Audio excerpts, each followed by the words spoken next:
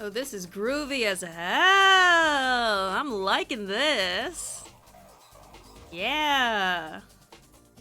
Video game OSTs coupled with their respective 90s, early 2000s gameplay from the PS1, PS2, GameCube. Oh, that's good stuff.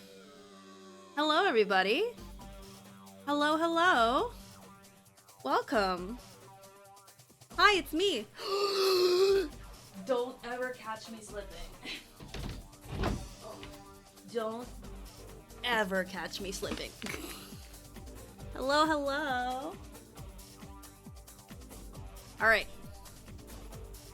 Let us go to Gamer.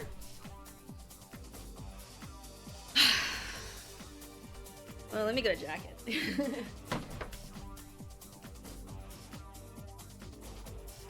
Green. Feeling a little green flannel. Just a touch of green flannel. Just a little bit.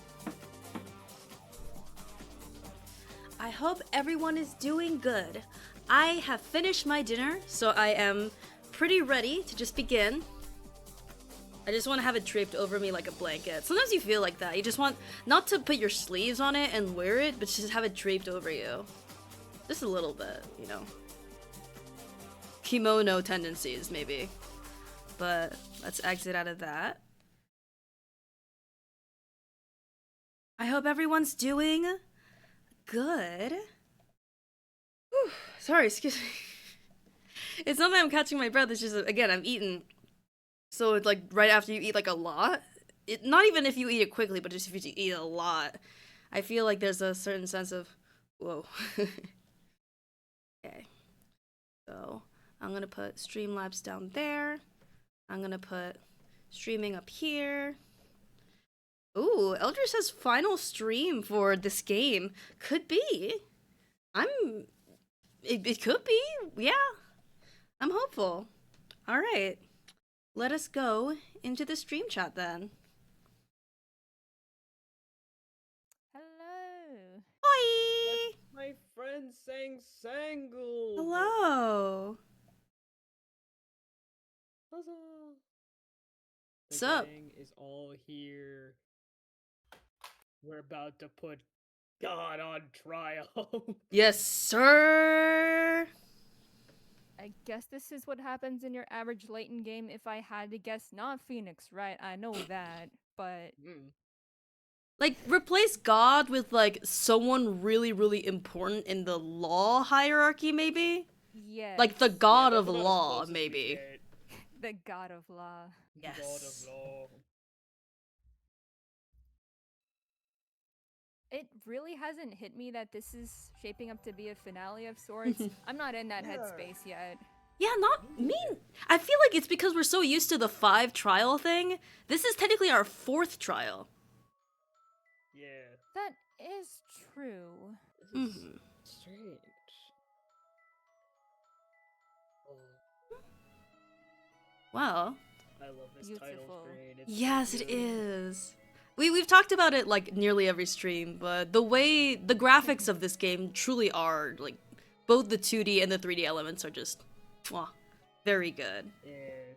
And hey, if there's any time to talk about it again, it's on the potentially last stream of it. Hmm. Well, It's only your 3rd witch trial. Yes, that is true. So, last time on Professor Layton versus Phoenix Wright, okay. I'm trying to put myself exactly where we left off. So, basically, Espella ran off, cast Grand Worm, and so Layton and Phoenix split into 2, so that Phoenix could take care of the trial section, Layton could take care of potential background on the storyteller and Espella. So, with Phoenix, we're up against Darkspell. Darklaw! Damn! I, like, consciously was like, I should not say the thing that I'm used to saying, and I enunciated the wrong thing. Alright, well, it's Darklaw. Real ones, no. I mean, that's fair. I'll take the L there. The spell, if it were. But basically, we've been learning from the trial that in the secret kind of upper bell department, which we've been able to access with the mechanism from Espella's pendant and from what we now know is Dark Laws. I don't think it's been revealed like in the story, but we can intuit that it's hers. But we have found Kira. And so we interrogate Kira, and it turns out she was given orders by the storyteller to go up in the tower and do the Grand Worm magic spell and all that. But Darklaw apparently intercepted her, knocked her out. She was also carrying Espella up the tower. So Kira witnessed that. And we also get the reveal that she is the Grand Witch of the Eldwitch Woods. Keyword being was the Grand Witch. Apparently she had to give up the title once she quote-unquote betrayed the storyteller because she wanted to set Espella up to be the one who, you know, did the storyteller in because she believes that Espella is Bazella and therefore, you know, that would make sense to the story as in the witch who kills him is the Grand Witch Bazella and gets put to trial and all that. So in the Layton section, we go up the tower, see little bits and pieces of how the storyteller lives, as well as how Espella lived prior to being cast out. Or I think she left maybe, either she left on her own accord or she was cast out. I forget exactly what it was. But before that, she did grow up with the storyteller as her father. And we get the little picture of young Espella and Darklaw, showing that they have a little bit of a connection, and I would say it's told to us more than anything that the storyteller seems to be very fond of her as a father, even though from our perspective we didn't really see much of that. We've only seen like, he must hate her. Why else would he want her to be the accuser her of being the Great Witch and all that? So yes. And then we find the storyteller at the tippy top of the tower. He tries to attack Layton with knights. Layton succeeds, and ultimately Layton reveals to him that, did you know that the person who is being persecuted right now as your killer is Espella? And the storyteller's like, what? How could that be? What? Even though I feel like in the cutscene we saw, maybe it's hard to see from down there, but if you look in the bell tower, it's very clearly Espella, like, putting her hand out with her hair down and all that. So, I don't know, he's old. Maybe he didn't see her. But, yeah. Which gives credence to him setting someone else up and him wanting to keep Espella safe for the most part. And so, Layton resolves that he knows for sure who Bazella is now, and he's putting together the truth of the matter. And he can only do that as an inquisitor, not someone on the defense. So we get into the versus part. Yes! And so he comes into the trial, replaces Darklaw's seat, because Darklaw was also needed to be questioned because of her involvement and stuff. So now Layton's on the other side, and the bombshell of a reveal we had last time is the idea that, oh, well, first of all, there are, like, invisibility cloaks. Like, that's a thing. You know... Yeah, that's just a thing. That's a thing that, you know, the Eldwitch Woods people can see each other, but normal people can't. So they just have these. And also, there's a bunch of people in the Eldwitch Woods. And magic is not real.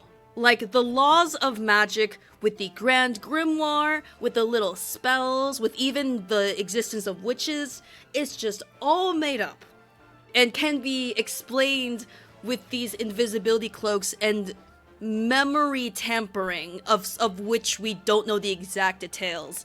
Again, still kind of leaving us hanging on some of the spells that can be explained away. But yeah, like some of the spells are explained with like machinery, like Ignace, like okay, that's like a flamethrower, chill. But like Gotor, hello. How? So yes, hopefully they elucidate us on that. But that's basically where we left off, and let's go. We begin again. Let's go. Special Let's do court. it.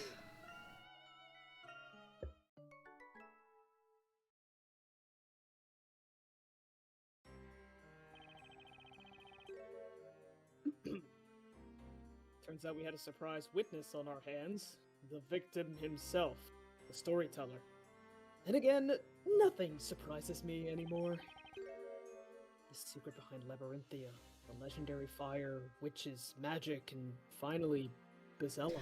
Oh yes, that was the thing right after the magic reveal, is that the judge argued that if witches don't exist, then Bezella doesn't exist, right?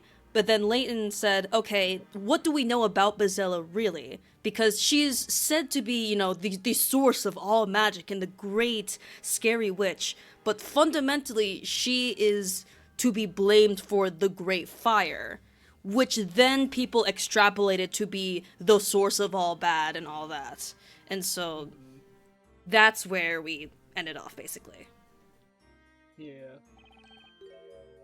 The veil was just about to be lifted off of these mysteries once and for all. Okay, everyone. It's high time we end this. Let's give Labyrinthia the fresh start it deserves and solve these mysteries. Woo! It's the epilogue. Oh, yeah.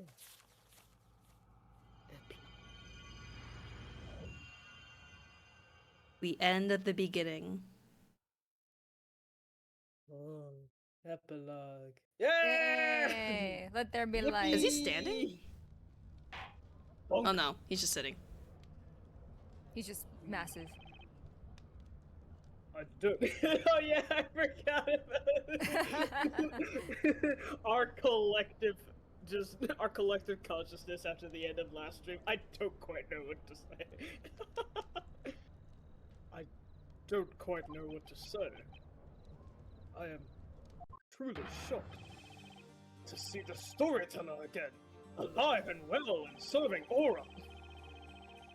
This was unexpected by me too, as I did not plan to appear before you all again. I was convinced that you would all see the last parade. But this is the trial for your murder, and you are alive. Yeah, see?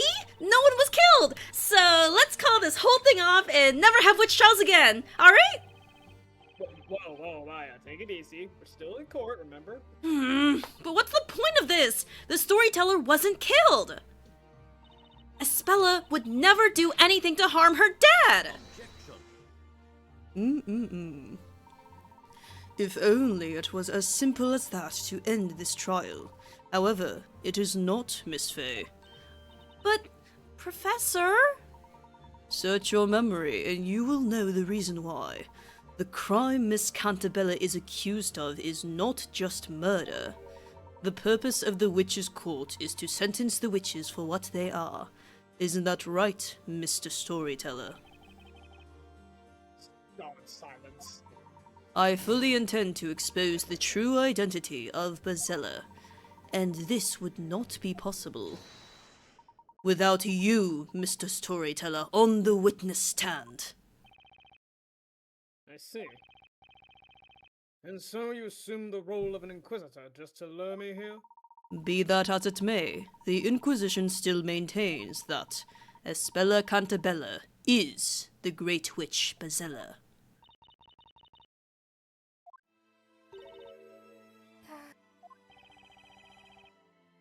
Been a long time, Bella. 4 years, in fact. You must have experienced many hardships living among the townsfolk. This daughter of mine never fits in with the others, no matter how hard she tries. No, it wasn't quite like that. There were people who supported me. Aunt Patty was very kind. The customers who came to our bakery were nice to me. I'm happy to hear that. I wanted to watch over you, ever since you left for the town.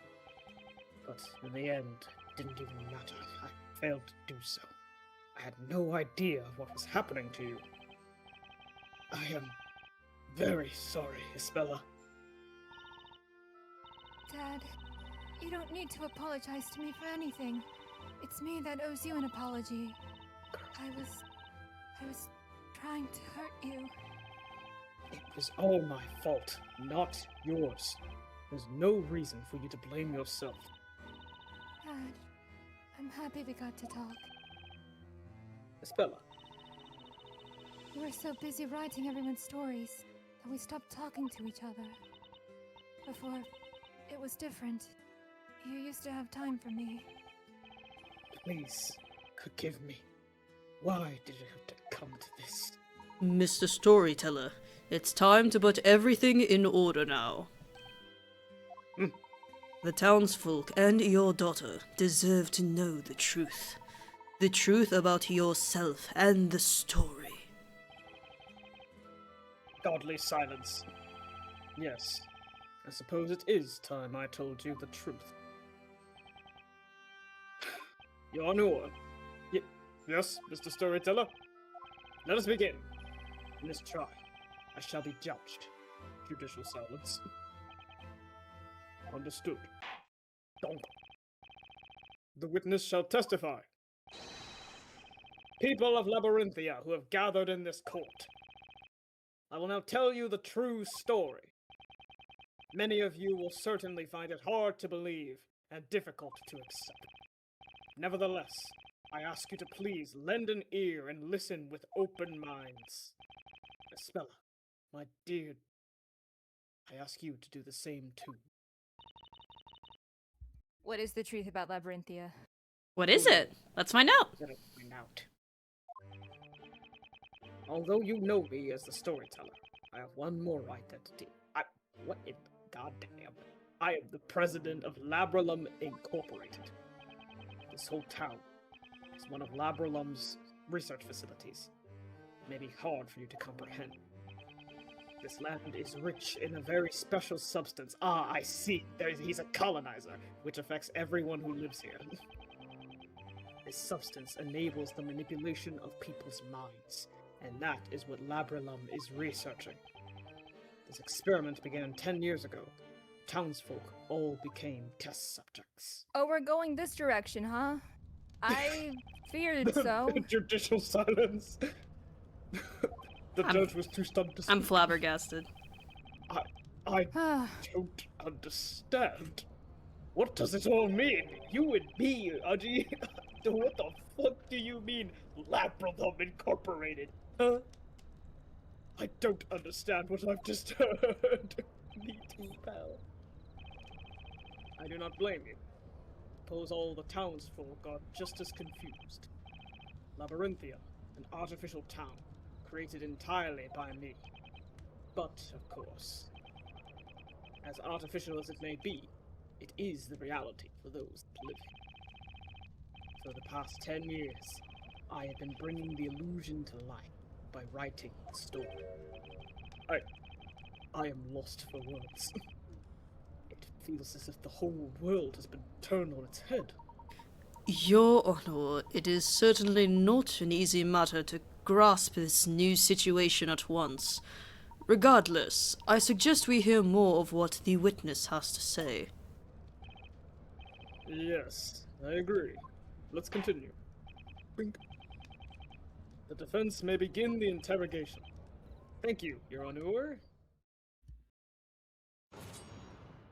Oh. Alright, let's get into this. Holy shit. Bow, bow, bow, bow, bow. Note that people can lie. Yeah. Defense attorney silence.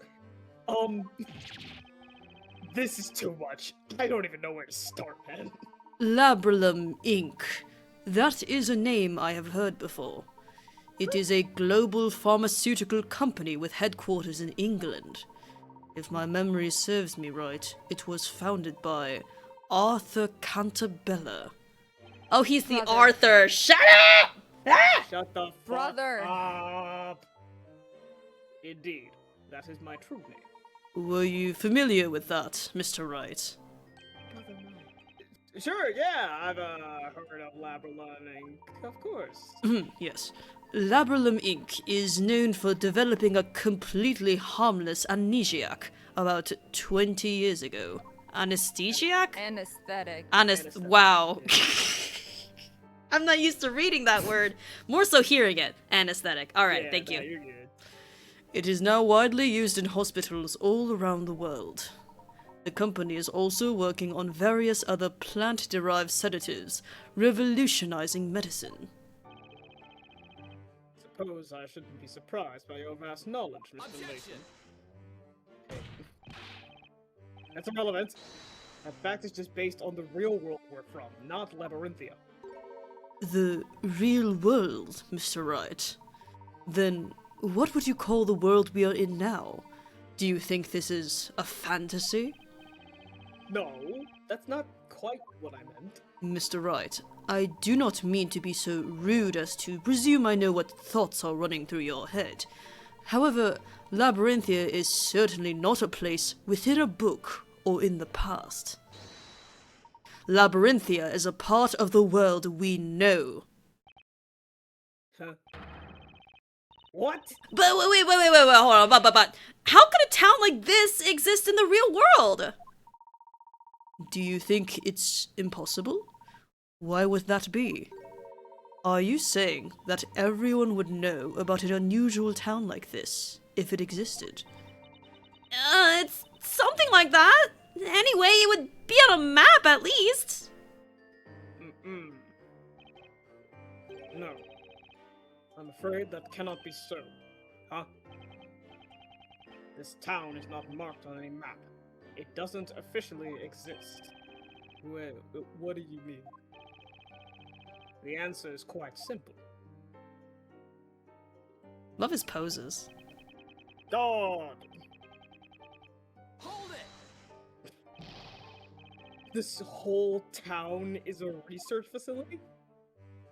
Yes. This whole area, private property of Labralum Incorporated. So, they own all this land, then? And that is why Labyrinthia is not marked on any map, and people from the outside cannot enter. We've taken measures to ensure that this town is not noticed by local residents. What measures are you talking about? Consider the fact that magic is supposed to exist in this town. Perhaps special mechanisms that were used to create magic also serve to conceal Labyrinthia. There are limits to what magic the Shades are capable of producing on their own, after all. Yes. That is the case indeed. The magic in this town has been made feasible owing to the latest technology. Technology? Tricks? I cannot believe this. However, there is one question. There is no industry in Labyrinthia. How do you obtain necessary commodities? Very observant, aren't you? All commodities are regularly shipped in by sea. A young man once made his way here on a freighter and took Espella out of the town. That was Carmine Accidenti, a friend of mine. I see. But is something on this scale really possible? As you might suspect, it would be beyond the power of Labralum Incorporated to keep a facility this size a secret for so long. Labyrinthia is a project co-funded by the British government. What? It's a government project? But what would be their stake in this? Godly silence. It's all because of my beliefs. His beliefs. Judicial silence. By the way. Yes, Your Honor. What is a research facility? I've never heard of anything like that before. Ah, yes. That was careless of me. Naturally, you wouldn't know what it means. How should I explain? This whole town is my creation. Ah, that's what it was about. In other words, it's all your story. That makes it all clear. Swing and a miss, Your Honor. Swing and a miss. Getting back to the topic. There is an important reason why we have chosen to build such a facility here. Go! Substances. Substances. A special substance? What does it actually do? This area has been isolated since ancient times, developing its own unique culture. There are underground ruins on the verge of the town.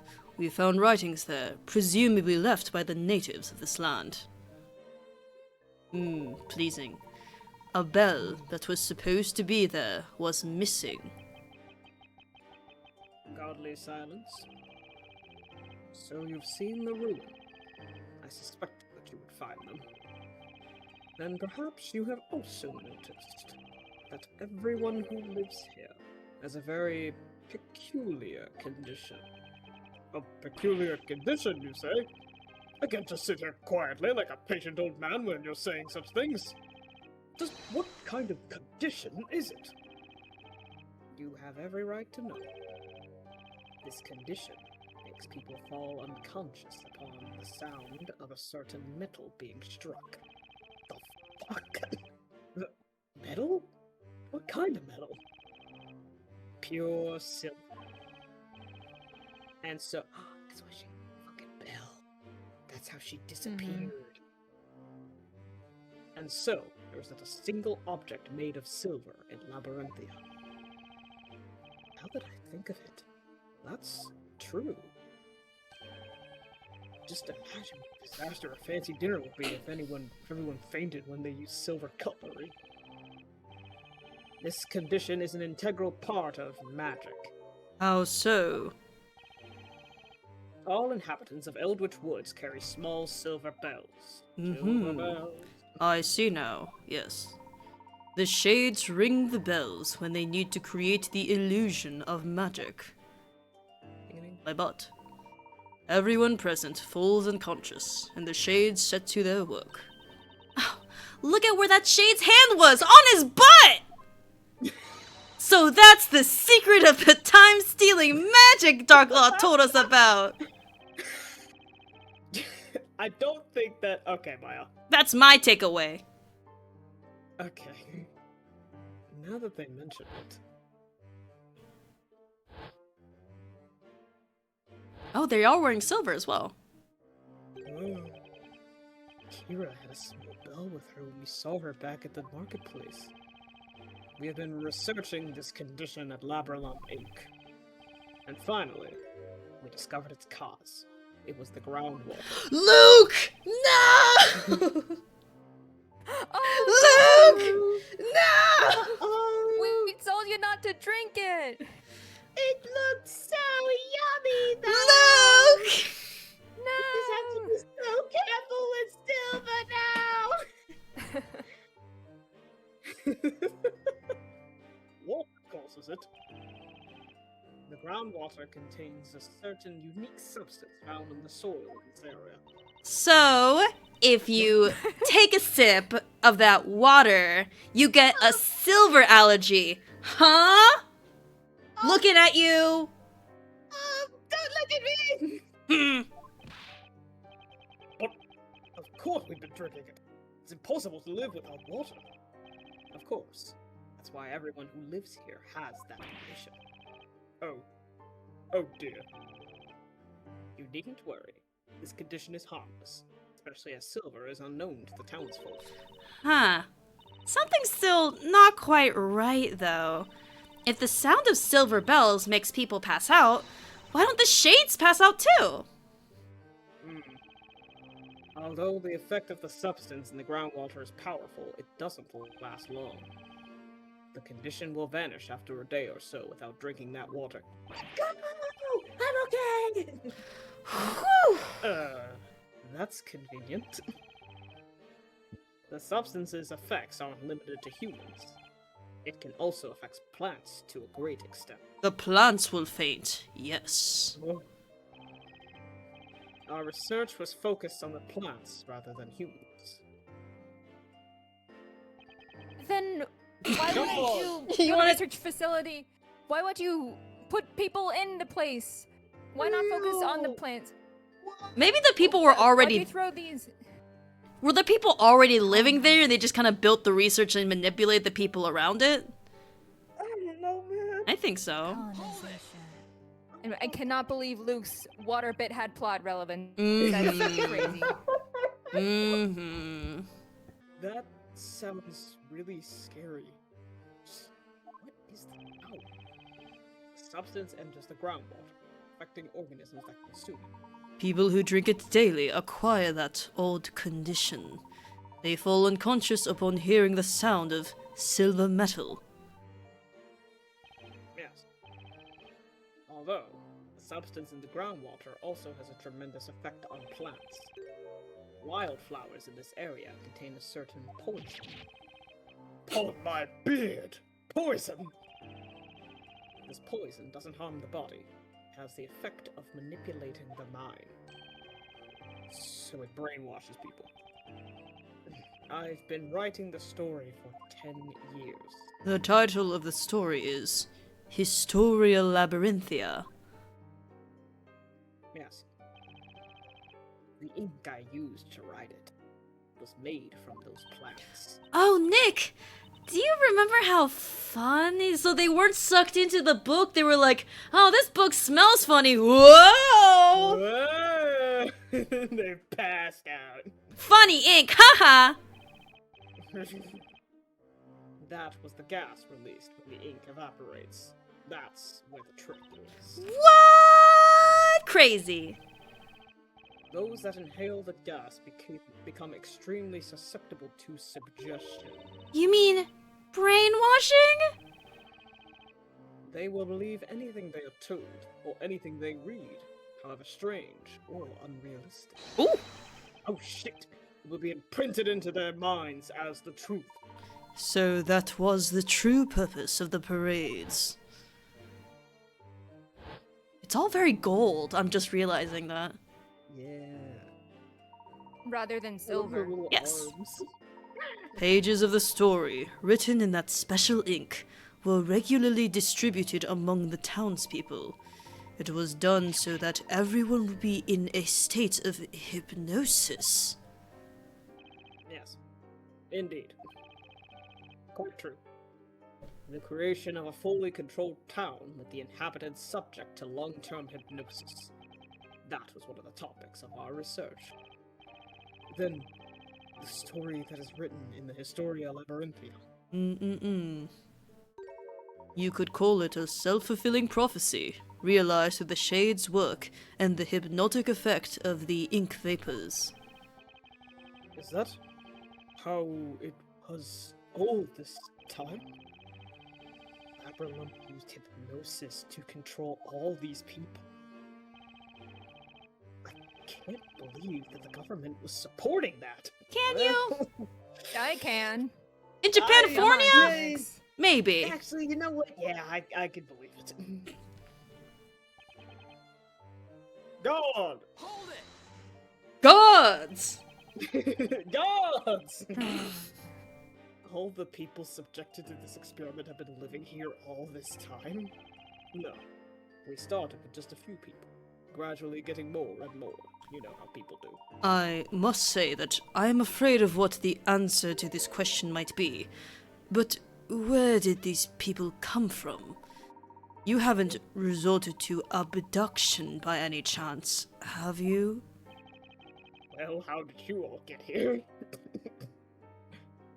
Of course not. Every test subject signed a contract with Labrador. A contract to have their memories erased and be used like pawns in the story? The current inhabitants of this town have one thing in common. They were all dissatisfied with their lives and wanted to start anew, forgetting about their mistakes, forsaking unwanted identities. There are more people like that, like that out there than you might think. They have all agreed to participate in our research. But it's insane! I didn't agree to that. It's not as unreasonable as you suggest. We give them a new identity, a chance to start their life again. In return, They subject themselves to hypnosis and live in this town as our test subjects. Goose says in the Layton series, the British government is like fully cartoon villains, so this isn't also that crazy for that series either. Jesus Christ. In order for this project to be possible, we suppress their memories of the past, including the memory of signing the contract. So, ultimately, they are not aware of what is going on. Damn, maybe I did sign that contract and my memories are being suppressed! The fuck? I couldn't agree more. I have no idea what's going on. So this could be our Udgy. It could be. Was he so dissatisfied? No! He has a good life. We don't know that. Who knows? Oh my god. But then well, you know, it might make sense for Maya now that I think about it for more than 2 seconds. Yeah. What about Luke? What's up with him? No, they have dreams, they have aspirations. Yeah, for them it doesn't make Yeah. sense. I'm confused. How did they get... What the fuck? Let me make this clear, Mr. Wright. We do not erase their memories. We suppress them. They will regain their memories of life before Labyrinthia once their contract is over. So, this place was uninhabited before you started this research 10 years ago. Godly silence. And you've managed to keep everyone in a state of hypnosis for 10 years straight? Can you really hypnotize someone for that long? I mean, 10 years is one heck of a long time. It was achieved through the distribution of the story during parades. The ink vapors have a powerful effect, but it wouldn't last 10 years, of course. With each parade, the effect was renewed. That's why the parades took place at regular intervals. That was the true purpose of that event. Jesus. Court-wide Great day for silence. conspiracy Hypnotize theorists. silence. I have been born and raised here. It was a poor, small town with no industry to speak of that had fallen behind at time. Ever since I was a child, I had one friend that was especially close to me. He was a bright boy, curious about the world. His name was Newton Beldew. And he had a daughter, and that daughter was probably Darklaw. Yeah. Yeah. Sir Newton Beldew? Oh, cunt! The alchemist! Jesus. Hey, man. Oh, whoa. So they were childhood friends. The plot thickens. He had always been interested in the unique natural features of this land. There was really nothing here, but to us, this area was an exciting place worth exploring. And one day, we made an astonishing discovery on the outskirts of the town. Astonishing. Why did I fucking say it like that? Hello. We stumbled upon the entrance to the underground caverns leading to the colossal ruin. Aw. Wow! Whoa! Look at that, Newton! This is so amazing! And the strange writing. I've never seen anything like it before. We found ancient writings in the ruins. Newton managed to decode some of them. Oh, that's probably Newton. Oops. Oh well. According to our findings, highly advanced culture had existed on the land where our little town built. Some great calamity had befallen the natives, and they migrated elsewhere. They believed that plants and water in the area were cursed by an entity they called the Great Witch Espella. The natives sealed the curse within the ruins and left in search of a new home. That is all we managed to decipher. Bezella's curse. It was sealed in the ruins, you say? Would that be the Bell of Ruin? The Bell of Ruin. Oh, that's the bell from the bell tower. I wonder why it's got an ominous name like that. If you ring it, everyone dies. Regrettably, we couldn't get any further information from the writings at that time. Needless to say, Newton and I were very excited by the discovery. Oh. Look at them! They are so little. They are so small. I knew it. This place is special. It has some kind of mysterious power. If we could find out what that is, our humble town would become famous. You know what? I'm going to do that. I will unravel the mystery of this place. And so, Newton began studying the indigenous plants and substances dissolved in the groundwater. On the other hand, I studied economics and management at a university in London. Good and evil route. Ooh. I dreamed of bringing prosperity to this poor, forgotten town. I wanted to change it for the better with my own hands. Meanwhile, Newton had succeeded extracting a new anesthetic.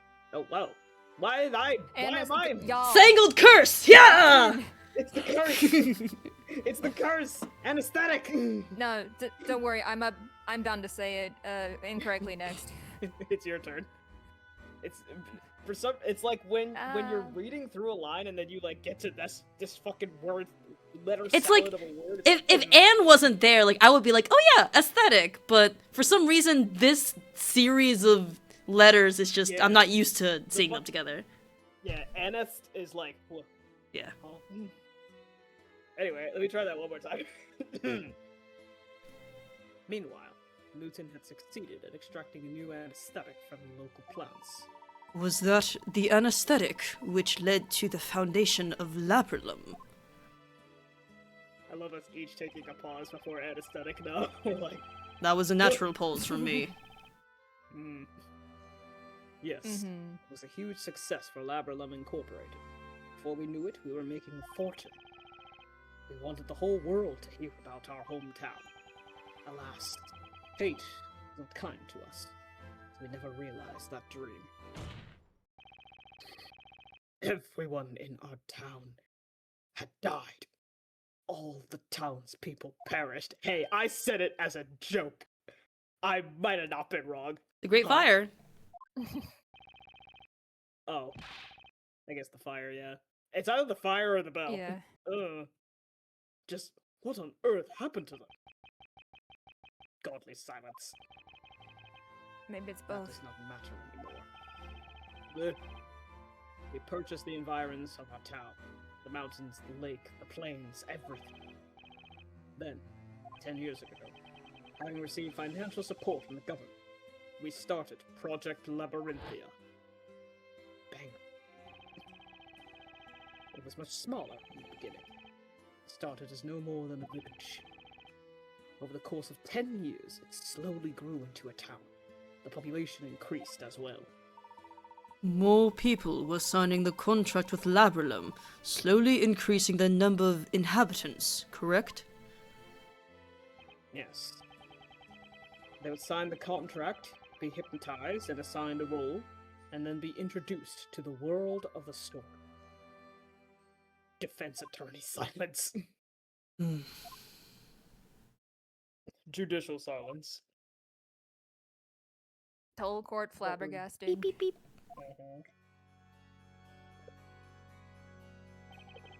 I do it in a bow. I have spoken at length. Thank you for patiently listening to my tale. Espella is the name of a witch from an ancient legend we read about in the ruins. Hello, Ryan Phantom! Thank you for subscribing! Hi, Sangled, hi! Ryan Phantom! Ryan! And I cannot stress this enough. Phantom. Thank you! Welcome. Thank you. It's essentially how I greet you now. It is a fictional character. She does not exist. But then, magic and witches. Magic is just an illusion, and there are no witches. Alright, so it was all fake. That doesn't make it much better. Why did you write a story where people get killed with magic and witches are thrown into the fire? You could have made it a peaceful, pleasant world where everyone would be happy. No, that was not possible. Why? This is a research facility, after all. We're researching ways to completely control human being, which is terrifying. Test subject needs to be exposed to extreme situations, so we decided on a fantasy setting. We wouldn't have got funding from the government otherwise. In other words, we're running a business. Evil silence. The whole court is sarcastic. But just what instructions do you give to the people you hypnotize? You don't give each of them a full set of memories of their whole fictional life, do you? No, it's much more simple than that. We only give them 2 pieces of information. The first one, that they were born in this town, and the second was their new occupation. Then they fill in the gaps themselves without being aware of it. The human mind requires a constant story of one's life. Which means, of course, that no labyrinthian has memories from earlier than 10 years ago.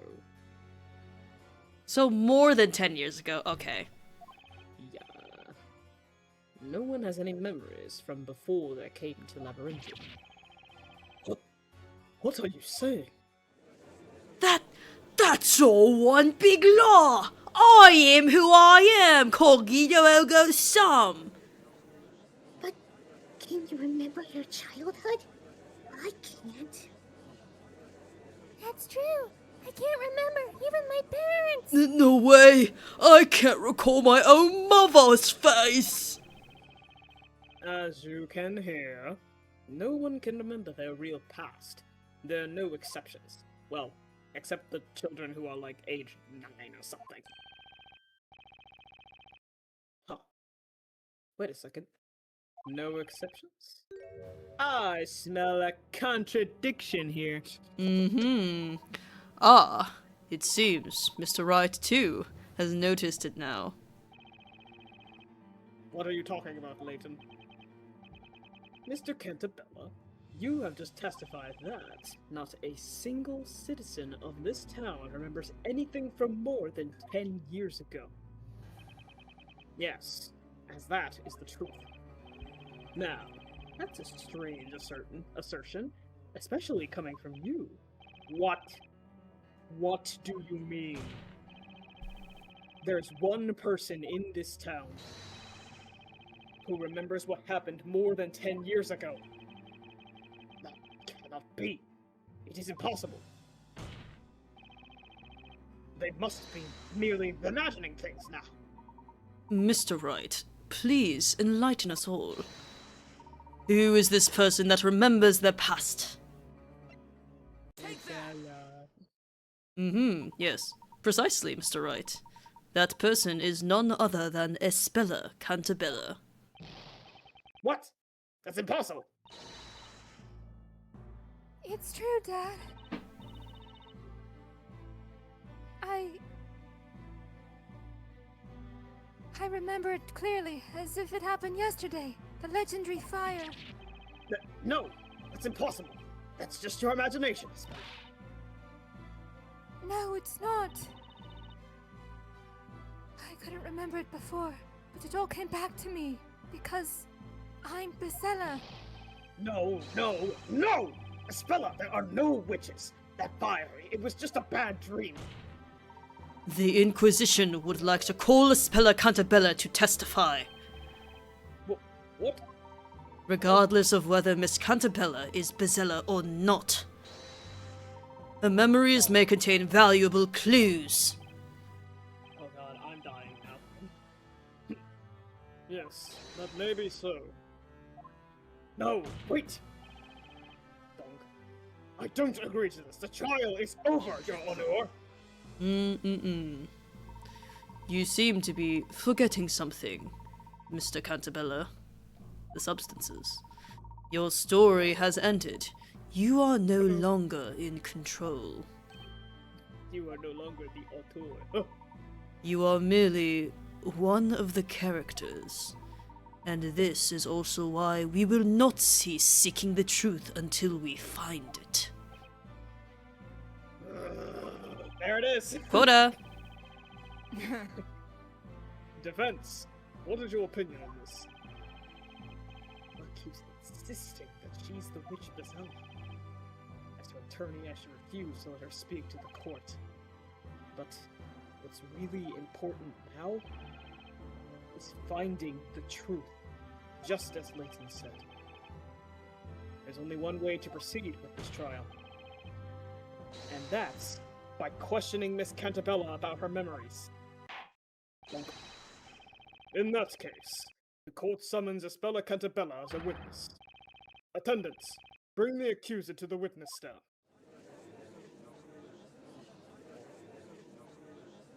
Father-daughter time! Yeah! Oh, God. This doesn't happen very often.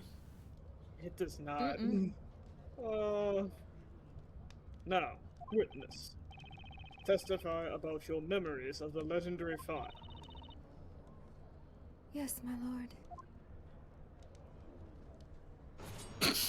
Evil. Evil. So done over there. He's The like, one eye God. covered. The legendary fire. I was just a little girl then. Happened during the annual fire festival. Everyone was gathered in the town square for the fire festival, and I was watching them from the bell tower. The great witch Espella awoke within me, brought calamity upon the town. An enormous fire dragon appeared. I was trembling with fear, terrified by what I had summoned.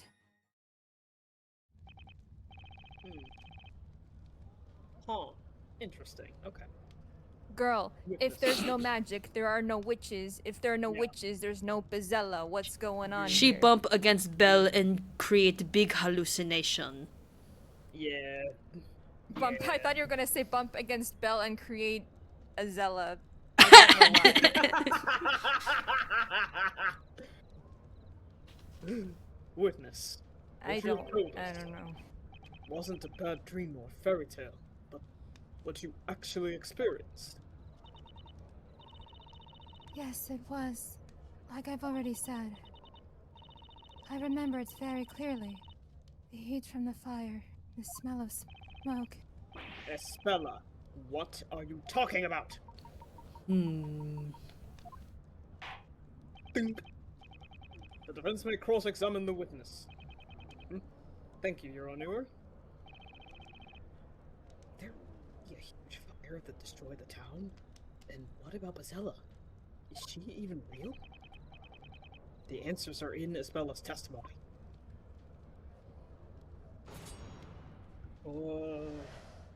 This is something. It sure is. Espella, This is Espella, the case of Espella, all Espella, time. Espella, Espella, Espella, Espella. Espella. Damn! Drop the beat, yo! It's like that song that goes like Versace, Versace, Versace, Versace. We need a remix immediately. Do you remember what age you were then? I'm not quite sure, but I think No, no, no, no. Say it. I was. No, it's too painful to remember. I think I was about 6 or 7. Thank you.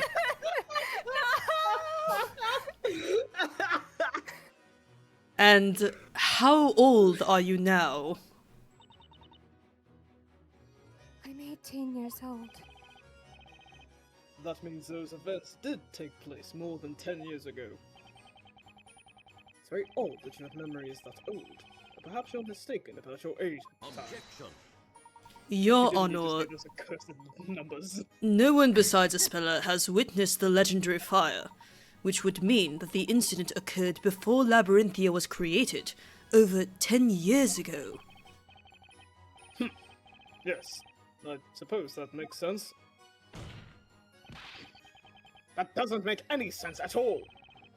How many times do I need to tell you there are no witches? Magic! The legendary fire is just a story! This interrogation serves no I will decide what has no purpose in my courtroom.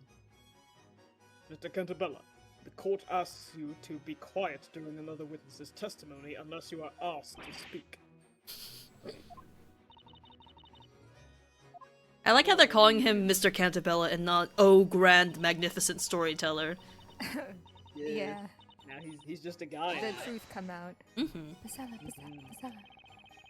Could you tell us a little more about this fire festival you were watching? Yes. It seems to be an ancient custom in this area. Oh. The townspeople make a fire offering to the great witch Bezella, so that she will not bring misfortunes upon them. A great fire is lit in the middle of the town square. The festival lasts all night long.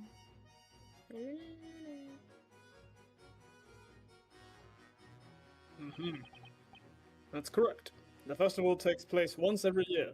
It is quite magnificent with all the townsfolk assembled in the square. Unless it is a counterfeit memory imprinted in our minds by you. No. This festival has been held here since before I was born. Appears to be a very old custom indeed. By the way, why were you in the bell tower in the first place? Huh? You know, you said everyone was at the town square. Why weren't you there, Bars? I can't remember. I probably went there because Bezella awoke within me. Despite having vivid memories of the fire, you do not remember much of anything else that occurred at that time. Yes. I was at the top of the bell tower, looking down at the people in the town square. Oh! Someone was with me there. Ah, that's right. It was Eve. Eve. Her black cat, huh? I didn't think Eve was that old. Well, then... Bezella, Bezella, Bezella, Bezella, Bezella. Do you remember casting a spell? Espella? I cannot remember. I can. Oh my god, that's like one of the fall It's of too late to be Lucifer. farming now, Cannabella. You know that painting of like Lucifer, like the angel? It looks like that with the one. Ah, damn, that's so cool. But we'll get back to you. God damn! But the town perishing in the flames so fast is engraved in my memory. That must be a very harrowing memory. I think that whenever Bezella takes over my body, my consciousness drifts away. But I'm sure of it. There's no mistake about me being Bezella. What makes you so certain about it? Because Eve has always been with me. You mean that black cat? How is that relevant? According to the legend of Bezella, she is always accompanied by a black cat. That small furry animal is actually her minion. In the stories, that is. Eve was there with me. I'm sure she was. And I saw the town engulfed in flames. These memories are causing her a lot of pain. Too bad we have to revisit them again. Espella, hang in there. Just a few more presses, and we'll get back to you. Hold it! Bezella. Can you tell me more about that fire dragon? That monstrous image is still so vivid. It looked just like the one that attacked Dad this evening. I've done something terrible again. Then you are sure that the fire dragon you saw more than 10 years ago and the one summoned this evening were exactly the same? Yes, they were definitely the same. Bro, man, Not now. not now. It's too late to aura farm, old man. It's never too late to aura. But, Espella, magic isn't real. Therefore, the dragon summoned by the spell Grandworm doesn't exist either. But I did see it, I'm not lying. I saw it just for a moment, I'm sure of it. It's like talking to a wall. There's no convincing her. There may be another explanation.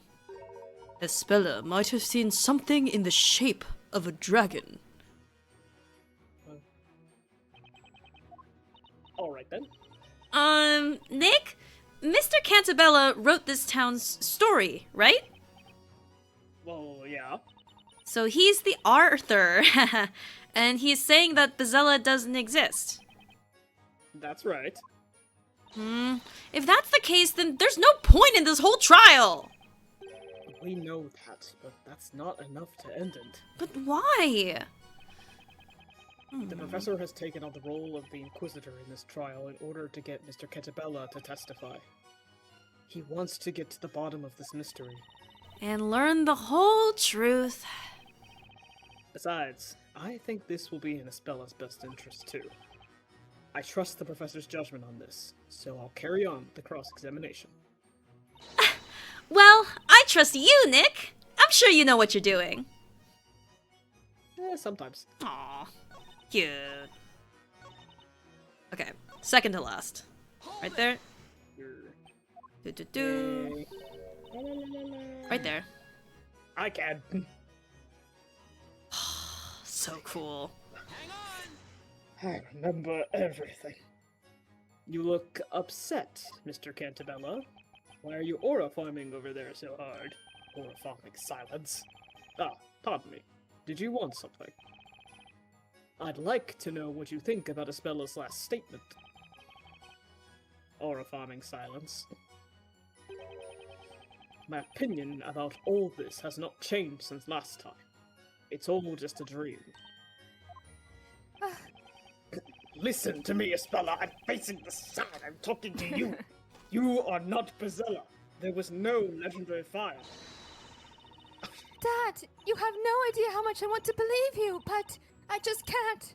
I remember what I saw, and how it felt, the heat, the smoke. Magic doesn't exist. It belongs in fairy tales. There are no fire dragons either. Espella seems certain that she saw a fire dragon at that time. However, as long as we do not have any evidence to support or disprove this claim, we can't make any progress.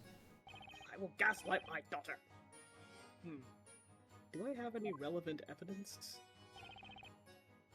Anything that could demonstrate that the fire dragon Espella saw as a child was real? I don't think we No. do. Not no. yet. We might get something. I don't think there's anything to use. I could use enunciation. I can understand your choice to be cautious with your judgment, Mr. Wright. However, I must remind you that the only way to discover the whole truth is to bring to light the true nature of the dragon witnessed by the accused. Yeah, I know that. I just don't know what I have that could fit that. I guess he has a point there. Maybe I overlooked some clues in the testimony? Let's arm ourselves to the teeth with evidence and give it another shot! Alright, but first we need more info. Time to do some pressing! Witness, continue your testimony. Yes, my lord. Press, press, press. And then this one again. Hey, tell me what I did wagon.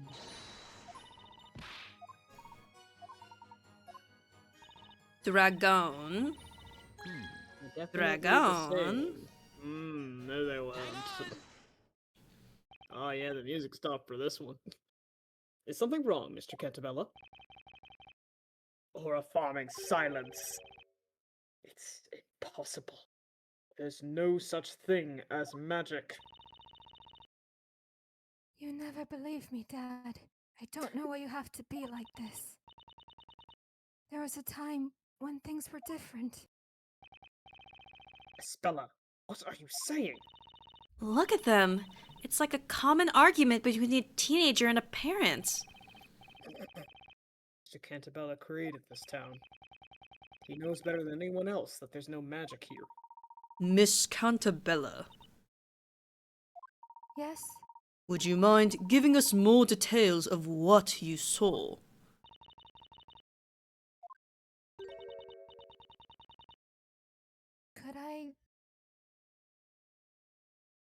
Could I borrow a sheet of parchment and a pencil? Huzzah. I think it'll be better if I draw it. The request shall be granted. Bring parchment and a pencil for this witness immediately. Quickly now. Holy! Espella, you can be like a tattoo artist. Espella, do you take commissions? Goddamn. Espella, what is your Ko-Fi? What is your straw page? I did immediately. This is it. This is the fire dragon that I saw that night. I only caught a glimpse of it, but it was real. The music. Okay. Defense Very attorney nice. silence.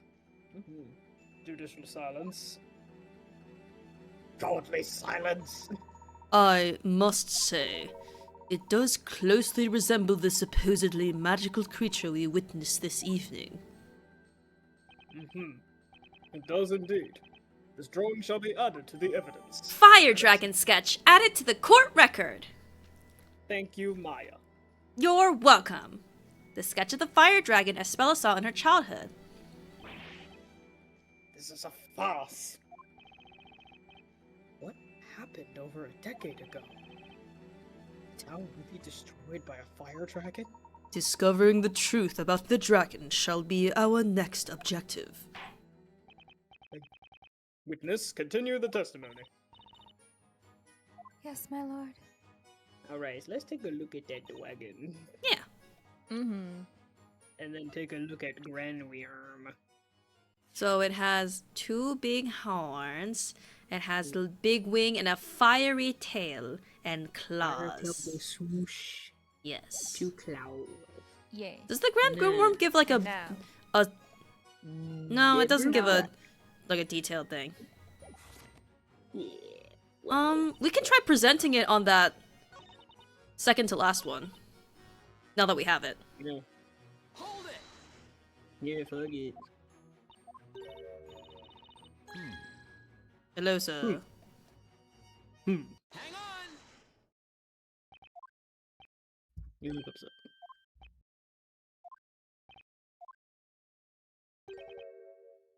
Well, just a dream. It's a dream. That's what I mean! The Great Ace Attorney does this too, where they face each other and they interact with each other. That's fun. Oh, Yeah. that's neat. Yeah. Magic doesn't exist. There are no fire dragon. There are no witches, no magic, and no fire dragon either. And no Queen of England! No Queen of England. Yes. Okay, you're on new word? What is it, defender? The defense will present evidence. Evidence? Suppose you mean evidence that will prove that my daughter's memories of the dragon amount to nothing more than wild imagination? No, on the contrary, actually.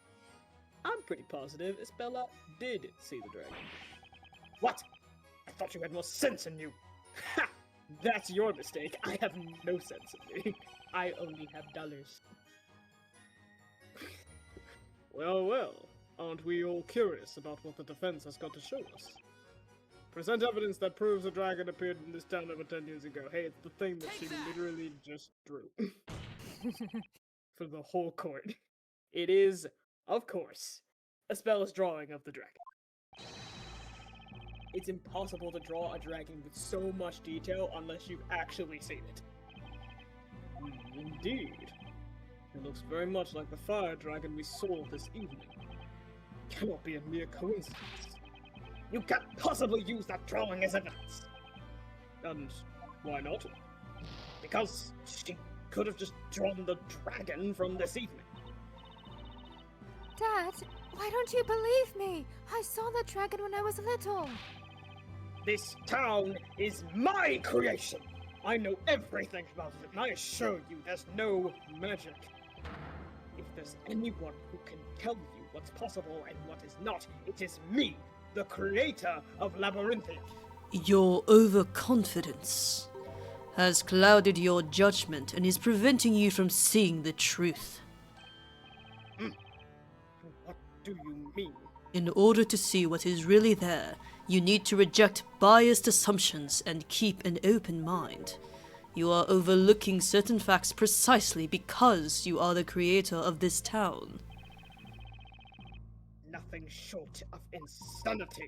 Magic doesn't exist, and yet Espella says she saw a fire dragon. It seems like a contradiction, but perhaps it is not. Mr. Wright, Yes? the solution to this mystery is out there. We just need to find it.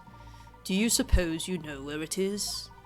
Magic doesn't exist. Espella saw a fire dragon.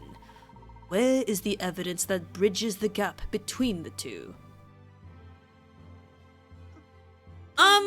The town, it's Not in the court record, of course. no. I think it has to do with the bell. Yeah, I think Because so. they mentioned the hallucination thing. Because, like, Espella might have just hallucinated. Or, like, something. Yeah. I'm gonna try this. Yeah. I mean, yeah. Okay. There's only one way to explain this contradiction. Espella somehow saw the dragon, but it wasn't a magical creature. Then will you just tell us what it was? That event took place over 10 years ago. What she saw then should still be in the place where she was at the time. Still there? Mm-hmm. Yes, Your Honor. And that place is the belfry. It's in the belfry? What the hell? Free? Oh. God Here we damn are. it. Yes. Over 10 years ago. The witness was standing somewhere around here when she saw a fire dragon. Am I correct? Yes, Mr. Layton. However, what was it that you actually saw then? Let us see if we can find the answer to that question. Why not? Go ahead and try. But I have warned you that it's futile. You will find nothing here. Well, it happened a long time ago. Whatever she saw might not be there anymore. And if we want to see exactly what she saw at the time, we'll need to set the whole town on fire. Want me to go get matches? Maya, no. Maya, no, please. I may be an attorney, but even I couldn't clear you of the charges if you actually committed a crime, Maya. I will pretend I did not hear that. Shall we begin? It's okay, she's not gonna actually do it. She just says crazy stuff like that all the Let us look for the fire dragon. We can see the whole town from here. Look in every direction for something that would resemble Miss Cantabella's drawing. It's very dark. It is very dark. Whoa! It is Game extremely play! Game play! Gameplay. Hello. I cannot click anything, however, so let us... Hello. Okay. Wow. Oh, hi. Fucking jump scare, goddamn. Okay. Yeah, we can't click any of this. Oh. Ooh, I love that, though. I can see The- how the towers and the treetops would resemble dragon spikes. A but little I'm bit. waiting for a clearer Yes. picture. I'm waiting for something that is like actually legitimately. It's like- Oh yeah, that's so a dragon. Shadow puppets. What the hell? That's sick. Unrelated, but sick. Ooh. That's very sick. Which even like the nails of the, huh? Anyway, Mhm. Yeah. It's a little. I'm like squinting. No, that's just textures. Never mind.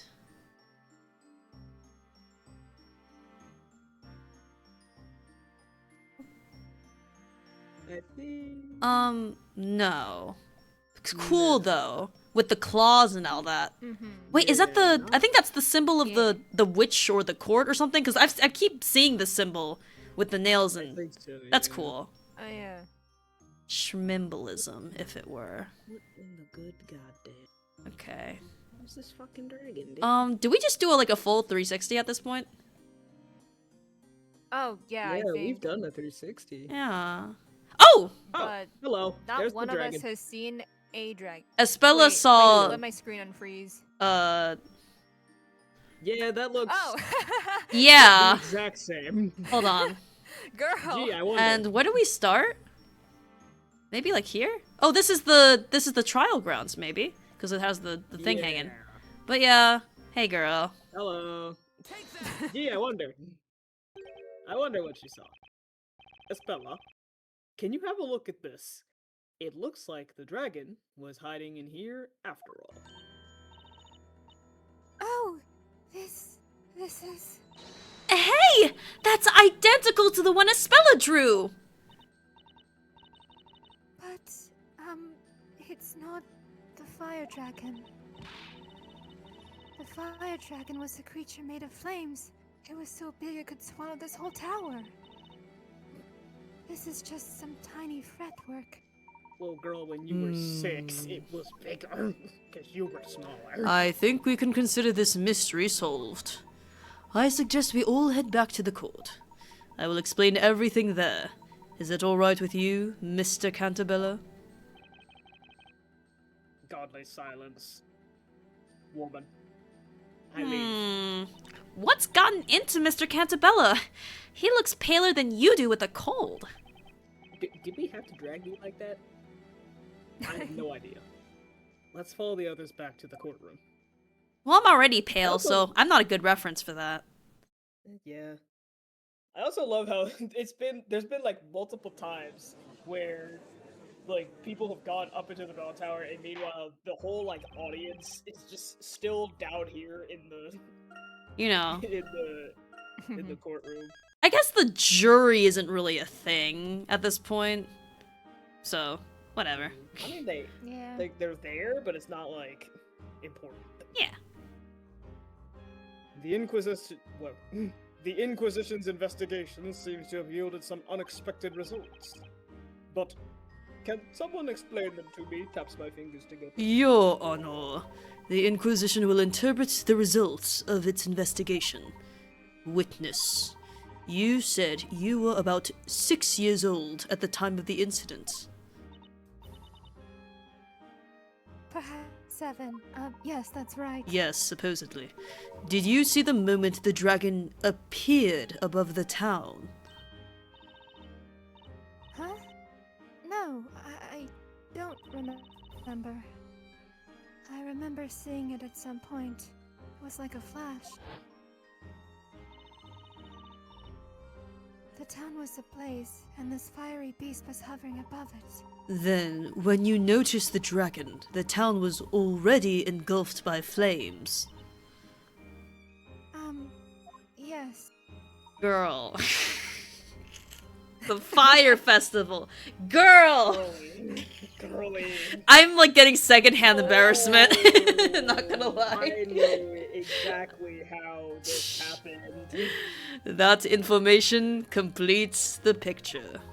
Miss Cantabella's statement has offered me an insight into the true story of the fire dragon. Walk with me. Over 10 years ago, Walking. Miss Cantabella was in the belfry, unconscious. What events led to this? Perhaps we'll discover that in due course. Yeah. Perhaps this was meant to be an animated sequence as well. When she awoke, the whole town was It ran on out of fire. budget. Yes. Having inhaled so much smoke, she was still dazed. She was only vaguely aware of her surroundings when she looked up, alarmed by the scorching heat. Unable to stand, she was on her knees. And then, Oh. she saw something she would remember her whole life. Ooh. She saw a terrifying fire dragon attacking the town. She saw it through the fretwork in the balustrade. The shape of a dragon against a backdrop of the town being swallowed up by flames became imprinted in her memory. That is the truth about the fire dragon. This is what I have deduced. Defense attorney silence. Judicious silence.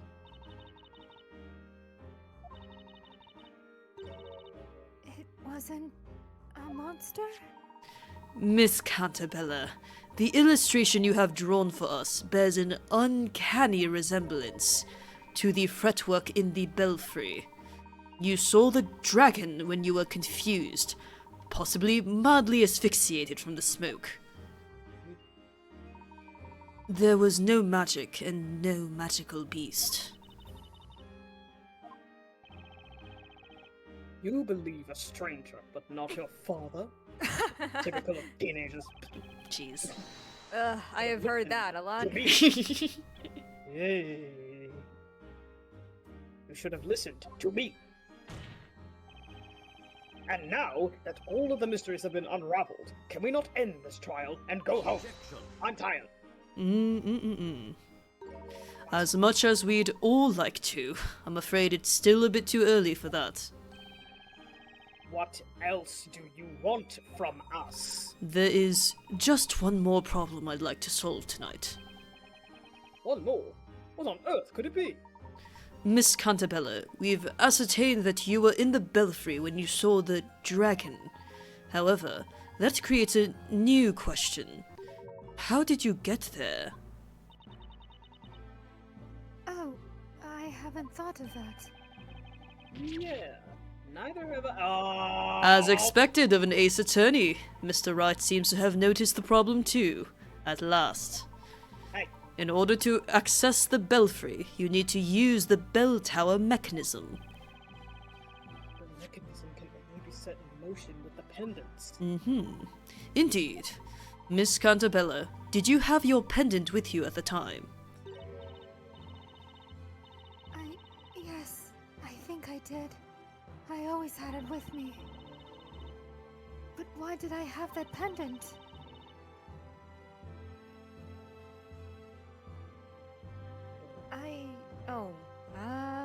Oh goodness, I can't remember it at all. This pendant is not just for show. It's the key to the belfry. Ours. Why was she carrying it around? We must also not forget that one pendant does not suffice to operate the contraption. 2 of them are required. 2 pendants? Miss Cantabella, are you certain that you were alone in the belfry? No, I wasn't alone. I was there with a friend. Oh, gee willikers. What friend? Eve! No. Not quite. Eve, where did you go off to? The friend you mentioned, was it this cat? Yes, she's my best friend. We've always been together. Without Eve, I would have been so lonely. That kitty's always appearing Looks out of directly nowhere. At her father. Yeesh. That kitty's always appearing out of nowhere to keep Espella company. Of course she does. After all, Bezella's always accompanied by a black cat. Godly silence. What you saw from the bell tower when you were little was so terrifying that even an adult would have been scarred for life. The town burned in front of your eyes. You thought you saw a fire dragon. You see, your memories have been twisted by the horrors you saw. What? What do you mean? The dragon you saw wasn't real, and I suspect that the friend who was with you in the bell tower might not have been that cat. No, it was her. It was Eve, my only friend. Miss Cantabella, the pendant needed to access the belfry is too large for a cat. Are you following? If Eve was with you, it would have been impossible for you to enter the belfry. Wait. Inquisitor, where is all this going? You have no right to tamper with my daughter's memories. You are right, of course. However, neither do you. Get his ass. Nor should you attempt to cover up the truth. Get his ass, Layton. Why is he getting into the fighting stance? No, you're wrong. Eve was my only friend. Think about that day again, Miss Cantabella. You went to the top of that bell tower with a friend who also had a pendant. He's been holding on to that fucking picture of Mm-hmm. Espella. It's and- like the one evidence we got. He's been waiting. He's like, ooh, it's getting close. Well then, why don't we have the defense present some evidence? Can you prove that someone was with Miss Cantabella in the belfry that day? If so, very much like to see the evidence. I can't. What? Why me? It was the professor's idea. I have nothing on the legendary fire. Why ask me for proof? Right. I suppose you wouldn't have any. Not one of us remembers that incident. Jesus. I've had enough of this, Your Newell. You have no grounds to continue this trial. Well, we appear to have reached a dead end. There is nothing else for us to do. Objection. Recall. Please hold on, Your Honor. Oh, what is this all of a sudden? Inquisitor Layton. The defense does not have the necessary evidence, but someone else does. What do you mean? This time, the Inquisition will present its evidence. The Inquisition? Well, there it goes. You son of a witch! This is what you wanted from the very start, isn't it? Oh god. It is lagging. It is lagging. Well, in that Oh, it's case, lagging? The Inquisition shall present evidence that someone was with Miss Cantabella in the bell tower when she saw the fire dragon. But oh, this is Layton specific evidence. Interesting. Oh shit. Bell of Ruin. Oh. It's made of pure silver. The first story. But in Espella's room. Suicide notes. They were... men. Hello. Cute. Yeah. Have a look. Have a look. Have a Have look. a look! This is the proof. This photograph shows Miss Cantabella with a friend. Golly! This is the finest illustration I have ever seen. I've got a court illustrator from the future. And it's a photograph. It looks as if it were a reflection of the real world on paper. Tell me, who created this exquisite work of art? I A must camera. immediately. Well, Your Honor, I understand you are fascinated, but never mind that. Let's just focus on what this picture shows. This picture was found in the storyteller's tower. Mr. Cantabella, we have taken the liberty of borrowing it for this trial. It's enough to look away for us. Wait, it's enough to look away for a second, and you've already caused trouble. Professor? Aren't photographs against the rules? I mean, this is supposed to be a medieval setting? Who cares? Okay. What's important now is helping Miss Cantabella to grasp the truth. And in this case, the end justifies the means. Please take a close look at the two girls in this picture. Each of them is wearing a pendant. Why, so these are the belfry contraption pendants. We know that one of these girls is Miss Cantabella, but then, who is the other girl? accuse it. Do you have any idea? Aw. Look at her sad, wet eyes.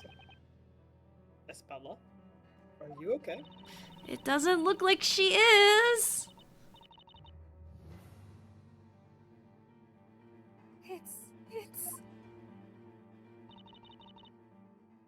It's me. And the other girl is... Oh. She's... I don't know. Ah! Espella!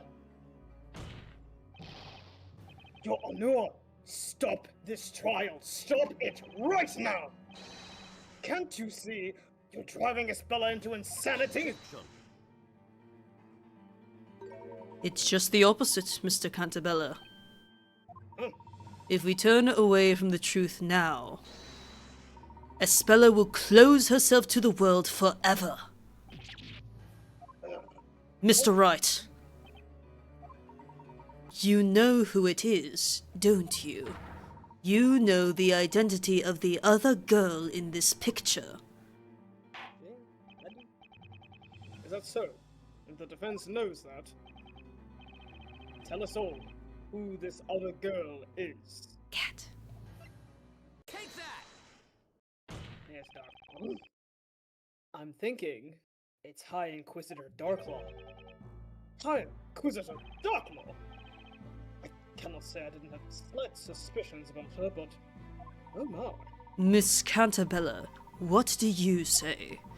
Do you now remember the girl next to you in this picture?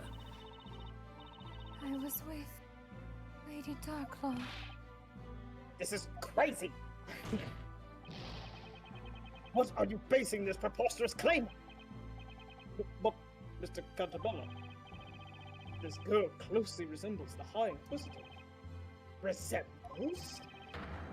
That's just your personal opinion. It's meaningless in a court of law. Objection! That's your opinion. That's your Shut up! opinion! How do you know what's good for me? That's your opinion! If you want evidence, I've got it. What? The definitive proof that the girl in the picture is High Inquisitor Darklaw Take is that! Darklaw's pen. And this is the proof it was the High Inquisitor. The pendant needed for that contraption in the bell tower. I have Miss Darklaw's testimony here. She said this pendant was hers. And so, the other girl in the picture is definitely Miss Darklaw. Is it? Is it really? Yeah. Hello, Kitty. Oh, bye, Kitty. Eve? Where are you going?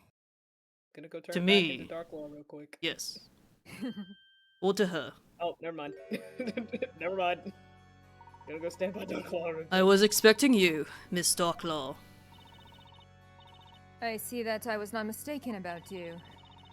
I trusted in your ability to get this far. High Inquisitor Darklaw! Where did you just appear from? Huh? Does your memory not serve you well, Your Honor? You know what I am. I can disappear at will anytime I wish to. So, storyteller. Everything has worked out just as you had written, O revered creator of Labyrinthia. Darklaw. Lady Darklaw.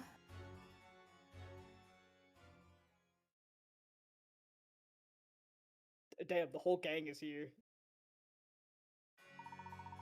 Miss Darklaw, did you enter the belfry with Miss Cantabella when you were little? Yes, I did. Then you have memories of events from before 10 years ago? I certainly do. Eve is one of them. Cat. No. Order! Order! Order in the court! Lady Darklaw, you were with me? Your memories have been suppressed. By that man. But I was with Eve. Eve, huh? Eve the Black Cat. Yes, she has always been my dear friend. She was by my side on that day, too. What a bizarre coincidence. Darklaw isn't my real name. What? Then, what is your real name? It's Eve. What? What? You are Eve?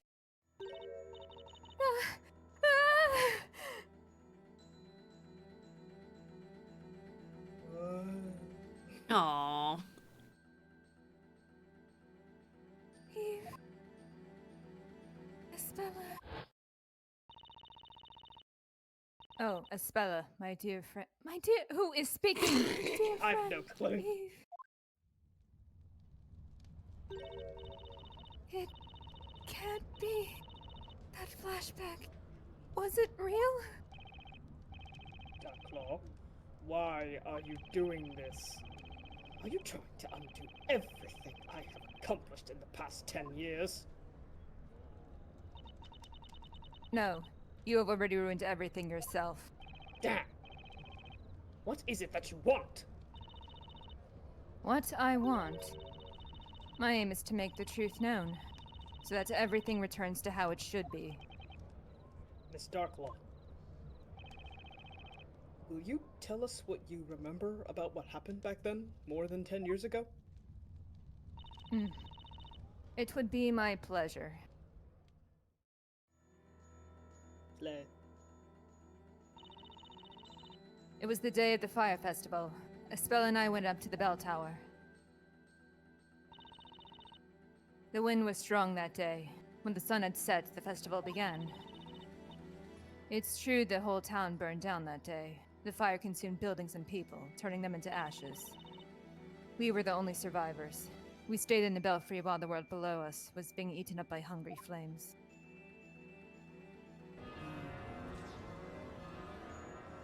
You can hear the bell ringing. Yep. The legendary fire is no fable. It happened more than 10 years ago. Objection! There are no such things as magic and fire dragons, so how could a whole town be destroyed in just one night?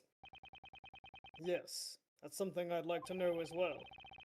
I mean, come on, guys. Come on. Hearing silver makes people pass out. The bell was ringing. There was open fire, and it was windy. Even if we assume the celebratory fires got out of control, surely the whole town wouldn't have perished like that. Now it all makes sense? Yes, that's me. Yes, that's Layton sounds. Oh, That yeah. was the missing piece of this puzzle. What do you mean, Professor? I can imagine now what transpired that night. What happened in the belfry and what caused the legendary fire. We have all the clues we need. If the Inquisition has evidence to show us, I'd very much like to see it. What caused the legendary fire? That. Have a look. Have a look. Have a look. The cause of the fire is in the belfry. It was the bell? That bell had been made by the natives and later sealed underground. It was called the Bell of Ruin.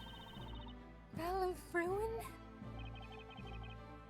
Godly silence. By the way, why does this bell have such an ominous name? Could it be because it's made of pure silver? Pure silver? Exactly. Mr. Cantabella has told us earlier. Here he comes. That everyone who lives here has a very peculiar condition. This condition makes people fall unconscious upon the sound of a certain metal being struck. And that metal is pure silver. Yes. And we've been told the condition is brought about by drinking the groundwater. Indeed. That bell was also the reason why the original inhabitants of this area decided to forsake it. It seems that the Bell of Ruin caused a devastating disaster. To those who have gained entry into this sanctum, heed our words. You must not ring the Bell of Ruin.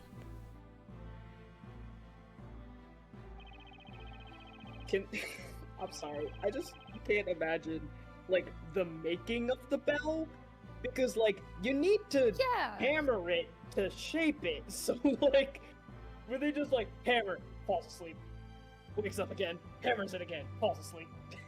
A little government dehydration made the as a bell. treat. The government made that bell and implanted it into the land and then gave everybody that condition. Hashtag I see it all. Colonialism! It all comes back to colonialism. Yeah. Can't help but wonder what disaster this bell had caused. An enormous bell made of pure silver, and locals with a peculiar condition. It's not too hard to imagine what happened. It was probably the same calamity as the one that happened over 10 years ago. And that is... Well, what disaster happened to this town before Labyrinthia was built? Ah! The legendary fire. Now, let us contemplate the following scenario. What would happen if the Bell of Ruin was sounded during the Fire Festival? Oh, Hey. Everyone who heard it would fall unconscious. As it was an annual festival, all the townspeople were assembled in the town square. Oh, dear. Therefore, on the night of the Fire Festival over 10 years ago, all the residents instantly lost consciousness when the bell was struck. oh no. Had it been even just slightly windy that day, and someone did note earlier it was very windy that day, the fires lit for the Great Witch Bezella would have gone out of control, and they would spread throughout the town with no one left to stop them. Because everyone was unconscious. Exactly. That also includes the 2 girls who were in the belfry. Espella, you... Espella and I. Yes. Yes, thank you. Yes. You were the closest to the source of the sound, so it was inevitable. When you recovered consciousness, it was already too late. The town had been swallowed by flames, as if a fire dragon had come to burn it. That was a calamity caused by the bell. God, calamity. You say here that the cause of calamity is the Great Witch Bezella. That night, in this very town, Bezella was more than a mythical persona. She's Oh. losing it again. She Ooh. goes, Jesus. The Bell of Ruin. You were onto something when you did the bell Zella. Yep. Fucking tweaking.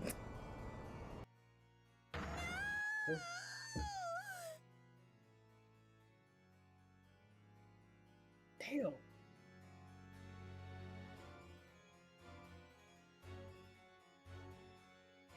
Damn, okay.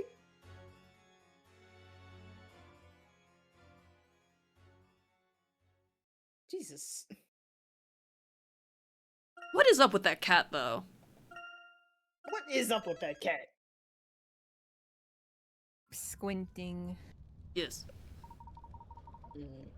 Mr. Cantabella, I would like to apologize for putting too much pressure on your daughter.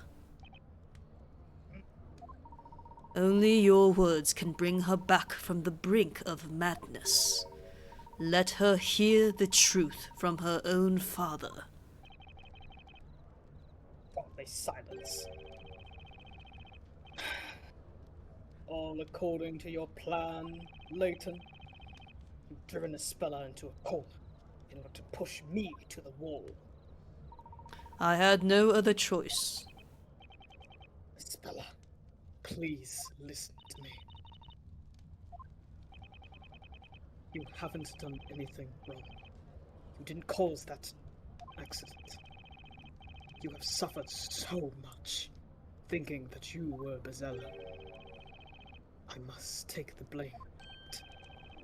You, Mr. Cantabella. I sacrificed everything to make up for what I've done. But all I managed to do was inflict more pain upon others. Is that not so, Dirkla? Now that you're willing to talk, Mr. Cantabella, would you mind telling us your story? Yours, as well as Espella's and Miss Darklaw's. Very well. The story, too, began when I was a young lad. When Newt and I were still youths, full of dreams and hope. Very... As you already know, we discovered the underground ruins, and deep within them lay that accursed bell. The Bell of Ruin. At the time, we still lacked the knowledge to decipher any of the writings we found there. This bell is magnificent. It's bound to make the most beautiful sound. I have an idea. Why don't we make this bell the symbol of our town? How do you propose to do that? Let's build a bell tower for it. Then we can ring it on special occasions. That's not a bad idea. Then it's settled. When we grow up, let's do it. Okay, just don't forget about it. The two of us chose different paths in life. I studied management in London, while Newton devoted himself to the study of the natural sciences. And then you made a fortune following the invention of a new anesthetic. Yes. We both got married around that time, and each of us had a daughter. Yeah. You mean Espella was born shortly after your company gained funding? Yes, that's right. We eventually returned to our hometown and set about realizing our childhood dream. Having built the bell tower in the middle of the town square, we retrieved the bell itself from the underground ruins.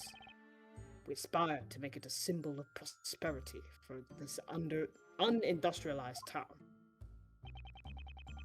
The bell was to be officially displayed during the annual fire festival. It would be rung in the morning, following the night of celebration.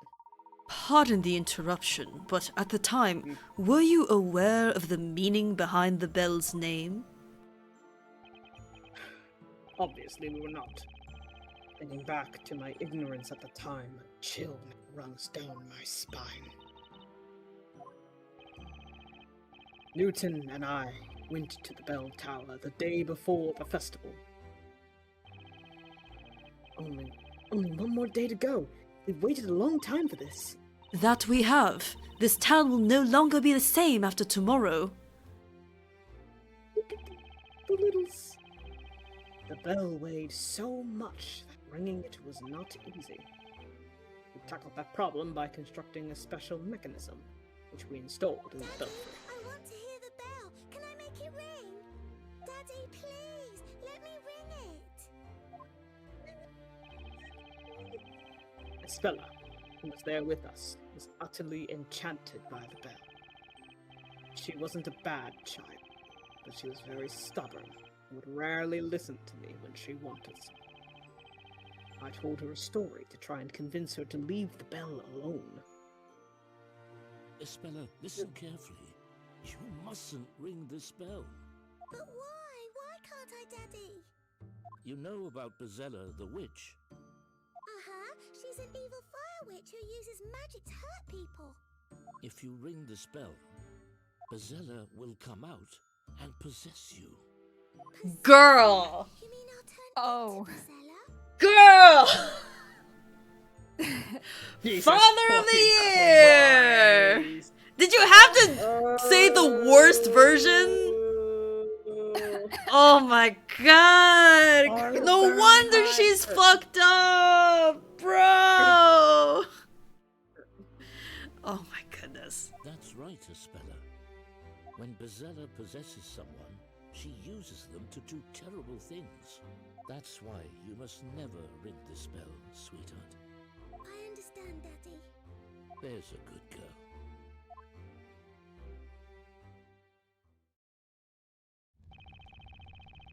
The legend of Bezella has been passed around these parts for centuries. It probably originated from beliefs of tribes that populated this area in the past. What I told Espella was just a silly story that I invented on the occasion. It was only meant to stop her from ringing the bell. I could not have imagined that it would have such far-reaching consequences.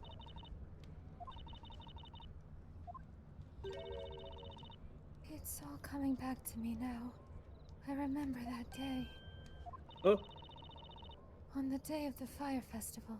Just around the time when the preparations ended and everything was about to begin. I sneaked out of our house. I took Mom's pendant with me. your mother's pendant? Do you mean this one?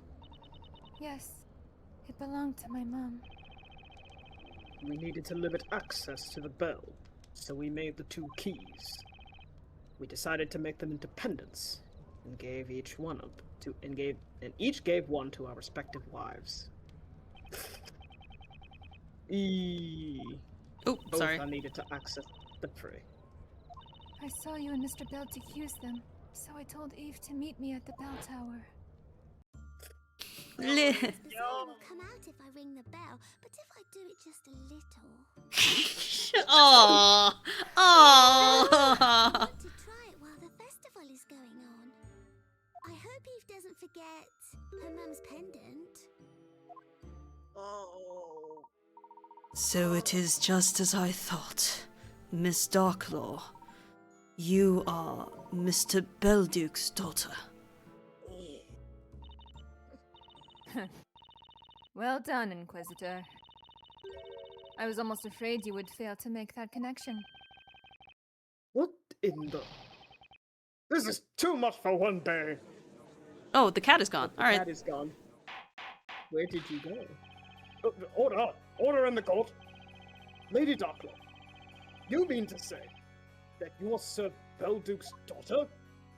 This whole time, you haven't even been Lady Darklaw, you've been Eve Belduke. Yes, my real name is Eve Belduke. I'm the alchemist's daughter. This is unbelievable. I also sneaked out of my house that evening, clutching my mother's pendant in my hand. I did just as you asked me to. Did I not, Espella? Espella, my mum's going to be so angry if she notices I took the pendant. Don't worry so much. I just really want to ring that bell. I want to hear it. About that. Well, your moms won't be able to get angry about anything ever again. I rang the bell against my father's warning. And so, Bezella possessed me.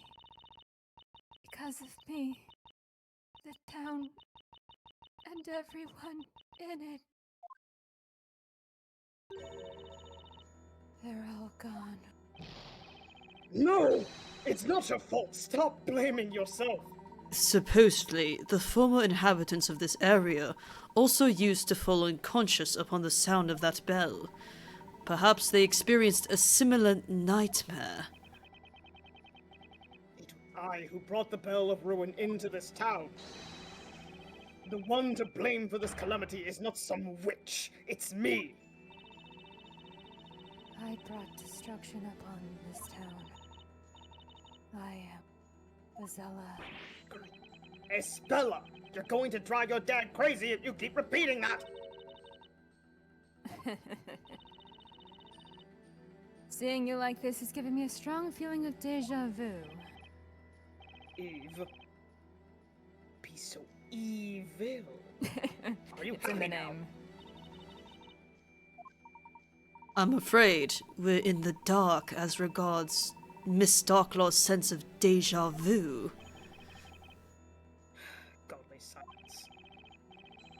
Only 4 people survived. Only 4? Yeah. Espella and Eve, who were in the belfry. The only 2 residents who did not participate in the festival. Newton and I. And where were you at the time, if you'll permit my asking? We were investigating those fateful ruins. That's why we didn't notice anything until it was too late. It was getting near the time at which we planned to ring the bell, so we headed towards the town. Then, we saw it. The town had been burnt to ashes, the air shimmering from the heat. That's too awful for words. We searched for survivors, sick with anxiety. Eventually, we found our daughters in the bell tower. The baby! Espella was unresponsive like a doll. Eve was crying at her side. Our relief at having found them vied with terror caused by the disaster.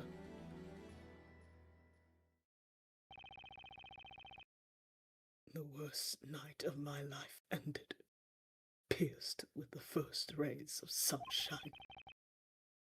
But then, it seemed Espella was already lost to us. We had lost her to Betrayal.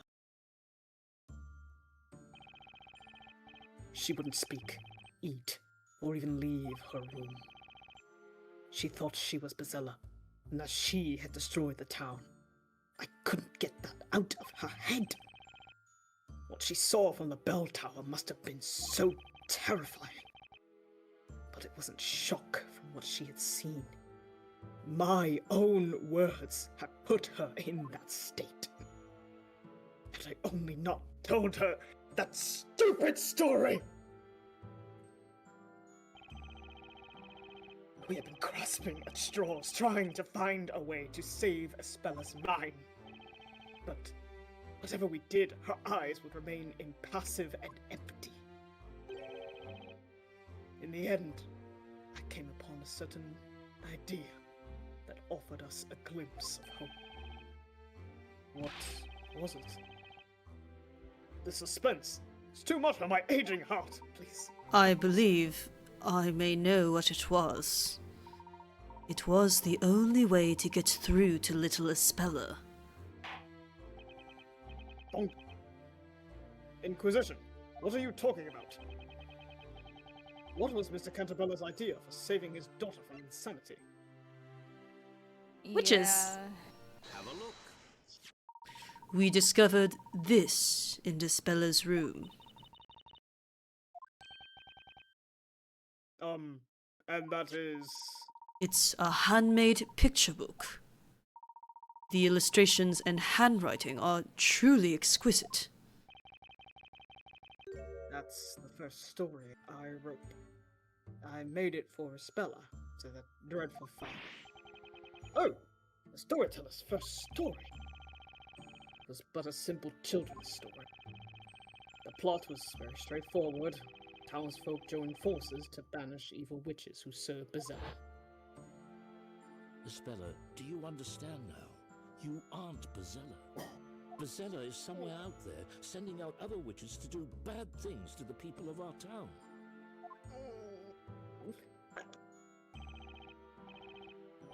Witches, magic, town perishing in flames. Espella was mentally broken, and I couldn't get through to her any other way. I talked to her as if magic and witches were real, avoiding any mention of that father. Daddy.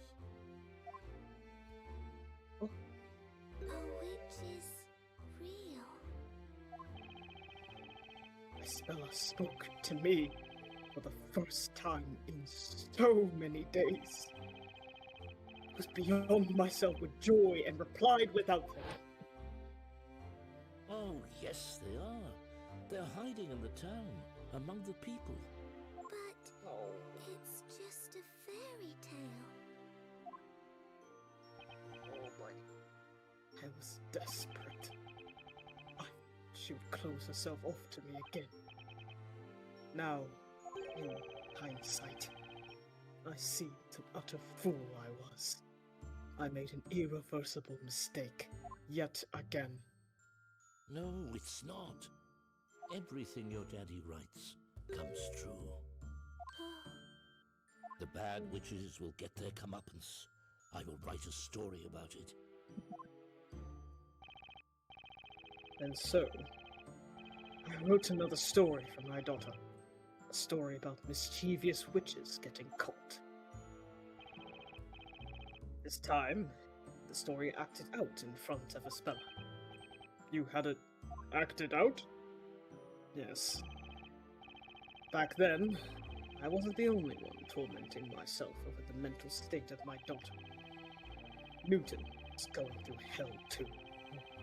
His own daughter had been badly scarred by the event. Isn't that right, Eve? My father and I repaired a building that had survived the fire, and continued to live in this town. Espella wasn't even able to leave her room. Couldn't leave her behind when she needed all the help she could get. Mr. Cantabella showed us this book one day. Then, he made an unusual request of us. I'd like to make this story real. Would you be willing to help me do so?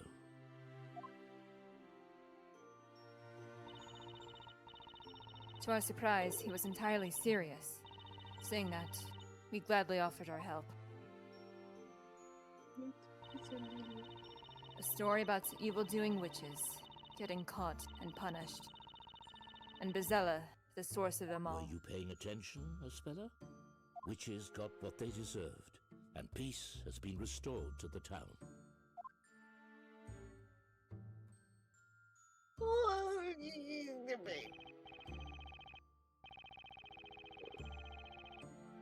Espella smiled at the end. Then she whispered to herself. It wasn't me.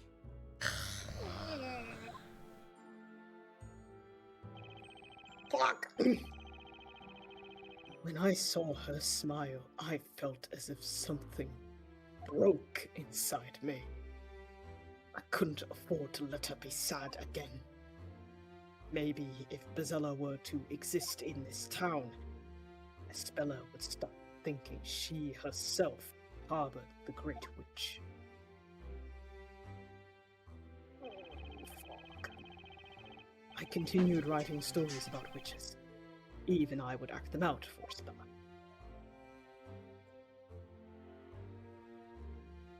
And eventually more people. And gradually, the number of characters in my stories increased. That was, of course, largely due to the ongoing reconstruction of the town. How much reconstruction? It wasn't anything on a big scale. I simply paid people to move in and act out their roles. But began to think that I would need more than that. The story had to be real. To make a lie seem true, you resorted to even more lies. Yes, I was certain that was the only way. How did I do so? I remembered about Newton's research. He was working on a certain medicine. It was a kind of tranquilizer made from local plants that he was testing at the time. But it was difficult to put into practical use. The substance had a danger of causing unconsciousness and hypnosis. I can see how that could be abused to cause much harm, supposing it fell into the wrong hands. As if it already hasn't. At the same time, it was just what I needed for my ambitious project. I contacted the government, and that was the beginning on what came to be known as Project Labyrinthia, a town with human test subjects, all in a state of long-term hypnosis. You devised that plan solely for the sake of your daughter. Yes. We acquired the land which had been laid to waste by the fire. The new town was slowly becoming populated. Gradually, the rules of Labyrinthia were established. It was to be a town where magic and witches were a reality to the residents. All of this was possible thanks to the drug. Test subjects were exposed to it through the ink used to pen the story, right? Let me just take a... That's right. Don't sniff it. What is wrong with you? It was the dangerous drug developed by Newton. About 10 years have passed since then. Even now, the town continues to change. I do a little fade to it. Defense attorney silence. Full courtroom. Project Labyrinthia. All this was done for one girl. Espella was only able to be herself when she lived within my story. The irony of it. Only within a world in which Bezella was real could Espella's tragic memories be sealed. All this while Eve was assisting me. I was the first shade. Oh, As soon as the story began, I disappeared from the scene.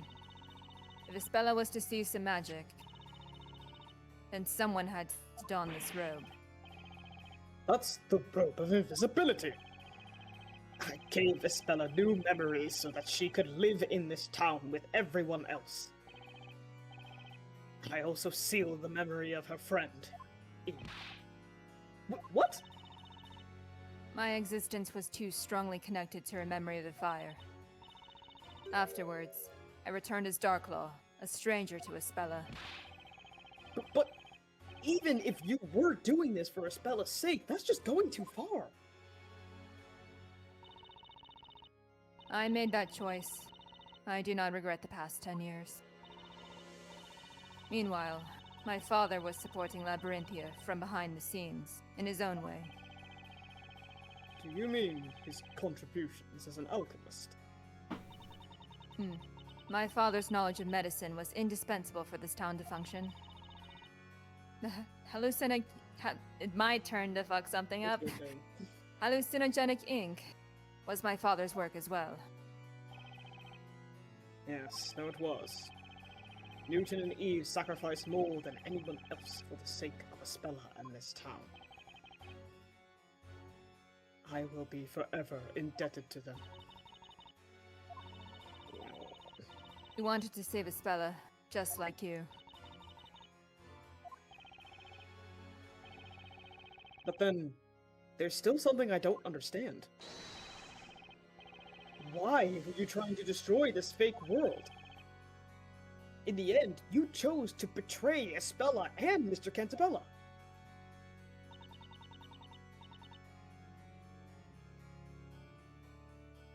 Oh, but I've already told you, have I not? It was your revenge against Mr. Cantabella for choosing to end the story, correct? I wonder whether that was the true reason. Professor? Would Miss Belduke really betray them merely because she did not want the story to end? I dare say there was another, considerably more important reason. She had another reason? No need to frown in dismay, Mr. Wright. Please, leave this to me. Well then, let's hear what the Inquisition has to say. What other reason led the witness to betray Mr. Cantabella? Have a look. This letter was Miss Belduke's real motive. What is this? This needs. Gesundheit. Oh, bless you. Thank you. I think I've seen it before. That's the letter written by Mr. Belduke for Mr. Cantabella. It's also Mr. Belduke's suicide note. My dear friend, I hope you can forgive me for leaving this world of my own will. What I have done cannot be forgiven. I can never escape from it. Something was tormenting Mr. Belduke. It became too much for him to bear, and drove him to suicide. These past 10 years, I thought Father was glad to be helping Cantabella. But little did I know, he was suffering terrible anguish all that time. Huh? Cantabella twisted the lives of so many people for the sake of his daughter. Was the story not but a glorified lie, stripping so many... What? I don't think this was part of the original. Was it? It's been a while. This doesn't sound familiar. I know that, No. I know Jean, like, read the letter, quote-unquote, but Yeah. maybe they're just... Yeah. I don't know. Like, the stuff we got in that trial Was relevant to emphasized that, Jean's yeah. whole arc, Mhm. rather than Yeah. this spoilery stuff. Yeah. Which makes sense why they wouldn't include that, you know, so... Yeah. Hmm. Was the story Wait. not but a glorified lie, stripping so many of what little happiness they had? All those years, Father was racked by a crushing sense of guilt. His agony culminated in the incident of 3 months ago. Mr. Belduke's death.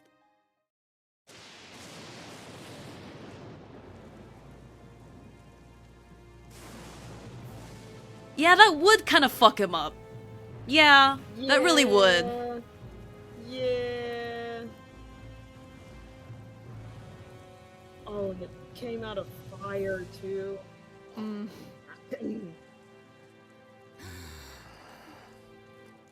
Hey. Hey man, how you doing?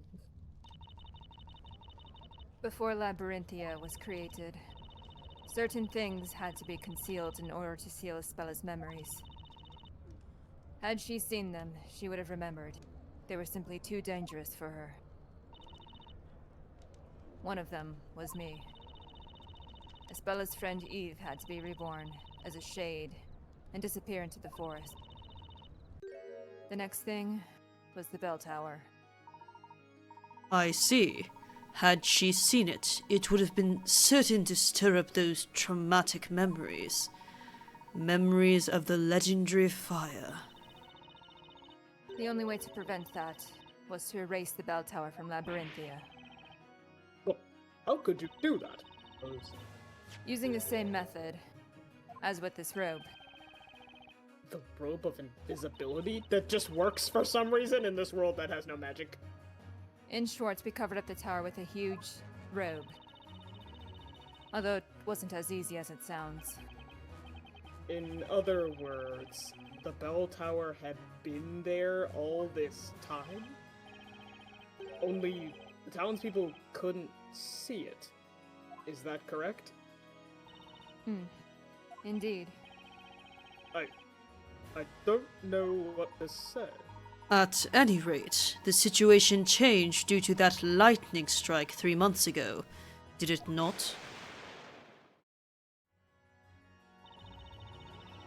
It was a most unfortunate accident. The lightning set the bell tower's cover on fire. Oh, that's why the fire Yeah. revealed. Oh, that's cool! Yeah. Wow. That's so cool. That cover was quickly consumed by flames, revealing that abominable bell tower. The beginning of all this, the Bell of Ruin, appeared before us. 'Twas mockery of our efforts. That tower emerging from the flames must have seemed like a sign of divine anger to Mr. Belduke. A sign that no matter how you attempt to conceal your sins, the truth will eventually float up to the surface. Having realized this, Father chose death. Such a kind-hearted man. I didn't have any inkling what he had been going through. To him, the participation of Labyrinthia's people within this project was not voluntary. Even though they had themselves signed the contract, I believe he felt those people were being deceived. Father took his life because of you, Cantabella! Scary silence.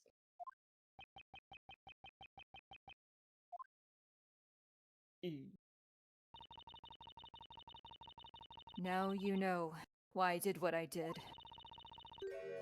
I lost my father 3 months ago. That day, my revenge began. Your revenge? The first step of my plan was to rewrite the story. What did you say? As president of Labrellum Inc., you had to spend most of your time in London. Over the past few years, you were coming into Labyrinthia only for the parades. So naturally, I knew you would never notice if the story were slightly changed. That explains it. I couldn't help thinking there was something strange going on. Mr. Cantabella is Espella's father, after all. I point at you. He wouldn't have made Espella a witch in his story. Espella was... a witch? When did that happen? How could you have known, after all? Let me fill you in on the details. Espella had already been tried once within the witch's court. Impossible! Why?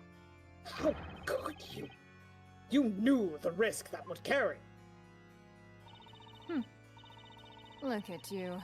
What a fine author of that grand story you are. You left all the work in Labyrinthia to me. Meanwhile, you were making millions for yourself in London. What a pathetic excuse for a father. You didn't even notice that your precious little Espella was in such danger. She's kinda spitting. Ooh. Yeah. Miss Belduke, why did you do that to Espella? Do you even need to ask? I did it to unlock her...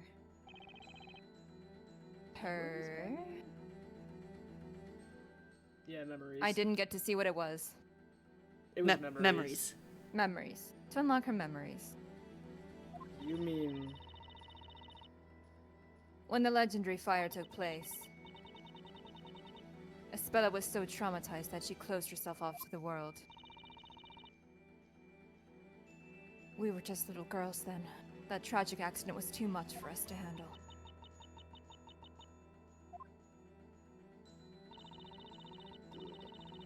This fictitious town was created as a facade to keep the truth away from Espella. But the weight of all these lies led my father to his suicide. Despite that, the person responsible for all this carried on as if nothing had happened. God silence. I couldn't forgive him. As Belduke's bereaved daughter, I had to have my revenge against both Cantabellas. What the fuck? Judge, this is the whole truth. Now you know the true identity of Bezella. Objection. What the fuck? Both Cantabellas. What is I mean, it's kind of like they were both in a traumatic situation, and Espella was like uniquely like, oh, we have to protect her. So I can understand her having resentment in that situation. It's very tragic. Yeah. You say this is the whole truth. But is that really the case? Professor?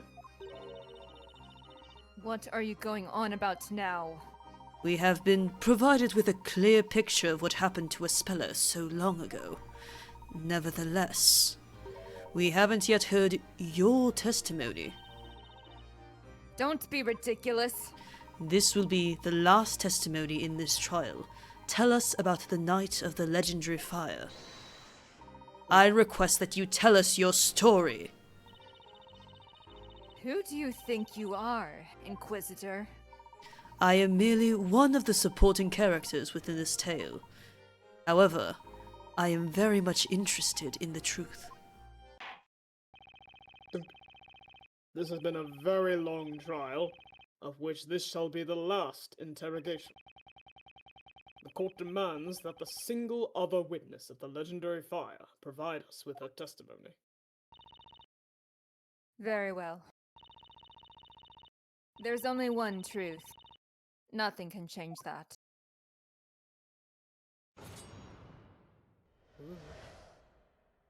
The truth about the legendary fire. Espella wanted to ring the bell no matter what, so he went up to the belfry.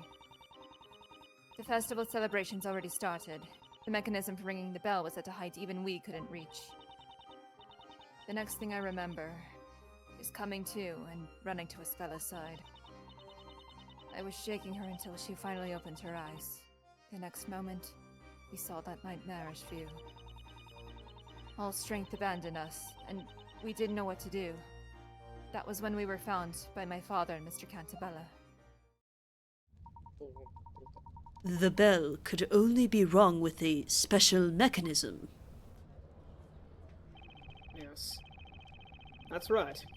It was made in such a way that even a child could use it. It was probably constructed by my father. I suppose he wanted to make it possible for anyone to ring that bell. In light of the events that followed, that was clearly a very foolish decision. Yeah. Mechanism for ringing the bell. I noticed something like that on a pillar when we went to the belfry earlier. Better make a note of it in the court record. Top floor device added to the court record. Thank you, Maya. A device for ringing the bell of ruin. Even a child could use it. Oh dear. Fate can certainly be cruel. I have to agree. If only we had not discovered those ruins and brought that bell to our town. Or if only we could have deciphered those ancient writings a little earlier. Moreover, if only the groundwater in this area didn't cause that strange condition. Unfortunately, Mr. Cantabella, the tragedy occurred. All that remains for us to do is to seek out the truth. Not for the sake of vengeance, but for the sake of the future. Looking at Mr. Wright, yes? you have been fighting fiercely to uncover the truth. This is the final interrogation. I trust you know what to do. Mm-hmm. Leave it to me. Oh shit, fade to black, goddamn. To be honest, I have no idea what lies ahead. This is a bad time to pause. But whatever it is, there's no question we need to get to the bottom of it. There's got to be light at the end of this tunnel. I guess the surname too, Cantabella. Yeah. Alright. We begin. You needed both pendants to access the belfry, correct? Espella asked me to bring my mother's pendant, so I did. That wasn't the only requirement, however. You also needed to solve a puzzle in order to use the contraption. I've always been a master puzzle solver. For me, it was child's play. Literally. She solved it while she was a little girl. What's your excuse, Nick? Hey, I have different talents. Espella and Eve were best friends at the time. Eve is 2 years older than Espella. She used to be like a big sister to her. So, the two of you went to the belfry. What happened next?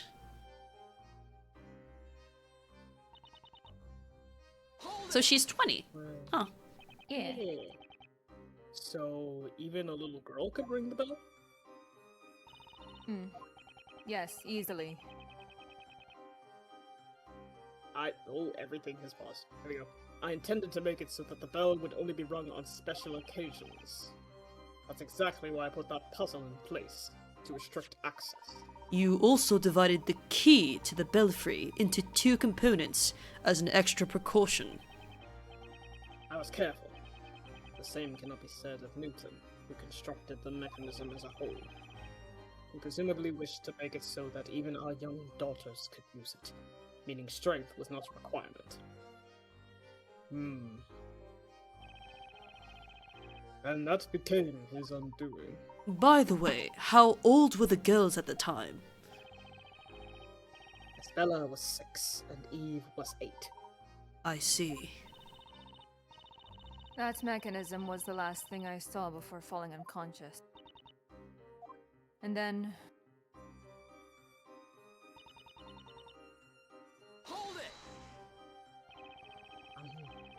Do you mean that you fell unconscious after the bell was struck?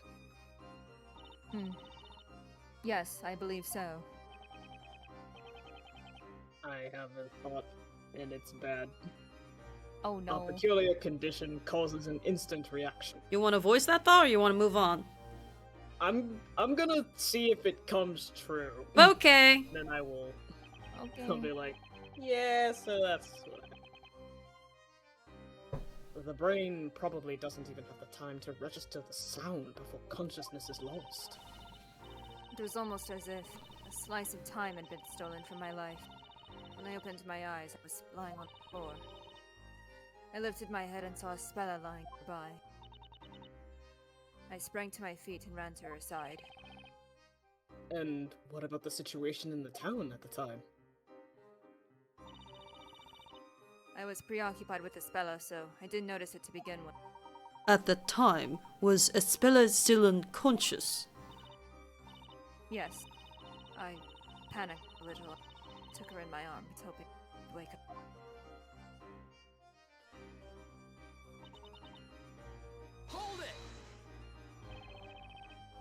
So it was you who woke Espella up, witness? Yes, it was me. She was out cold, curled up on the floor, and shook her awake. As soon as she came to, she turned to look at the town, to that nightmarish view stretching out before us. When you say nightmarish view... I can find no other words to describe it. We froze in terror at the sight. It took us a while to notice that smoke was creeping up the bell tower, too. Our eyes filled up with tears. We couldn't stop. Perhaps because of the smoke. Definitely because of the smoke. The town seemed like a fire playground. I was trembling in terror, unlike anything. Is Sappy cutting in and out? A for little you as bit. well? Why? Oh, Why would I be cutting out at a time like that? My connection's fine. Oh, now by you're the good. way. Yeah. What? Why was I cutting out during my aura monologue? It might be... Is it maybe that your mic's just not picking it up because you're talking quieter? Ooh. All right, I'll try being okay. All right. Well, I mean... let's Or you could do lower the science. sensitivity. But then you'll hear my laptop sounds. How close are you to the mic? Because what very. I did when I was getting quieter as the storyteller is I would like lean in so that I could talk quieter, but it would still pick up like I'm doing now. I was very close and very quiet. What should I change? Oh shit. Well, be louder then, I guess. I don't know. Okay. All right. I could always stand to do that. Dear me. Merely imagining it now raises the hairs on my beard. Okay. Okay, man. Hold it! You didn't leave the belfry until their arrival? Of course not. Retaining. We were paralyzed with fear. It was an event so traumatizing, it still haunts us. Espella fainted again when she saw the fire dragon. I was crying and wailing until our fathers found us. We went to the bell tower, as it was a good vantage point. We weren't expecting to find our daughters there. Of course, neither suspected at that point that the disaster had been caused by the Bell of Ruin. Eve was in tears, sobbing violently. As for Espella, she was in a daze. Her face frozen in an expression of disbelief. She didn't know what was happening around her. I cannot say this with certainty, as my memories are a little vague. But I think I was trying to protect her. Interesting. What? What you got to say about this? Hey. You know, this is the last testimony, so let's go for it. Hang on! Okay. Buggy. Mr. Cantabella? Oh, please, silence. I remember that very well. As if it happened yesterday. Cantabella? Would you mind telling us what you saw? I would. I'm not saying anything. Godly silence. Eve! Espella! Are you alright? Eve! What on earth happened here? It was Betrayal. Betrayal the witch. Betrayal? What are you talking about? Betrayal comes out whenever someone rings the bell, right? What have you done? You didn't... Oh, please, Mr. Cantabella, don't be angry. At Espella. Yeah. Oh. Yeah. It has been confirmed. That was my thought. Espella didn't ring the bell. It was Eve. Eve said it with the most serious look on her face. Please, Mr. Cantabella, don't be angry at her. When she said that, I grasped the situation. I realized what had transpired in the belfry. And I thought to myself, I must protect these children.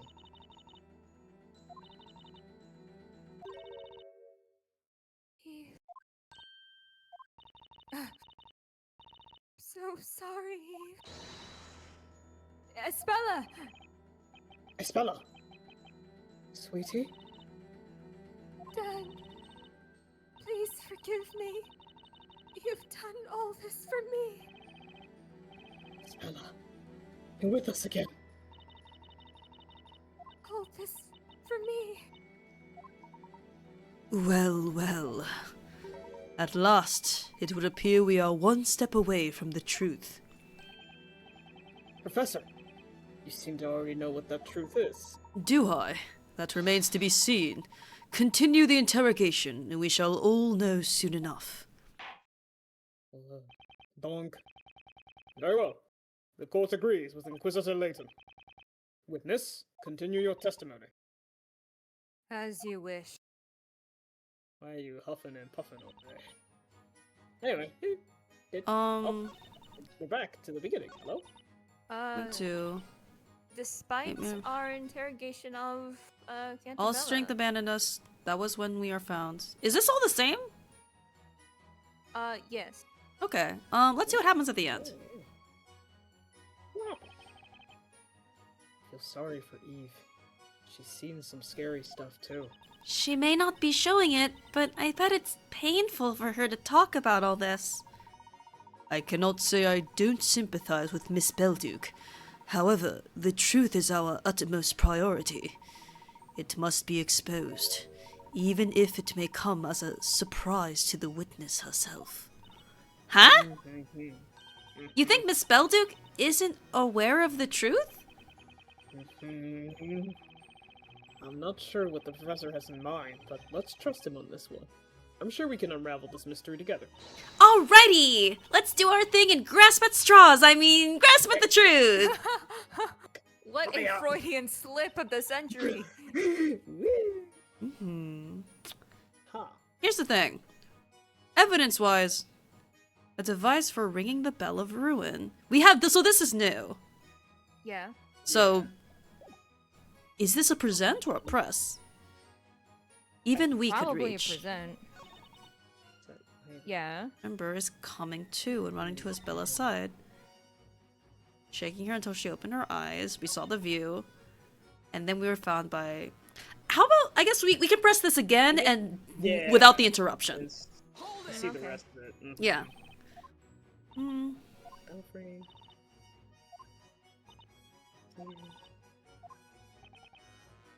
Comes in bell tower. We're expecting to find our daughters. He was in tears. Didn't know what was happening. Okay. Here's where it is. This Maybe is new. not. Perhaps it's just my imagination. At any rate, the only thing I clearly remember is that I couldn't stop crying. Godly silence. And that's it! Well, I guess press through everything again.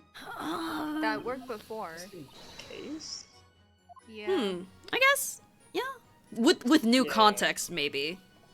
Yeah. Yeah. Both pendants. Pendants. Bring mothers. Puzzles. Get Weapons, owned. outplay. Die, have Puzzles. different talents. Mm-hmm. She was 6. Okay. Yeah, that's one thing. Mhm. Was that a height? We could Little read it. girl. Yeah, could read it.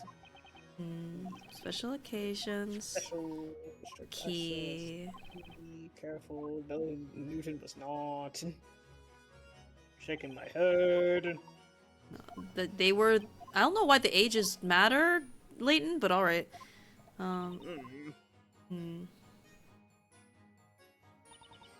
Okay. Having to stop.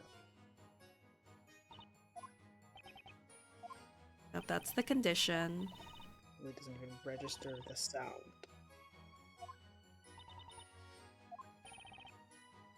What situation? Conscious. Hoping she could go.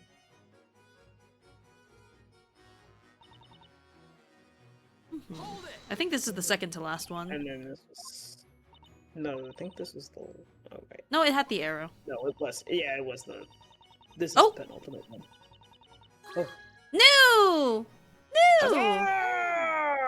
Huzzah! Hey, girlie. Excuse me, Espella. Espella, are you okay? You still with us, girlie? Yes. Everything's fine. My apologies for bringing back such troubling memories. Nevertheless, you must endeavor to face them and overcome the power they hold over you. Yes, I remember it now. Damn. The fire trap. I summoned because I'm Bezella. Girlie. No, Espella, it was just an illusion. No, you're wrong, Dad. It wasn't an illusion, it was a fact. Girlie.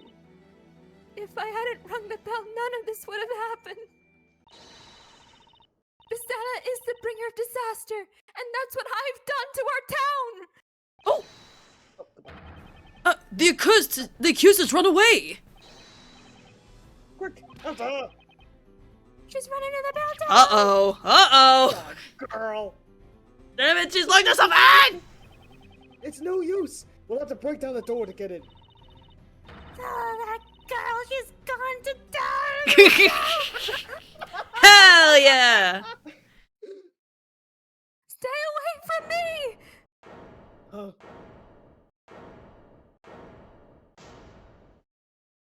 Oh! Girl, don't jump, please. Espella? Espella, be careful! It's dangerous up there! Please, Espella, calm down! I'm sorry, everyone. I have no right to be here anymore. Nick, Espella's gonna do something crazy! I can see that. What the heck can I do? Espella, please, do not make any hasty decisions. Where is Luke? Mr. Layton.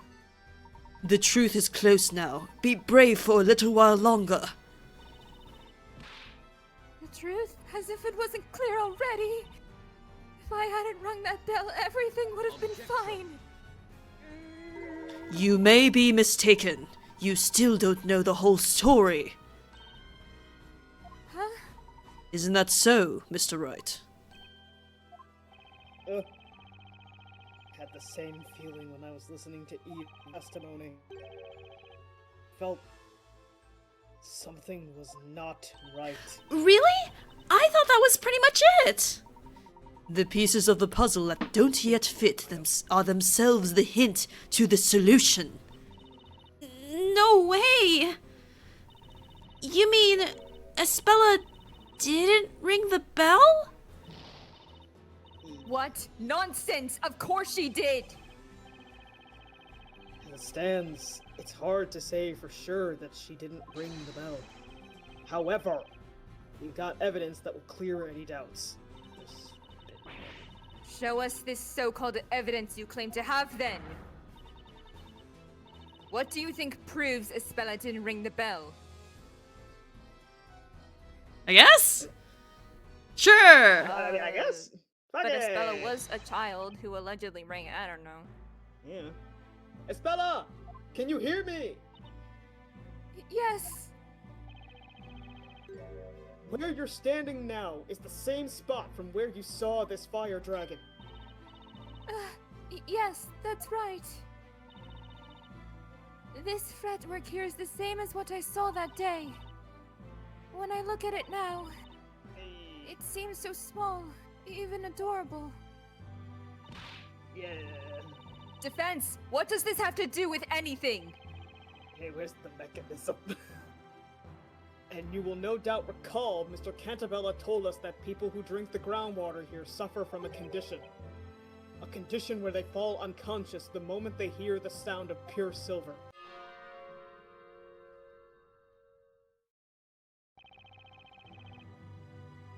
After the bell sounded, you recovered consciousness sooner than Espella.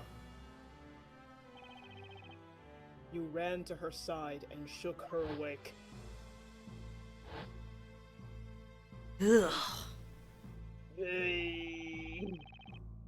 As soon as she opened her eyes, she saw the fire dragon. In other words, if it was Espella who rang the bell, that would mean the device for ringing the bell must be very close to the fretwork of the dragon. Yeah. Espella, can you please check that for me? See if the contraption is located near the dragon fretwork. Okay, give me a minute. I didn't think it was interesting that Darklaw awoke sooner. Yeah. Mr. Wright! Espella, did you find it? I don't know if it's the right thing, but there's something on the other side of the belfry. A contraption with a handle. What? On the other side? Uh-huh. That's right. I figured there was something weird when we went up the bell tower, but I couldn't quite put my finger on it. No way. You see where I'm going with this, don't you, Miss Beldrick? If it was Espella who rang the bell, there's no way she could have seen the fire dragon when she woke up. No, this can't be right! An excellent deduction, Mr. Wright. Miss Darklaw, It seems that everything is now clear as day. What? What do you mean? Why, of course. I mean the answer to the question of who rang the bell. It was her. It had to be. What do you say, Mr. Wright? Defense attorney silence. It looks like we've arrived at the same conclusion. We now know that only one person could have done it. Wait! What good will saying it out loud do? Is there a problem, Mr. Cantabella? It wasn't your daughter who rang that bell. Should that not lift some burden off your shoulders? Are you not curious to know the name of the true culprit who has pinned the blame on your daughter all this while? How about you stop taunting us? Just say the name already! Who is this true culprit? Let's do it, Professor. Are you ready? I am always ready, Mr. Wright. Okay. It's time to set things straight. The person who rang the bell is... Have a look. Have a look. 3 point. It's you, Eve Belduke.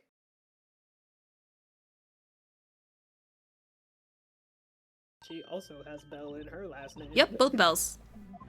Me? But... There were only the two of you in the belfry at the time. You know that better than anyone.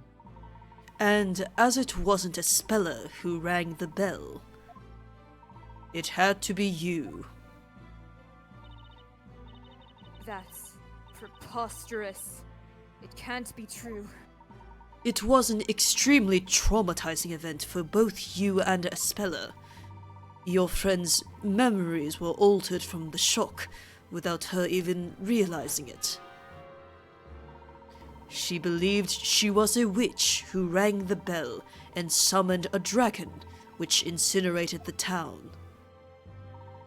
However, Miss Belduke, Espella wasn't the only one whose memories were warped by the horrors you two witnessed.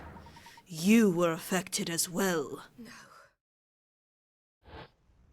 It wasn't me. Espella, she rang the bell. It was her, not me. But why?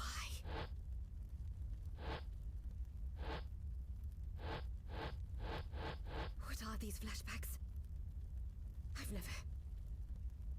I've never had these before.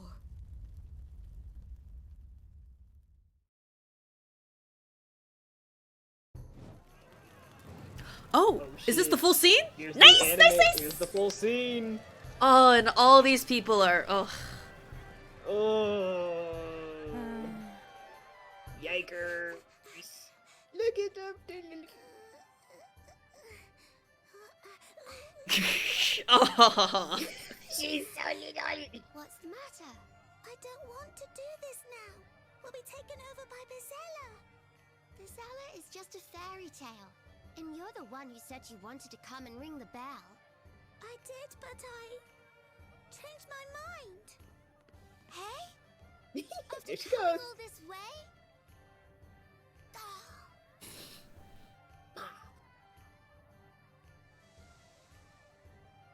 Hmm?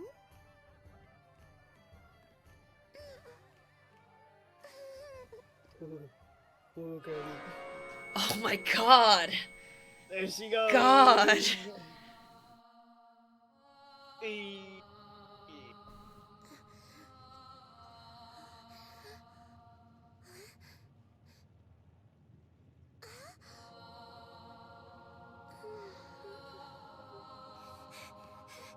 Espella!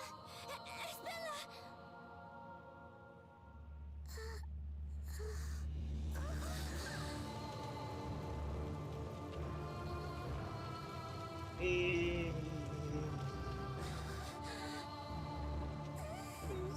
Little.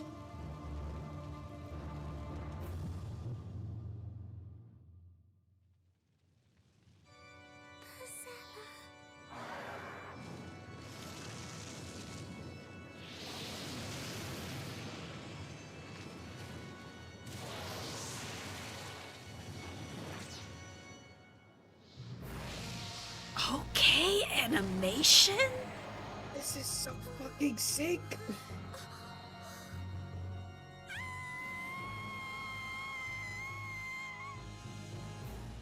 Oh, God. That nightmare was Oh, too dear. much for two young girls to take in. Your young minds needed to protect themselves. That's why you subconsciously repressed those memories. Then, if that's true, for the past 10 years, I've been pinning the blame for what I've done on Espella. It can't be. It can't be true. It's impossible! Ah! Darkloss just disappeared. She's donned the invisibility robe. High Inquisitor Darklaw, she's run away!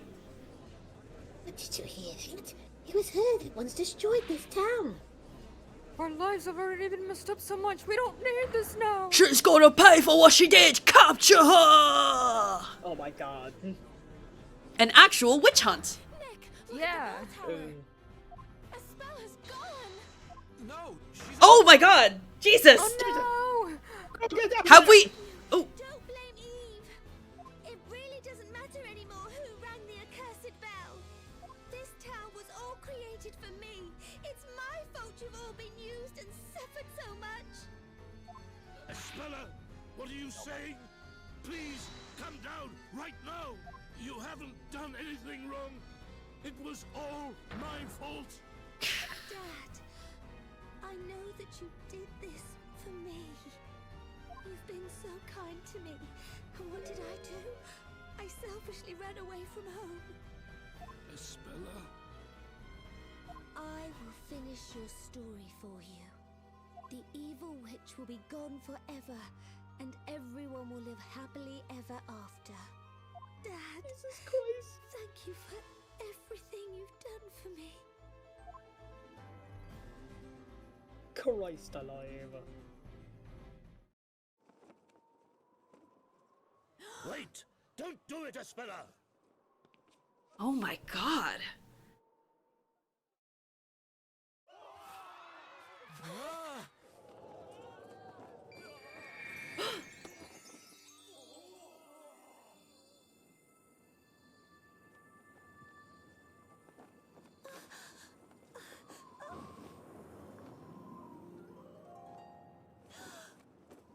What are you?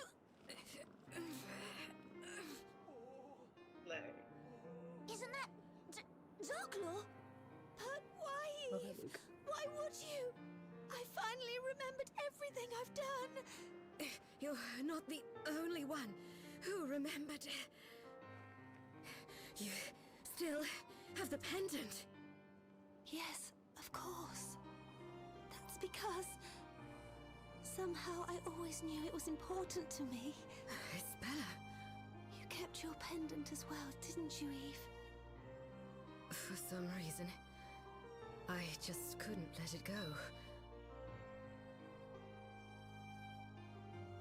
Espella! Miss Darklaw! Quick, they'll fall if we don't do something. Let's go. We have to save them. No, you won't make it there in time. Why? The wooden handrail Eve's holding onto is rotted through. We need some sort of magic to save them. No way. Magic? Got an idea, Professor? If a bit of magic is all that's needed to save these two young ladies, then perhaps that is something I can arrange. What? I love my Gary stew. Can? Good for him. Through a puzzle. Ooh. The magic of puzzles. Oh, I love a good moon background. Oh, It's yeah. so good. You have to let go, otherwise you'll fall too.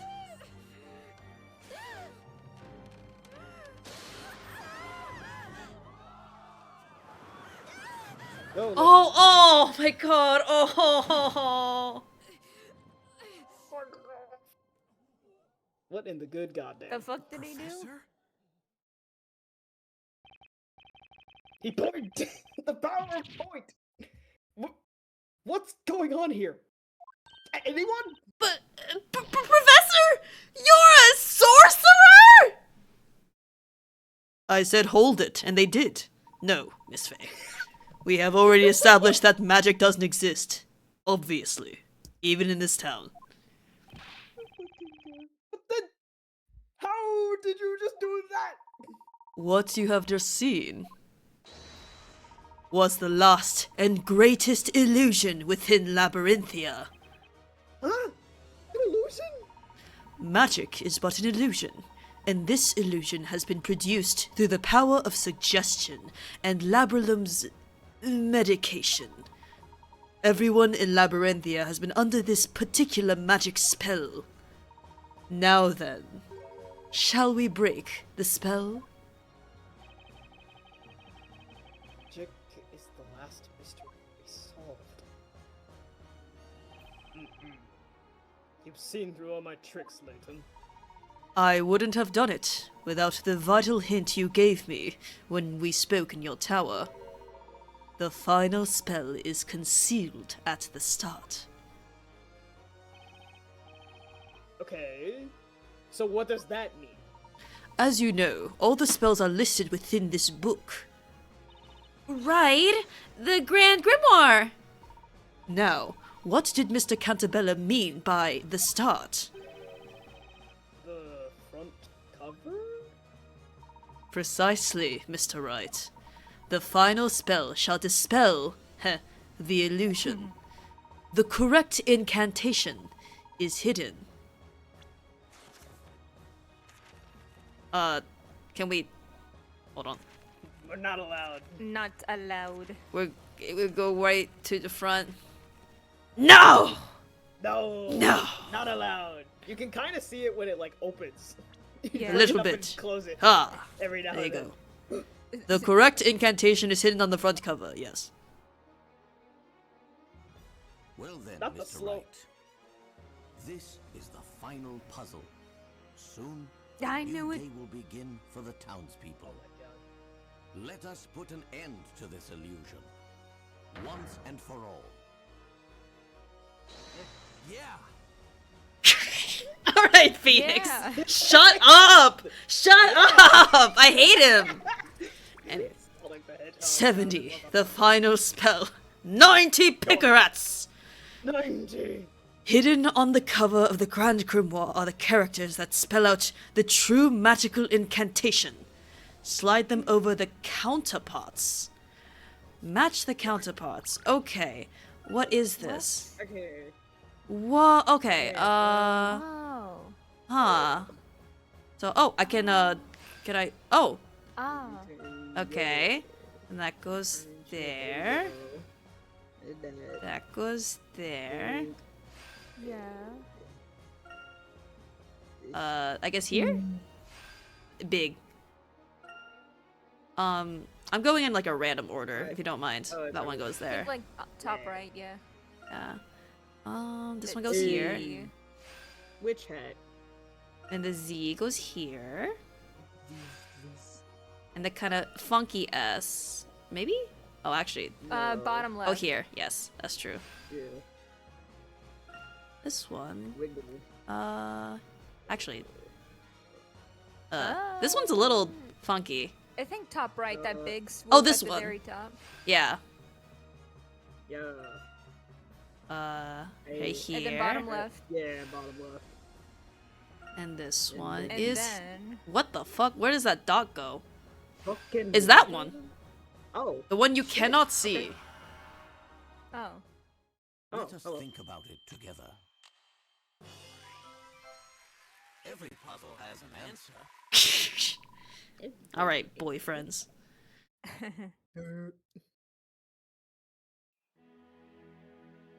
The door! The sun is rising, and when it does, its light will reveal the truth behind Labyrinthia's mysteries.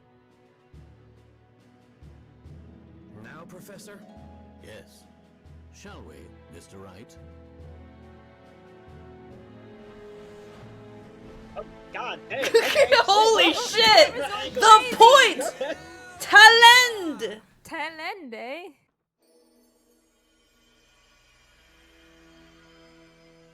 What in the good goddamn? Hello, Labyrinthia. Fucking grabby hands. That's so... wow. How'd the government hide all that? Oh. So this is the real magic behind Labyrinthia. Excellent work, my boy. Huh? Hey, it's Luke! I did it! I'm forklift certified! Hello! He's forklift certified!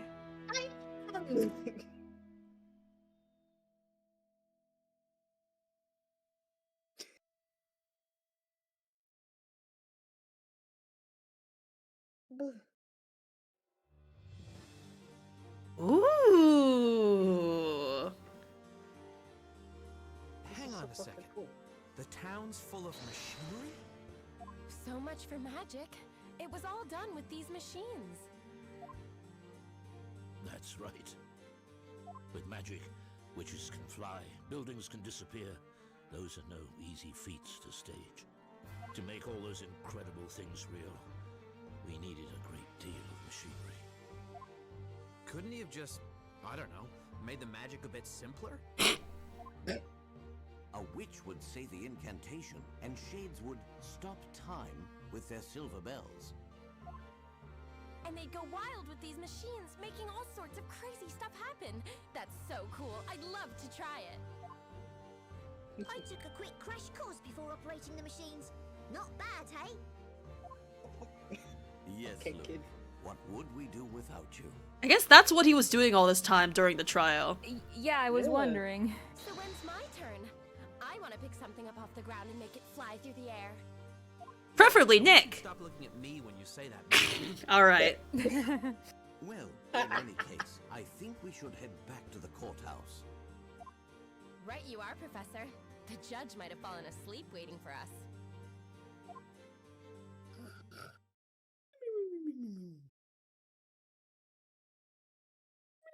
The sun has risen above Labyrinthia and has shown us our town's true form. Well, I really don't think there's any need for a verdict anymore. The witches on trial weren't witches after all. I am deeply relieved that those I have sentenced are still alive and well. Yeah, that would be weighing on your shoulders, huh?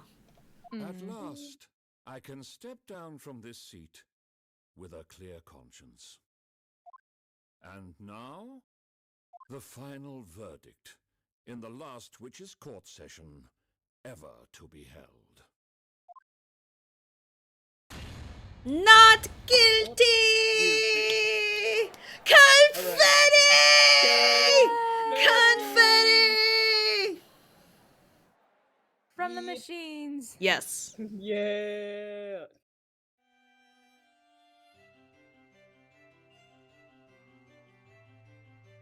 God damn.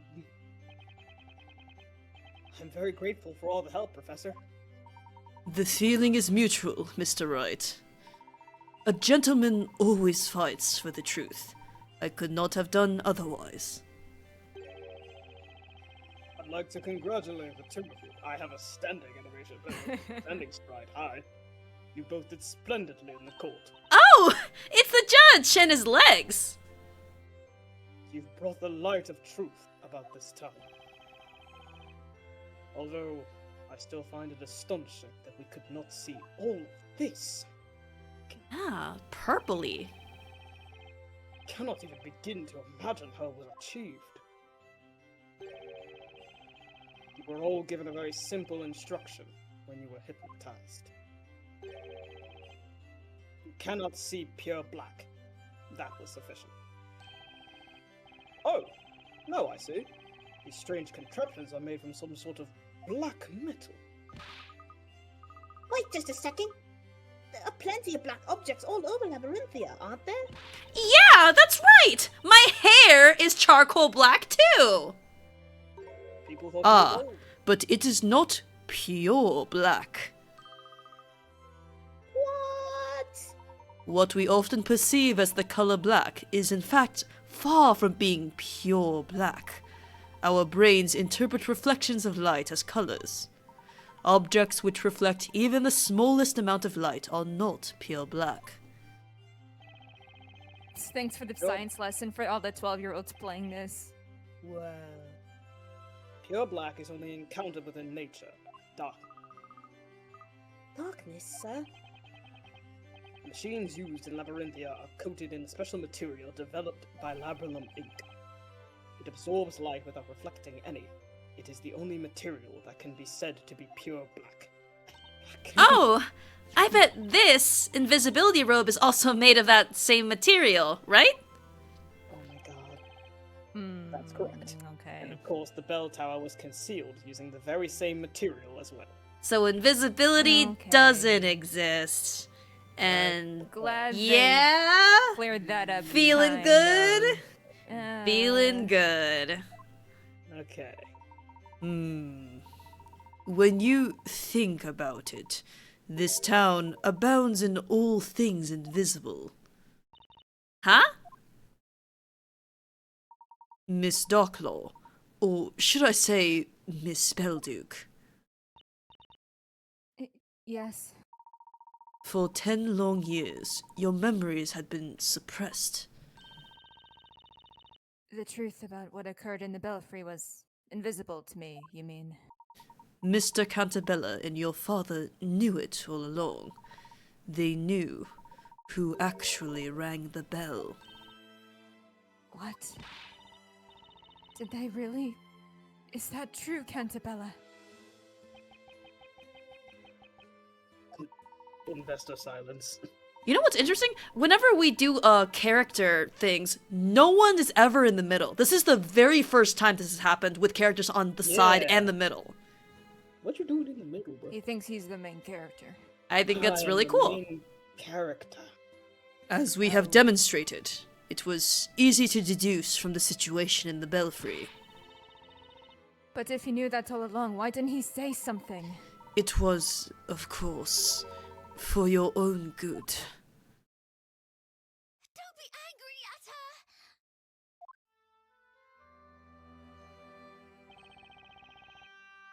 We're trying to pin the blame for that disaster on Espella. Yes, I was. But if you knew that, why did you keep quiet about it? If you had only scolded me back then for lying, maybe Espella wouldn't have suffered such trauma. Father silence. It was your eyes, Eve. What? Your eyes weren't those of a liar. You believed in what you said. You truly thought it was Espella. What you saw was too much for you to bear.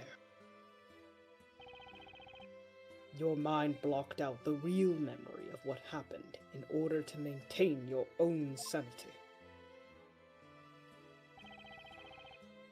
Had I called you a liar then, You would probably have suffered a mental breakdown.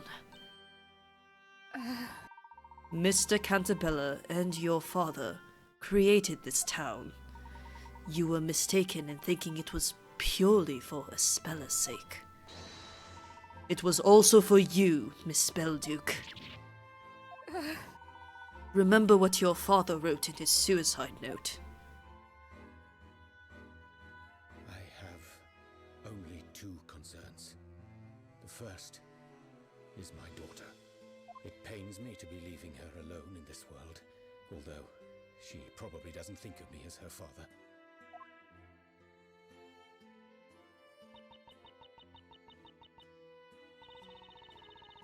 I had an argument with my father once.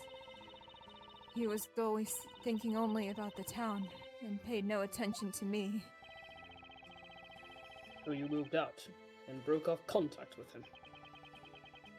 But you were wrong about your father. Not a single day passed without him thinking about you. He helped to make the story I was weaving a reality. For your sake. Hold this pose. I've been so ignorant. I was so convinced Father was driven to suicide by you. Your father couldn't bear the sense of guilt he had accumulated over the past 10 years. Even though he killed himself in the end, I believe you are always the most important person to him.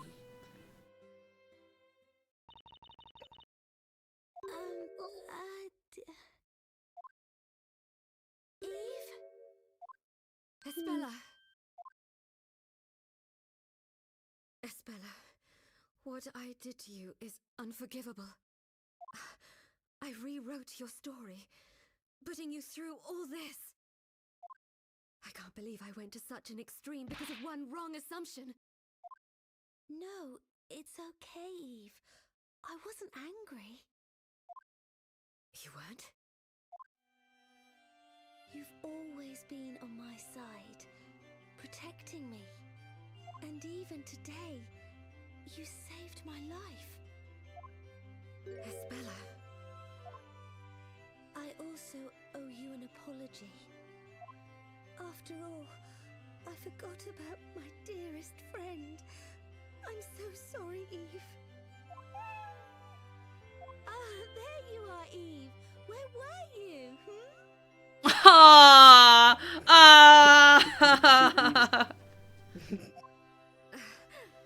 Your cat's called Eve.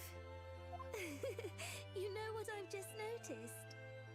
You two are very much alike. You and Eve the cat. What? It's all in your head. It looks like Eve has taken a liking to the other Eve. You've got that right, and the similarity is really striking. They do.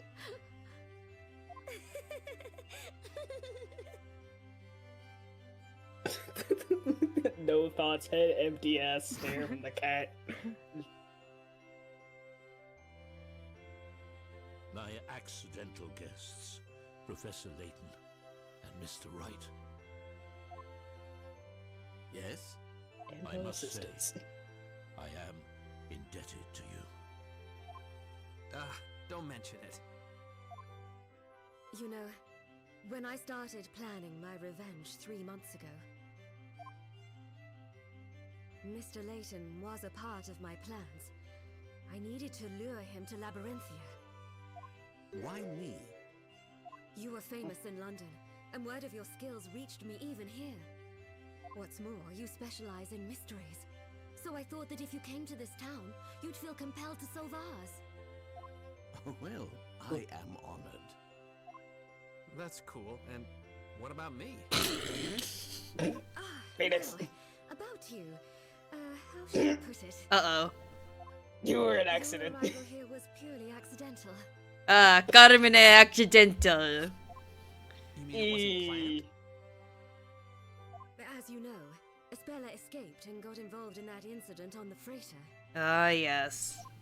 As a consequence, I had no choice but to bring you here. I see. I shouldn't have asked. Fragile pride is another blow. Aww, not the main character. Sorry. Yeah, it's Nick, funny. you can't escape your fate. You're doomed to always find trouble if it doesn't find you first. How about some words of sympathy for a change?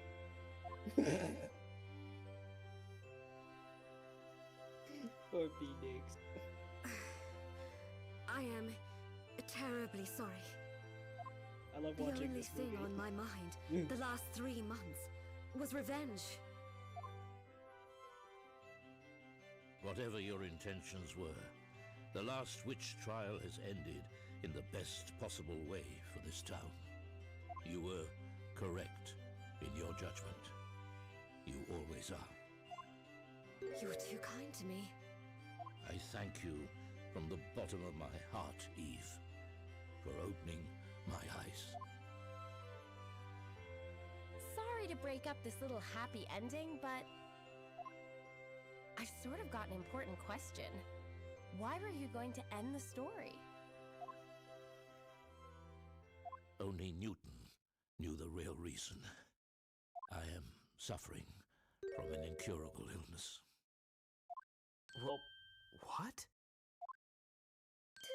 Dad, you're ill. Is it serious? It is a rare disease with no known cure. Why didn't you tell me? Had I known... I wanted this to be my secret. I suppose that was a bad decision on my part. I thought I'd finish the story before I died and lay the foundations for a new world. Honestly, I was desperate. I didn't much care about Labyrinthia anymore. Dad, why did it have to happen to you? Especially now that we're finally back together. Cheer up, Espella. How can I? Labrellum's new drug development center contacted me a short while ago. They have succeeded in creating a new medicine, thanks to Belduke's research. It's a top-secret wonder drug for my illness. A wonder drug?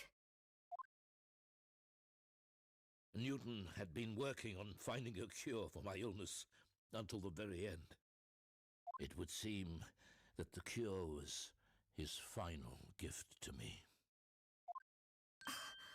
My father. Newton was the truest friend I ever had. I'm going to undergo surgery. Do not fear, I shall return. So stop making that sad face, Espella. Dad, will everything be back to how it once was? Of course it will. And Eve, will you still be my friend?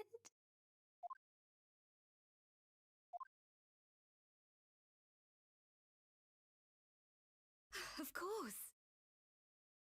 Ah! Thank you. Not a CG I would have expected at the beginning of this stream. But, wow. Yeah. Damn. Burn. I'm going to drop by Miss Eclair's bakery. I've got so much to tell her. Do you mind if I go, Dad? It won't take long. Of course not. Please do.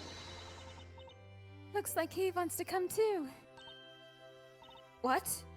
Oh, you meant the cat.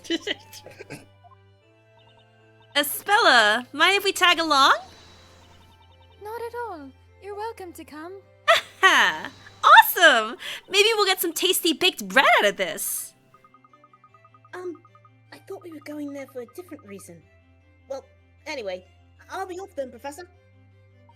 Pass on my regards to Mrs. Eclair, Luke. It's always a good opportunity to get food. I will not be sipping the water.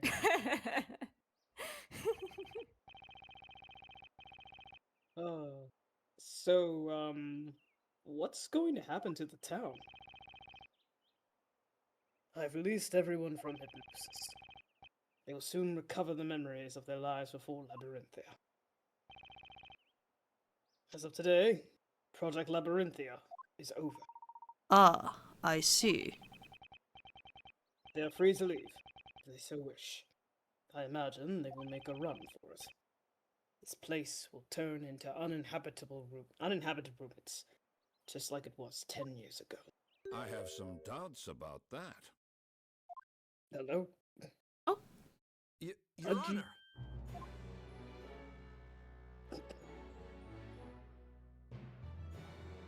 I now understand that this town is an artificial creation of yours. Nonetheless, to us Labyrinthians, the past 10 years were real.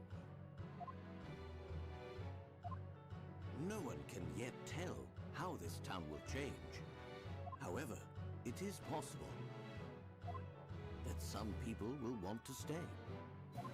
Who knows? Perhaps you will find yourself creating a new town along with them. A new town, you say? I am no longer the judge, but if possible, I would like to remain here. You have my gratitude, Your Honor. You need not address me as Your Honor anymore, Sir Storyteller. Dude. Old man Yowie. And so, the last witch trial has drawn to a close.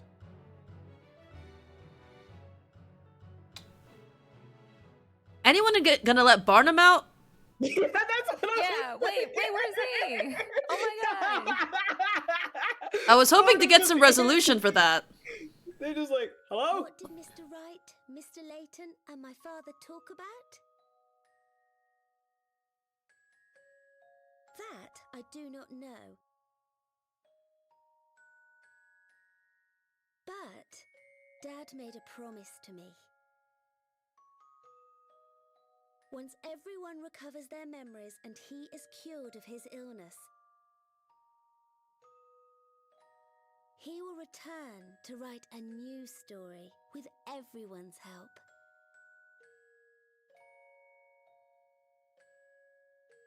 This time, the story will be real without any lies or illusions.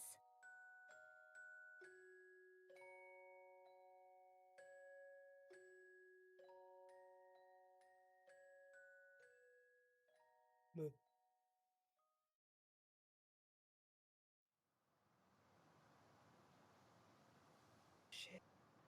Huh? Don't drink it. Oh.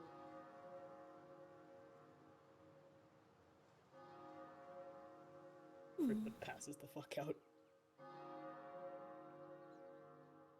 Oh my god, it's everyone! Beer. Emmy. Oh, the cloak is off. I want to see. Almost as if it's ringing in a new beginning for the town. Thank you, Eve. Oh my gosh. Who's there? Hello? Okay then. Gorgeous. Whenever you are ready, Mr. Barnum. Oh, What? oh my god! Hello? The dog on the front. Hello, that's not. Wait, his casual modern outfit? Wait, this is too much. Wait, come back! Your character arc! Espella! You take care now. You too, Mr. Cantabella. Bye. Be sure Oh. to visit us again. His mask is off. You can bet on Yeah. it! I wish all of you the very best. Goodbye. Mr. Wright, I knew I could count on you to stand your ground and fight me. Oh, to it's the his end. owl. Me too. I always believed in you, Professor. And I know it's why we managed to get to the mysterious truth behind this town. When we get back to England, we'll drop by and see you, Luke. Great. I'll show you around London. Aww. Aww.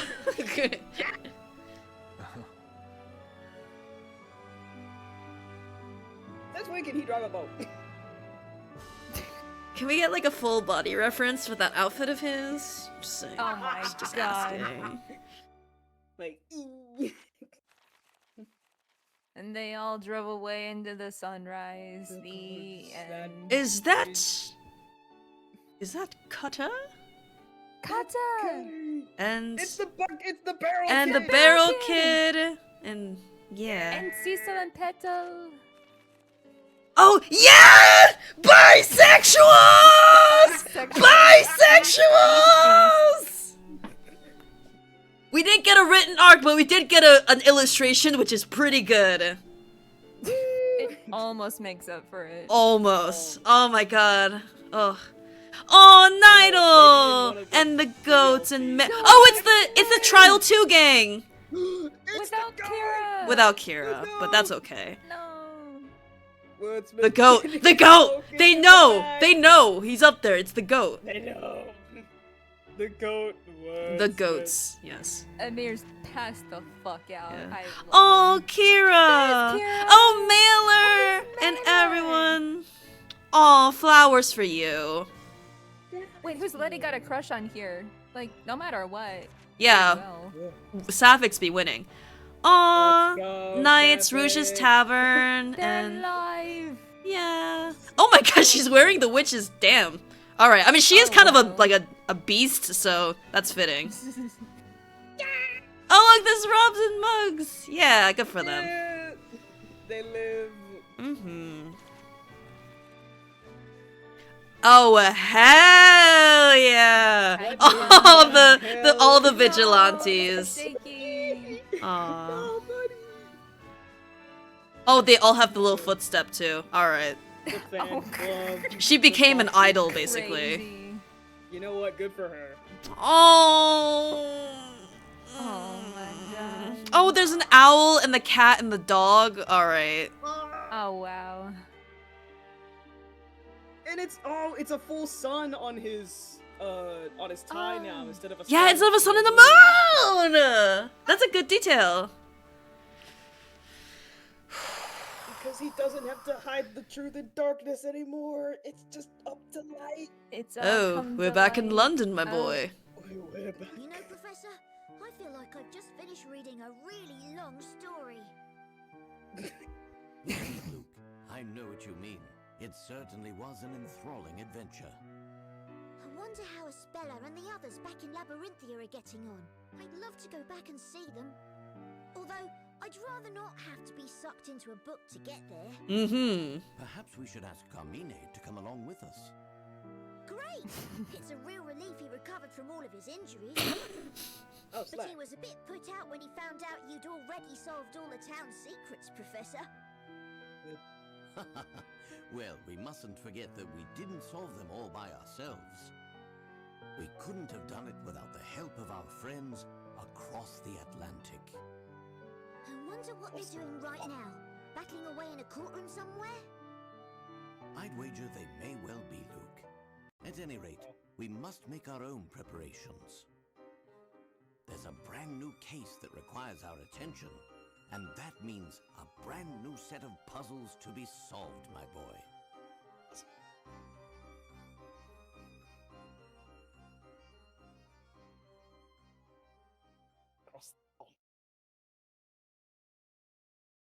Hold it! What's the matter, Wright? What? Has the cat got your tongue? Hello? Hi, gay people. He's Perhaps here! your mind is as clouded as the English sky. He's 3D! Yes, Maya? Not really. If only the professor were here. If only a better character were here. You gotta use that patented spell of yours, Nick. Patented spell? Of course we have to do this. Hello, got Earth to Nick. Just when we think it's all over, you always use it to turn the tables. Ah, got it. I just have to close my eyes and say the magic word. Luckily, I don't need a witch's scepter for this one. Save the chit-chat for later, right? I've almost missed that utterly annoying spell of yours. Fine, let's hear it then. I'm British. Just take a deep breath and give it all you've got. Well, here goes. Objection! There it is. Slay. I'm the white person clapping at the end of the flight. Yeah!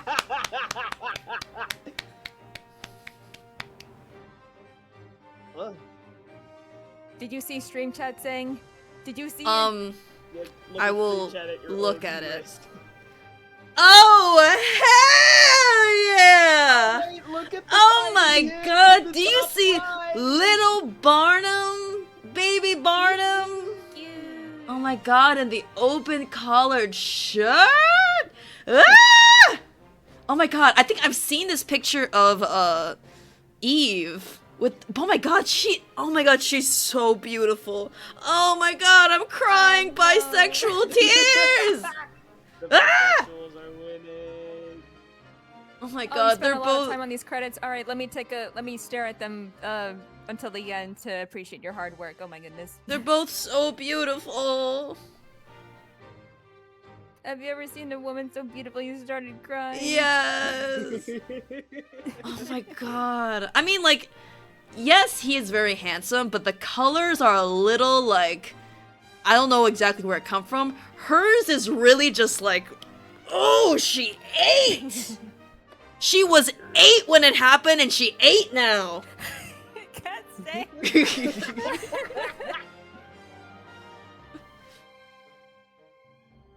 Oh. Is now a decent time to mention that I've been spoiled on Animation by Darklaw's real Studio name? Bones, excuse me? That makes sense. Damn.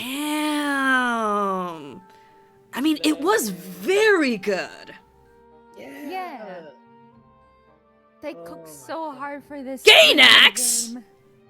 Damn. Gainax also They- makes sense. See, the thing is, like, I know Ace Attorney has, like, some budget after the first couple of games, but I don't know. Is it Professor Layton money? Like, how did they do this? Damn. Oh my god. Oh yeah, what were you saying, Safi, before I... You I were don't spoiled know on talking about her that. real name. So, do y'all remember when we first met the cat and I went Eve real loudly? Yeah, that's cause I knew. Oh.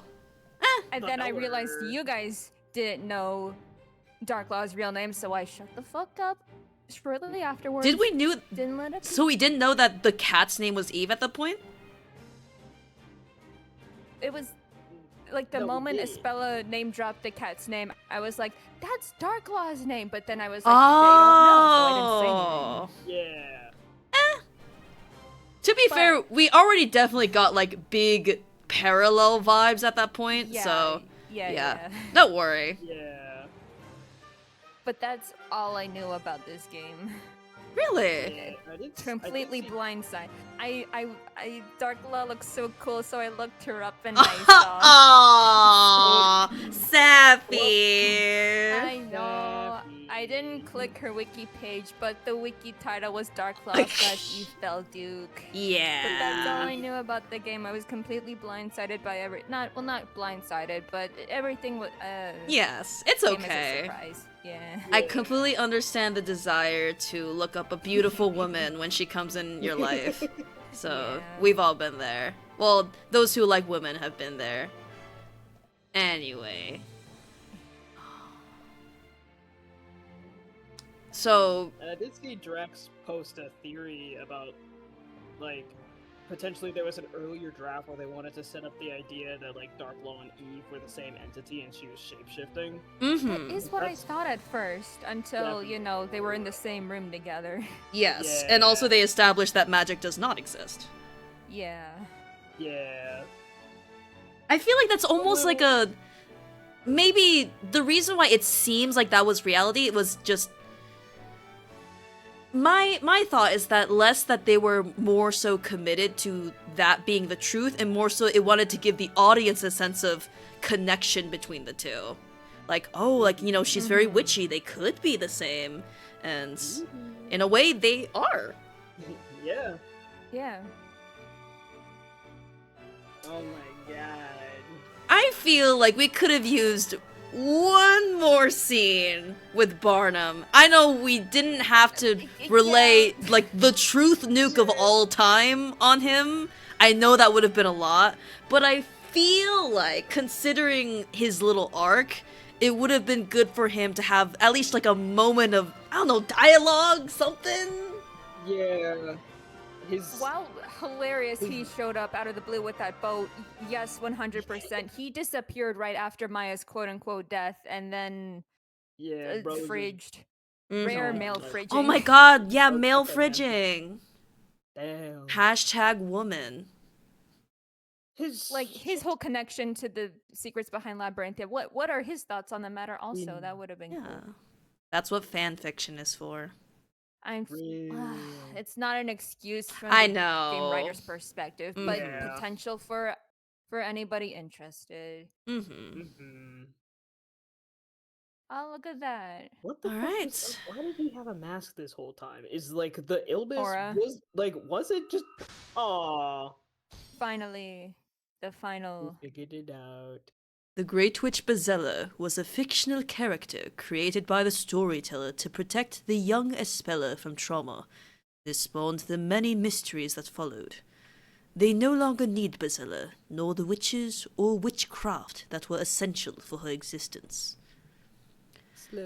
If Espella looked like that a little bit, that'd be cool too, because that's a great look. Just saying. Oh, yes, we need those. Yippee! Our credibility, our straight cred. Woo! I don't think that's half bad. We did it. Well done! I'm the narrator! You've just cleared the game! You solved all 70 puzzles in the story mode of this game. Congratulations! That really is some first-rate puzzle solving. You must have a brain to match those of Professor Layton and maybe Phoenix Wright. There's still plenty of content left to keep you busy in the extra content and bonuses. Enjoy the rest of what's on offer. You may also make a special game clear save data file. When you load data from this file, you will be given a choice of 2 starting locations. The first is within the underground ruins. From there, you will be able to access the town and wander about freely, exploring the delights of Labyrinthia once more. The second choice is at the climax of the epilogue. This is ideal for those who would like to experience the game's finale one more time. You will be able to restart with maximum credibility, so even if you've run short this time around, you will still have a chance to pick up those vital pickerats that you've missed. Why are the pickerats so vital? I am confused. Yeah, the hint coins are way more important. Yay! Oh, they're gold. Shut up. Aww. Okay. Well, we have like a good hour, so let's check it out. Okay. Oh, do I just click bonuses and Yes. Woo. What? I'll see. Okay. Whoa! Ooh. Oh. We got background art. Oh, Okay. we're Yeah. throwback. Oh my Throwback. god, it's been so long ago. The This all Bezella seems so mural. long ago. Yeah. Great archive. It's archive. Dewey! Mm-hmm. Yep, the sun and the moon. Yeah, it makes sense that because when we really tie together the sun and the moon thing with Darklaw being moon and Barnum being the sun, and Darklaw representing that secret, the night, yeah, it all makes sense. The ground ruins. Oh, just beautiful. It reminds me of, you know how Undertale has that waterfall section that's just my favorite location. yes, just bright, like cyan, just luminescent, lovely. Yeah. Ooh, yeah. Whoa. Yeah, and speaking of the fucking the tavern, what the fuck was Barnum's connection To Rouge? To Rouge. I think it was the idea that Barnum wasn't a bad knight because, you know, he has some, like, camaraderie with the townsfolk and he is, you know, he's honorable and he wants to do good. I think that's mostly that. Yeah. Yeah. You know what? It's a wonderful change of pace that for once it's the guy who gets shafted and like. Yeah. Oh hell yeah! Oh, I just realized she also has a red cape, just like Espella. The parallels. The parallels. Oh. Oh.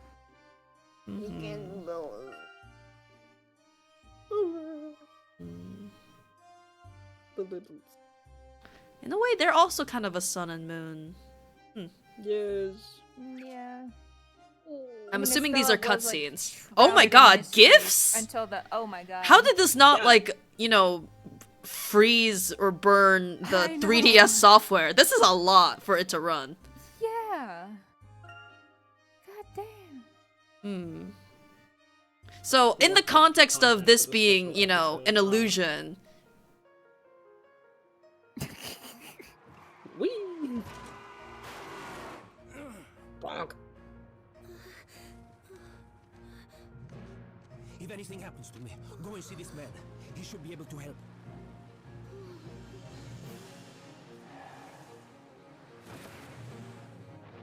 I mean, I guess they were in Labyrinthia, so they were under the water illusions.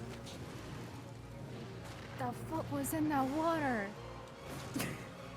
Fluoride. Probably. God, this animation's so good! Oh god! I was gonna ask what they were feeding the animators. I think they were feeding them that water. Yes, exactly. Probably. But yeah,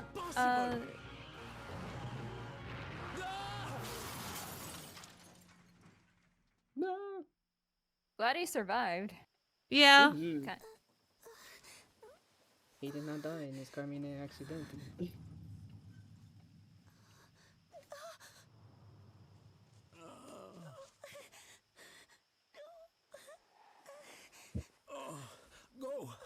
Go without me. Quickly. Get going.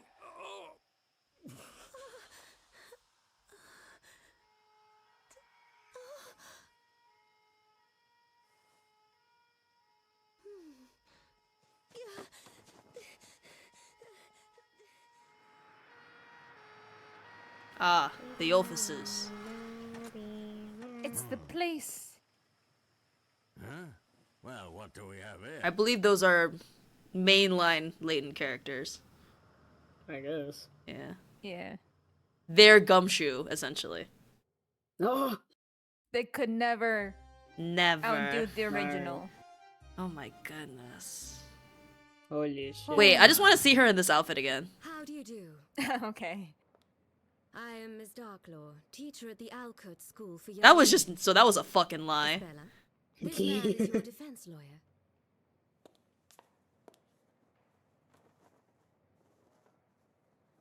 Damn, she had the uniform ready to go, though. Yeah. The besties. There they are. Pleased to meet you. Oh. Okay. Okay, everything else, the witch stuff is kind of upsetting, even in retrospect, so. Mm-hmm. Epic. Alright. Epic. Oh, hello everyone. Olivia al dente! You can't! No, you can't search it again! You just can't! She has inspired me to really brush up my Italian accent. Thank you, Olivia. A pleasure. My name is Herschel Layton. And I'm Luke Triton. Nice to meet you. Phoenix Wright, pleased to meet you. How come I'm the assistant? Alright, Phoenix. I'm Maya Fey. I am Espella Cantabella, the storyteller's daughter. All those present, pay attention, so that the truth may be burned into your memory. This puzzle's child's play for the She doesn't have an High introduction. Inquisitor Darklaw. Interesting. It's a Inquisitor spoiler. Zacharias Barnum, am indeed prepared to do battle, my lord. Over 1 million times. Uh-oh. I lost my glasses. Do you like evidence, Sir Defender? Do you love proof, Sir Top Hat? Then prove I dropped my Get him, glasses Kira. at the crime scene. Ha! You can't prove it. Get him, Slay. Kira. Everything your daddy writes comes true. Seeing her growing up, Ah! and righteous, and Ah! defiant of her fate, had given me hope.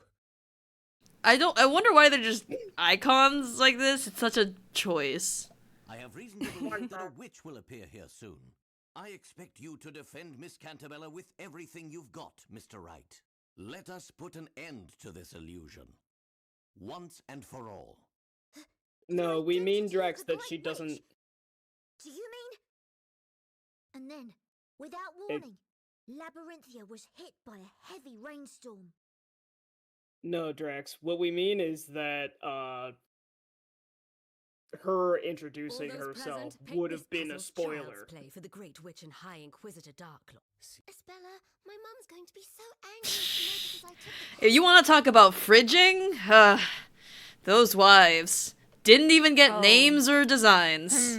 That sure is a thing. Honestly, the weird thing is, you can just have children without having, like, a spouse. That, you know, so, I don't know. And they It's a new story. and neither of them particularly look like their fathers anyway. Really don't at all. Like, the colors come out of nowhere. From the mother. Mm-hmm. I took a quick crash course before operating the machine. Not bad, huh? Hey, icon! Your Honor, the defense is ready. Professor. Your Honor? But what are you doing? My name's Phoenix Wright. I'm a baker. How many times will they make me say it? I've gotten really used to this Phoenix, even though I feel like it's like a little bit off from what I imagined, but it's pretty close. Say what? Say what? All right. Let's do it, Nick. All right, let's do it, Nick. It's a little lower, but yeah. Hi, Professor. What's up? You look flushed. This must be how Nick usually feels. You're doomed to always find trouble if it doesn't find you first. You two are very much alike. Yeah. You and Eve the cat. A lot of these are near the end. Interesting. Uh-huh. She's an evil fire witch who uses magic to hurt people. Vile witch, enemy of Labyrinthia, may the fires purge you from this land. My faithful companion, Constantine. Dog. As you can see, I wear a butler's outfit. But the truth is, as the defense claims, I am a girl. I do the girl voice. Anyway. Yeah. I need to see Barnum's reaction to knowing that witches don't exist.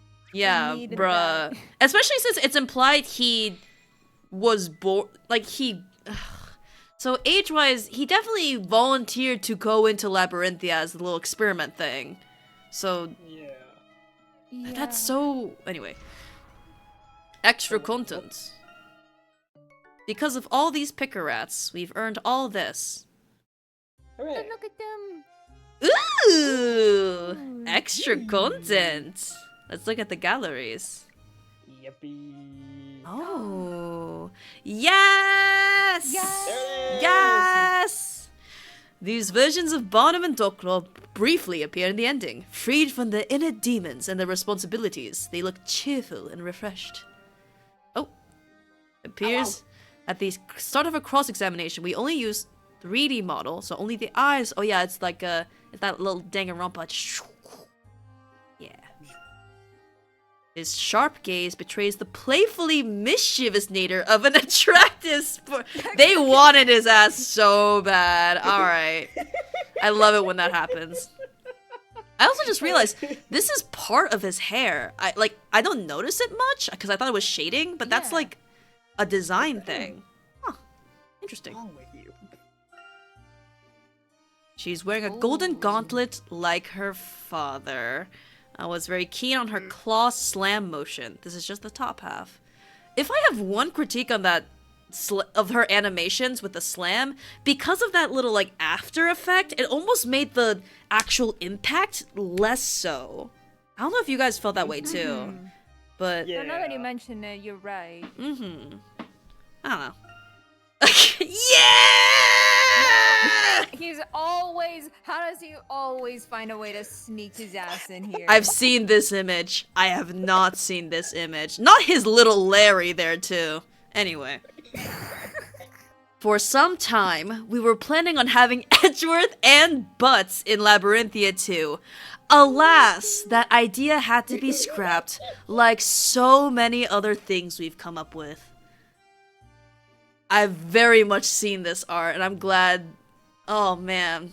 Yum yum yum. My God. Salivating at his ankles like a Victorian woman. Anyway. Oh my goodness. Whoa. Look at all these designs. Oh, some of these characters have totally. What the? Sexy Phoenix.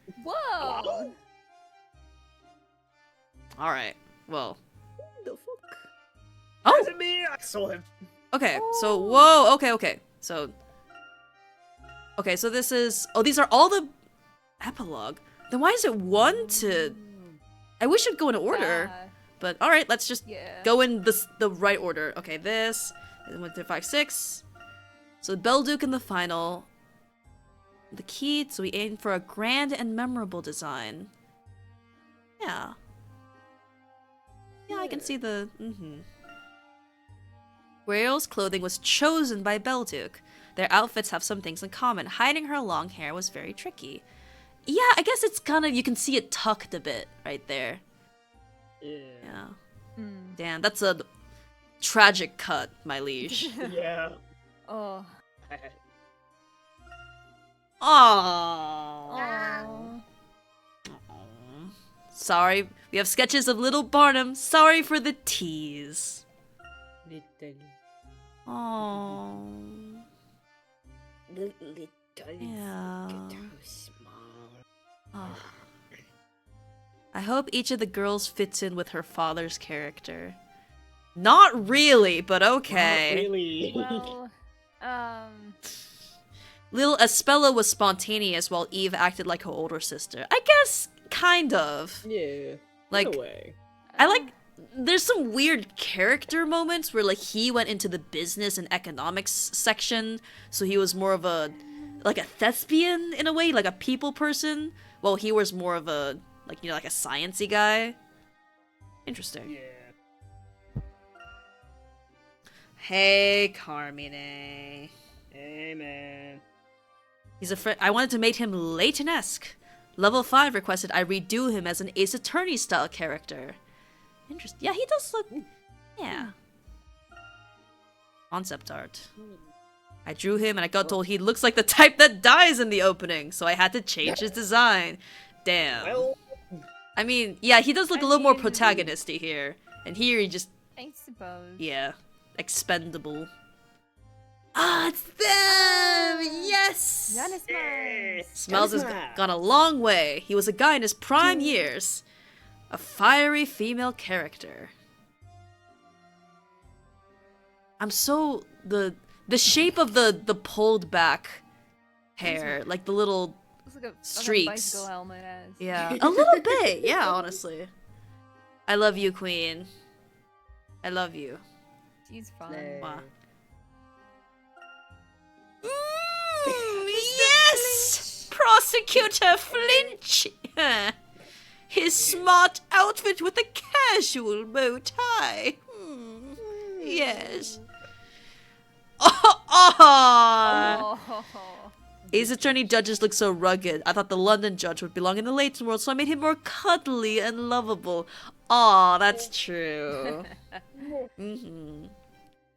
Yeah. Oh, yeah.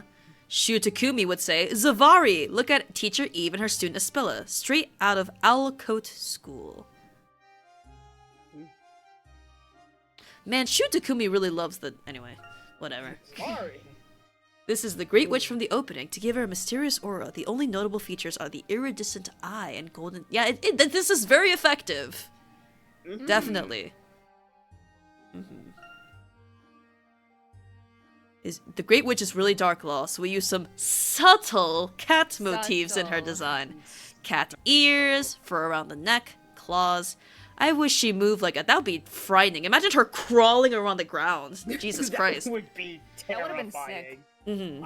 She moves very bird-like in the final design. Yeah.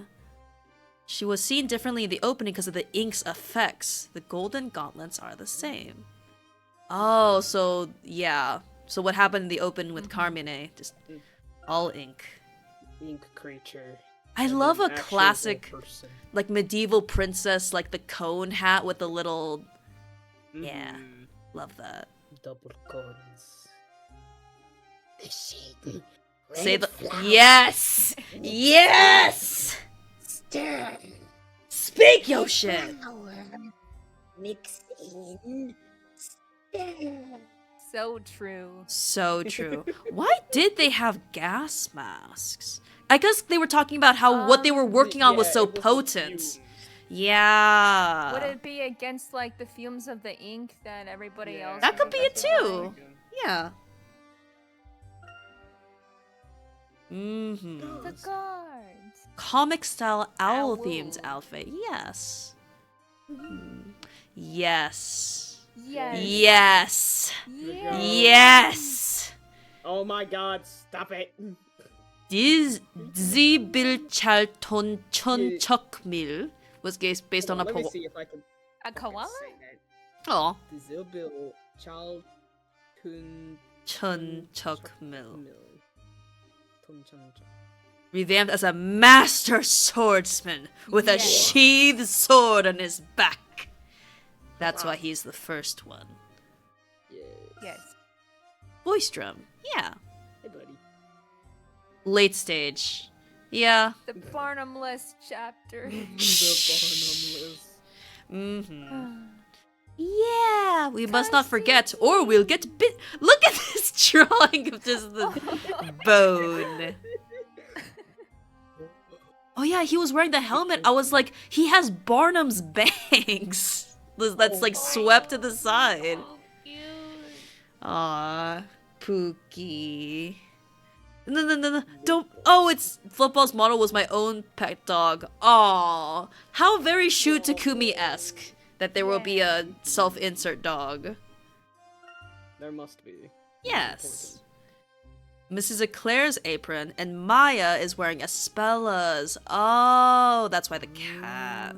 They're not very noticeable in game. We noticed them. That's okay. Yeah. Oh my goodness. Whoa. That's crazy. Da Vinci-like designs. Interesting. Yeah. It's very simple, but I love a hood and a cloak. Very effective. Mm-hmm. 20 labyrinthians at different height, occupation, and age. They're working together on balancing stylization and realism. Who is this guy at the end? This Hey, buddy. that may be the witch who was driving the carriage at the beginning. Oh, yeah, maybe. Yeah. Before the script was done, yes. Yes. Ah, yes. Oh. Aw. Oh, the characters got done first and then they were kind of added. That makes sense. That must have been fun. Yes. Yes! Kira and Wordsmith started out as mere townspeople. We strove for balance when picking them as witnesses. Why does this guy looks very Disney-esque? Like, there's something about the proportions that are... Yes. Disney wishes they designed characters like a word. Disney wishes they had the Wordsmith. That's you're so right. Ugh. Oh, the goat. Aww. Hello. Cecil and Petal.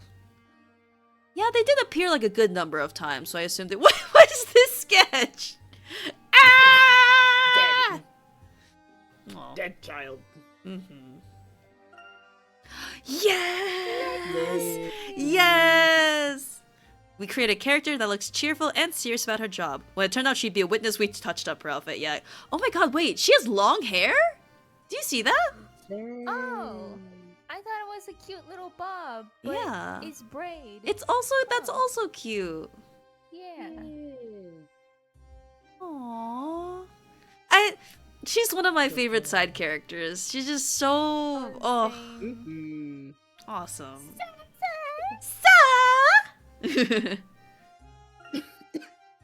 Hello. She's the puzzle master. I wanted her to be very unique and memorable. I feel like we only really had a few opportunities to even go to the Great Archives. So, yeah. Love that. Stern, but so cute. Introverted librarian representation. Yes. Gosh. Not many, like, I wouldn't say he's particularly masculine, but you don't see many antagonistic male characters wearing what is essentially like a dress, and I love that about him. He's so slay. Obviously, his design was inspired by the owl, which symbolizes wisdom, plus just Labyrinthia as a whole. Yeah. I God. fly away. Goodbye. Excellence. Oh my goodness. A neurotic genius. The mask covers burns from the fire? Oh, I guess. Damn. I didn't even consider that's that. why he hit it. 'Cause it- yeah, that makes sense. Yeah. You know, would have been cool to be included in the story, like get like a glimpse of that. Yeah. Just a glimpse. It definitely Not a feels whole like thing this where it's game. But do you see these scars, etc.? Just a little second. It definitely feels like the game had a little bit of a rushed ending. Just a little bit. They ran out of time. They ran out of budget. Yeah. It's okay. They cooked otherwise. They did. What we looked up what each gemstone symbolizes. Oh my god, I love it when people do that. Good for y'all. The one on the mask is a peridot, which stands for wisdom. It's that one. Oh. Yeah. It's also the same eye color as Darklaw, the green. Damn. God, the artist loved working on this. I loved seeing that. Yeah. We didn't see too much of this. I think his name was Hoot or something. Or whatever. I don't even know. He just had an owl. Alright. Just there, just chilling. That book. Regal Elaborate. The quill serves as a key to the lock? Oh my... Alright, prop design. Fucking sick. God damn. Yeah, these are the symbols. This is the knights. I think these are maybe the witches? This was very much aligned with Darklaw, or I think. And then the knight and the sun. Sun and moon. Oh, the parade. Oh. Each parade is followed by an orchestra. Damn. Sometimes I feel bad for concept artists because they cook in all this stuff, and in the actual animation, it's just like, well, you can't really see it, but you can imagine it being there. Damn. A chariot by Viking boats.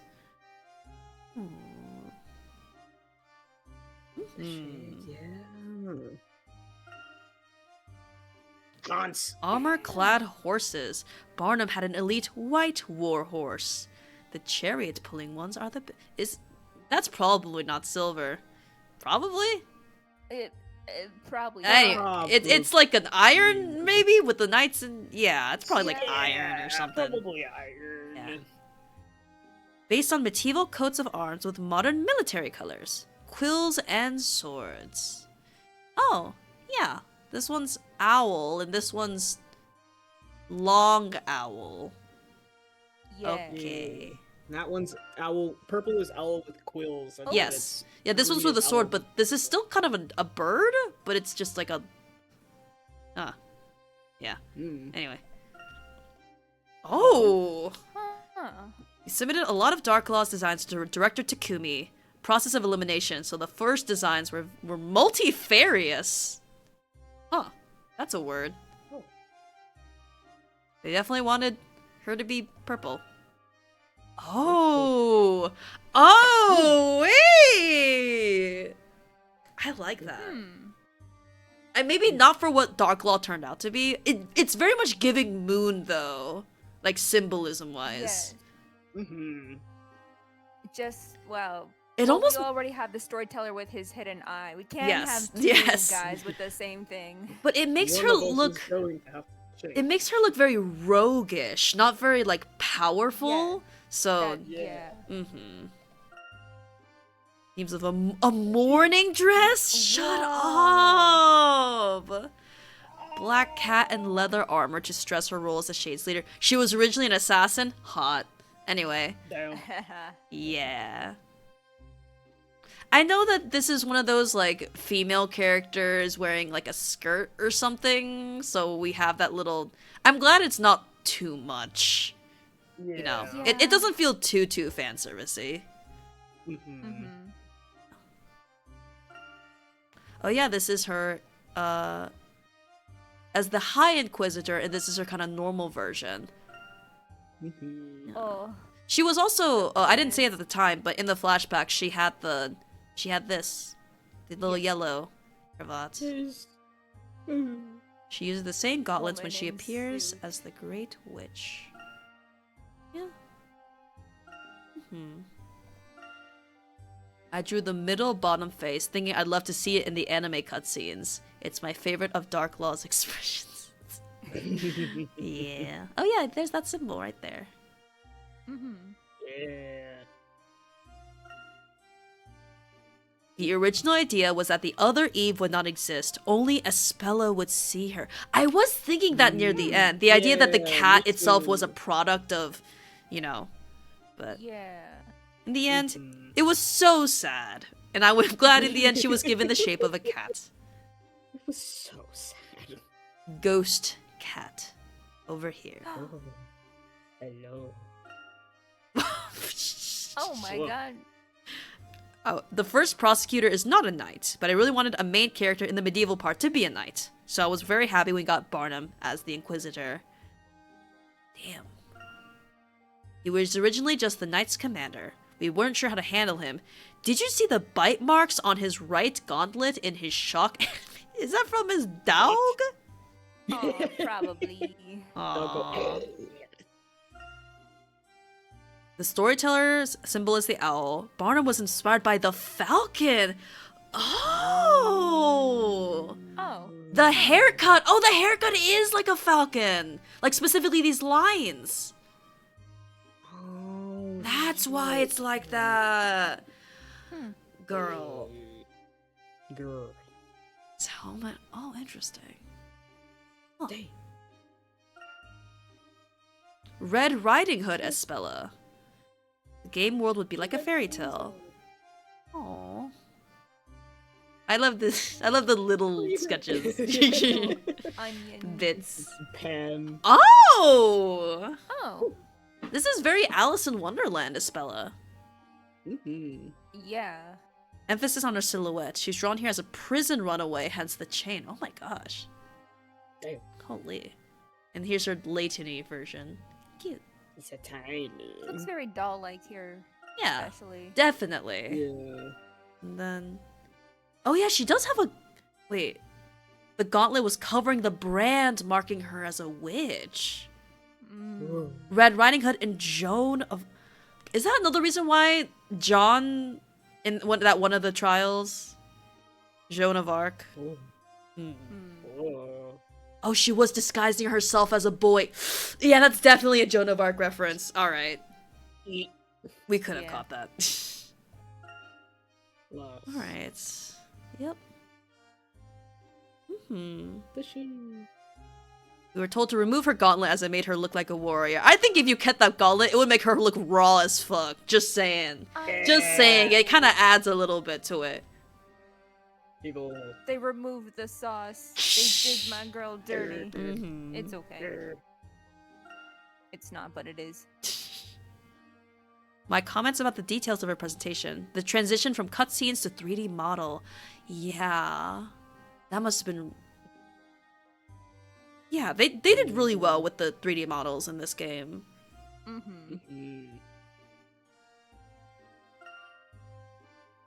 Professor Layton has already appeared in 3D, but we have to start from scratch with Phoenix. Yes, the Professor Layton games, they went to 3D earlier than Phoenix Wright did. So, yeah. The anime cutscenes. Characters' body proportions were also tweaked a little bit. Yeah.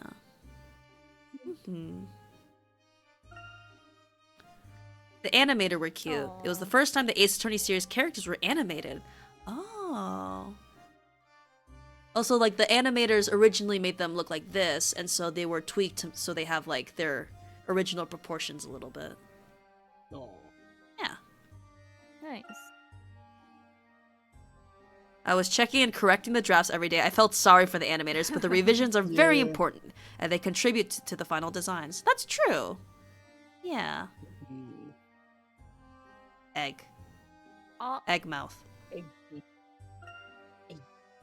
Hello, I'm Kazuya Nori from Capcom, character design and art director. Wait, look! Does he look like that in the original? I don't think he does. He looks so. Oh, I just want to. Oh, He's so small. Nick and Maya drawn in the Layton style. Yes. Does he have brown hair in this one? What? Cursed. Phoenix. Cursed. Breenix. Breenix. Oh my god! Oh, this is them in the Phoenix style! Okay, first of all, I don't know if it's been obvious, but the professor has been growing on me personally, but oh my god, the chin and anyway. Why did we draw that toilet in? Well, that's a mystery. Huh. Alright. The middle one also looks like he could be in Ghost Trick. Yes! Yes. Mm-hmm. Yep.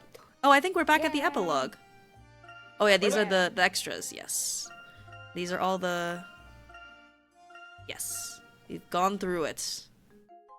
Saving... What are you saving?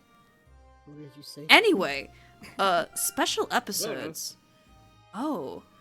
Take place after the story. 12 episodes. Right before we do that. What is this? What is this? The key? The extra game content key will be downloaded via the internet. Says no. Okay, alright. If I do that, I might break the game, so I'm not gonna do that. Alright, so let's, what is this? Number 1 was reunion. He said make sure you start at episode 1. Yeah, I don't know why it's like that, but... Watch episode. A year after the events in Labyrinthia. Oh, they even have their own... Oh, maybe it could be the same each time, but yeah, here's some epilogue. Epilogue. Yippee.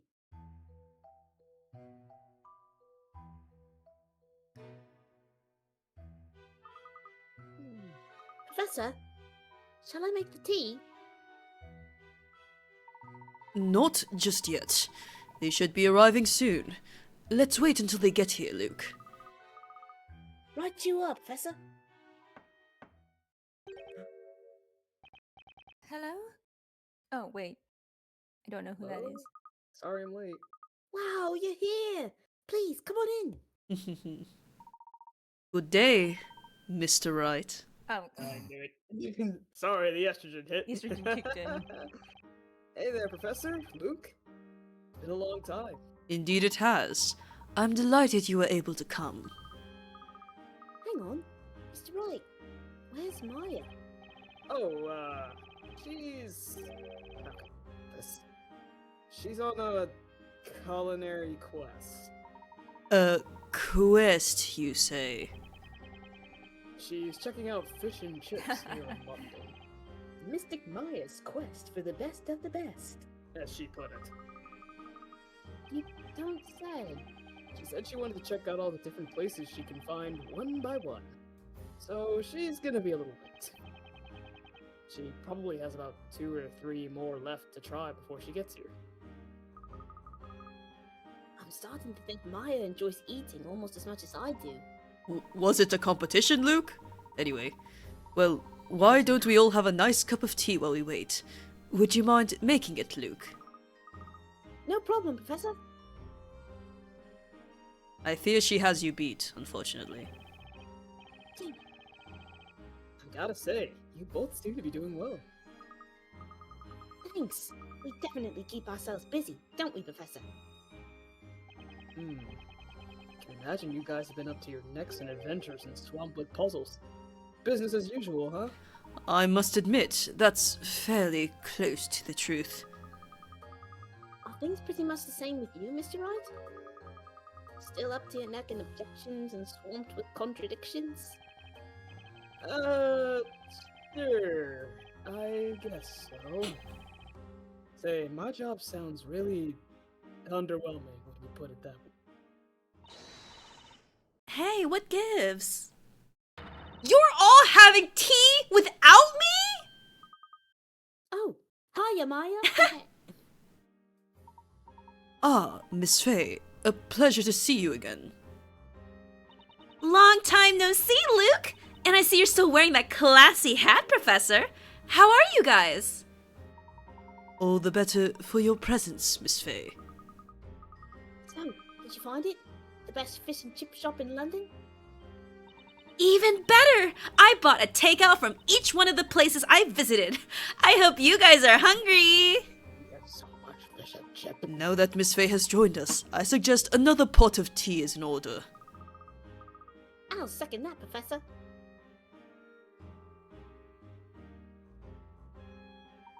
I see. So, once again, you're here courtesy of the Legal League of Attorneys. That's right. We have a technical exchange trial starting tomorrow morning. Time sure flies. It's hard to believe an entire year has passed since we left Labyrinthia. I wonder how everyone there's doing. It would be just great to see Espella again, wouldn't it? Yeah, and Patty. I wonder how they're both doing. I'm curious as to how Barnum's been keeping himself busy. Hey, Nick! I bet you're just dying to see Barnum's dog Constantine again, huh? And I bet he's just dying to take another bite out of me.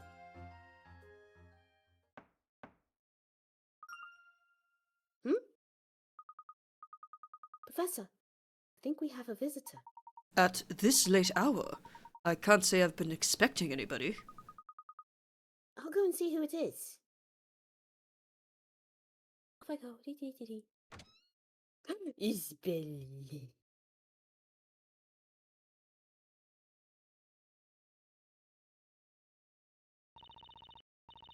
Are you Mr. Herschel Layton?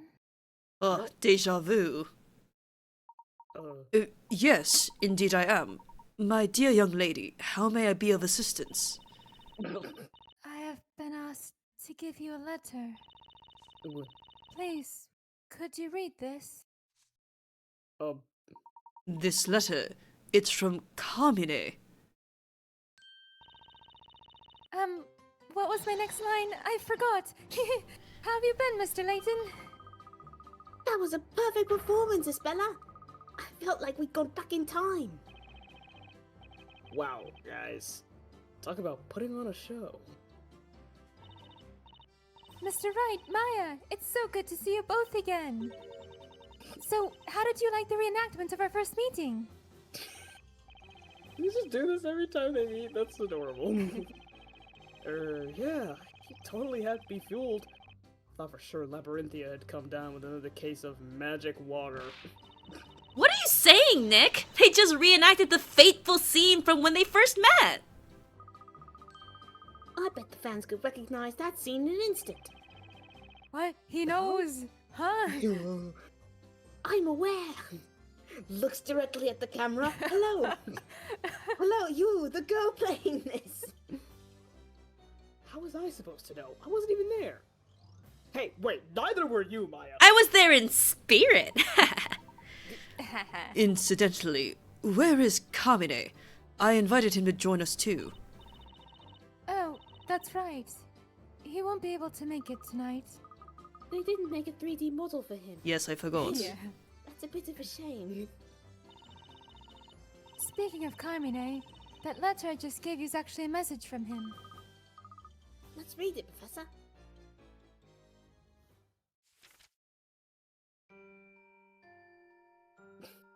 Dear Professor, it has been a long time. There's so much I would like to tell you, but at present I do not have the time. I am currently lying in a hospital bed. You got all the time, brother. You in the bed. No, you're It all not. happened 2 months ago. I had just received a new assignment and set off towards town when suddenly I was hit by an oncoming car that crossed into my lane without warning. This evening, I tried to sneak out of the hospital. Carmine. But before I could, they found me. I'm sorry to say I won't be able to make it to yours tonight, after all. They got him. What do you mean they got him? Alas, the lights in the ward have been turned off already. As such, I am forced to leave you with the only words appropriate for such a situation. Good night, Professor. Your faithful student, Carmine Accidenti. What the? Cursed to remain a PNG. for I'm surprised eternity. this one doesn't have his blood on it. Oh my god. Say the line, I Luke. read the whole line. Oh, no. Woo. Who'd have thought Carmine would get involved in another car accident? Indeed, he seems to be making rather a habit of it. You gotta It's only change your 2 name, times. bro. It's only 2 times. It's only a habit when it happens thrice. That's one dangerous habit. I say he should just change his name. Clearly, it's totally jinxed. I don't think that's how it works, Maya. Change his name. Right I then. don't. Okay. Now that everyone's here, what do you all say to some tea? Care to do the honors, Luke? What is it, Mr. Wright?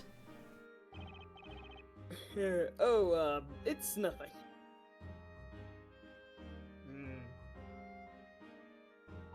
Wow, that's great! I'm so glad to hear everyone's doing fine back in Labyrinthia. Everyone's working very hard to create a new town, Labyrinthia 2.0. Okay. So, Mrs. Claire and Mr. Barnum weren't able to come today? I'm afraid not. They really wanted to, but they just couldn't take the time off. Well, there's no rush. Apparently, these special episodes are set to continue for a while yet. That's right! I'm sure we'll have the chance to see them all again soon. Yes. Now then, everybody, shall we begin? Begin? Begin what, Professor? Why, that should go without saying, Mr. Wright. Now that we're all here, it can only mean one thing. I think I know where this is going. Ah, I got it. You mean puzzles, don't you, Professor? Puzzles? Yes, puzzles dropped from the main game. I mean, specially prepared for our further enjoyment. Oh, it's been so long. May I have a try? I'm always ready for a new puzzle or two. Me too! I'm up for this! Well then, puzzle time it is. Although, before we start, why don't we all have another cup of tea? If you would, Luke. Huh? Is something the matter, Mr. Wright? No, nothing at all. What's wrong with you? Nick, can we talk for a second? We've had so much tea. One more drop, and I think I'm gonna burst. Tell me about it. Any more tea, and we're gonna end up with a water problem of our own. Labyrinthia 2.0! Just go to the bathroom. Just know- go piss. You know, you two can take a little break if you need it. Go piss, girl. How right you are, Espella. Go piss, they. Speaking of a break, how about a nice leisurely puzzle to relax ourselves? He's dead Please do set not on this relax puzzle. anything. Don't go anywhere. Can you blend Don't this, you Espella? fucking move. Please. I need to be as tense Manners. as possible. 71. Create a deliciously delightful drink using only juice from the heart containers. Turn knobs to start and stop the flow liquid. You must turn 3 knobs. Only flow from one of the 5 openings. Okay, so we want to mix this one and this one. Yes, not the So- soul containers. That is a poison. Okay. So, Aye. maybe this one? I'm not entirely sure what to do. Start and stop. Okay, how about, like, just... Does it change anything? No? Okay, it doesn't change anything. Yeah, and then this flows. Yeah. I'm you just- try that. Oh. I'm just trying. I'm just trying shit. Okay. But the mixture. The rancid no skull liquid. juice flows in. Mm-hmm. I'm kinning Phoenix right now. I also need to go piss though. Yeah. Okay. I will be right back. Okay. What if you turn? Oh. Oh, I don't have to use anything. What were you saying, Safi? Okay. How to describe? How do I point out which thing to turn? It's very difficult with this You can layout. use like columns, like 1, 2, 3, 4, and like 5. Okay. Column 2, second one. This one? Turn that to block the skull juice. Okay. Oh wait, actually, is this blocking? Or... I think I've had a gross misunderstanding of... I guess, because if it's horizontal, is it going and this is blocking it? Yeah, because the horizontal one is perpendicular to the... Yes. Or I mean, like, the yellow symbolizes that it's... Wait a second. What about the far left one? Yeah, why is it? It's automatically like that, and this is automatically like that. But they're all like horizontal and vertical, like by default, in weird ways. Huh. I just assumed that the way the line is the line on the knob is aligned with the pipe direction. Okay, yes. That would mean it's... Eldridge says some of them are already blocked. Okay, so that is the the means case. you already turned it. Yes. Okay. So, if this is blocked, and this will... so, if this will go down both sides, right? The way it's set, yes. So, could you also block the top one next to that second skull juice? This one? Like, turn it vertically. This one? Yeah. Okay. And then I think the other skull juices are taken care of. If I'm understanding this correctly. But isn't this... Can't this one still go... We have not solved the puzzle. I've not solved What's the going on? puzzle. So, if you turn the column 3... Column 3... The one to the left of the one you're on right now. It's this all one. the way down. Yeah. Safi solution! Safi! I'm trying my... Oh, how exciting! That was Bella! Oh. The green juices mixed with the red juice in the pipes on the left-hand side.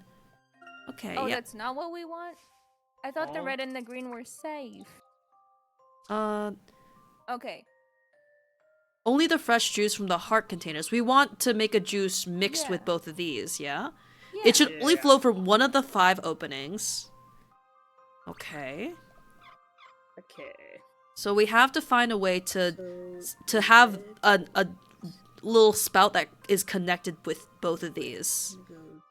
So it could be this potentially could be a spout because it connects. So I would want to do this to make sure it goes through, but I would also want to block that so it goes down, and maybe block this so it goes down this way instead.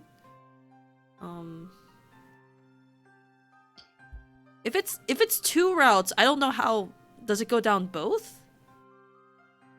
Interesting.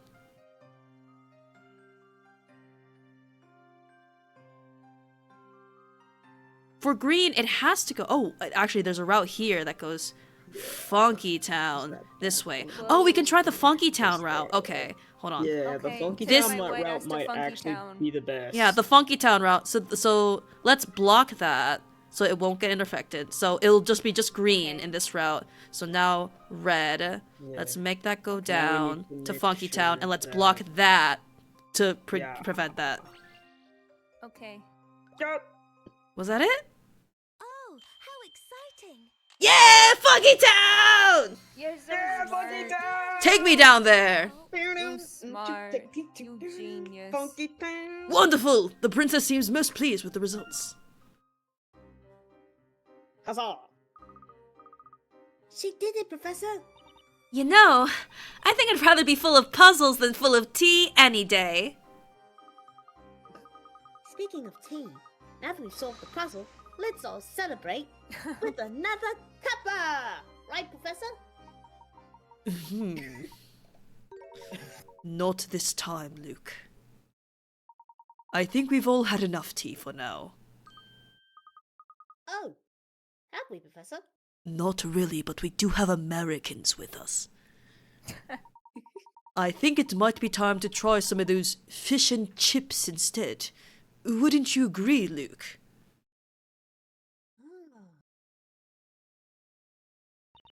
I'm so full. I couldn't eat another chip. By the way, Nick, just how many cups of tea do you think we all got through tonight? Let's see now. We all had a cup when I got here. That makes for a total of 3 cups altogether. Then we all had another one each when I got here, which is another 4 cups. That makes 7 cups in total. And when I arrived, we all drank one more, which is another 5 cups. That brings the total to 12. Finally, we all had another cup right now before solving that puzzle just now. That's another 5 cups, bringing the grand total to 17 cups of tea. 17 cups, huh? Math. Say, Nick. What are you thinking? Maybe the professor has a rule when it comes to drinking tea. What do you mean? You know, something like, I never drink more than 17 cups of tea during any given puzzle. Yeah. fucking good old. Silence. Oh, that's the reference. Oh my god. And I gave him a British accent too. What are the odds? Oh. Defense attorney silence. Maya, you might want to think twice about using that kind of Ace Attorney reference here. This is so like anime in that they're just referencing the series. Oh, front-facing Luke! Well, that's about it for episode 1. Until next time, goodbye! In the next episode, we'll be inviting along more of the characters you all came to know and love. Hey, Professor. Is it really okay for everyone to be so, self-aware like this? Ease up, Nick. Sometimes a little self-awareness is fun. Isn't that right, avid video gamer? Don't look at me. We'll see you all again next time then. This is like really old anime. Yeah. I honestly kinda love it. It's so foreign, but it's like a nice little fan service. Yeah. Alright. I'm a fan and I'm service. Yes! Y'all want one more? Yeah! Sure. Let's go. Another one. Do you remember voicing these London characters, by the way, Royal? Oh, no. Well. They're coming back. Wow. It's been ages since we were last here, Professor. Oh, I think I remember this place. Isn't this? That's right. This is where we came right after you were snatched away by witches. In fact, it's where our investigations began. Seem to be a lot of people around, given the time of day. I've seen a bunch of other people wearing top hats, just like you, Professor. Has there been some kind of English top hat revival? Not of note. Perhaps there was a wedding. At any rate, I thought I'd introduce you to some places related to last year's incident. Wow, that sounds like fun! Right, Nick? Well then, without further ado, shall we make our way to the next location? Follow me. I'm the tour guide.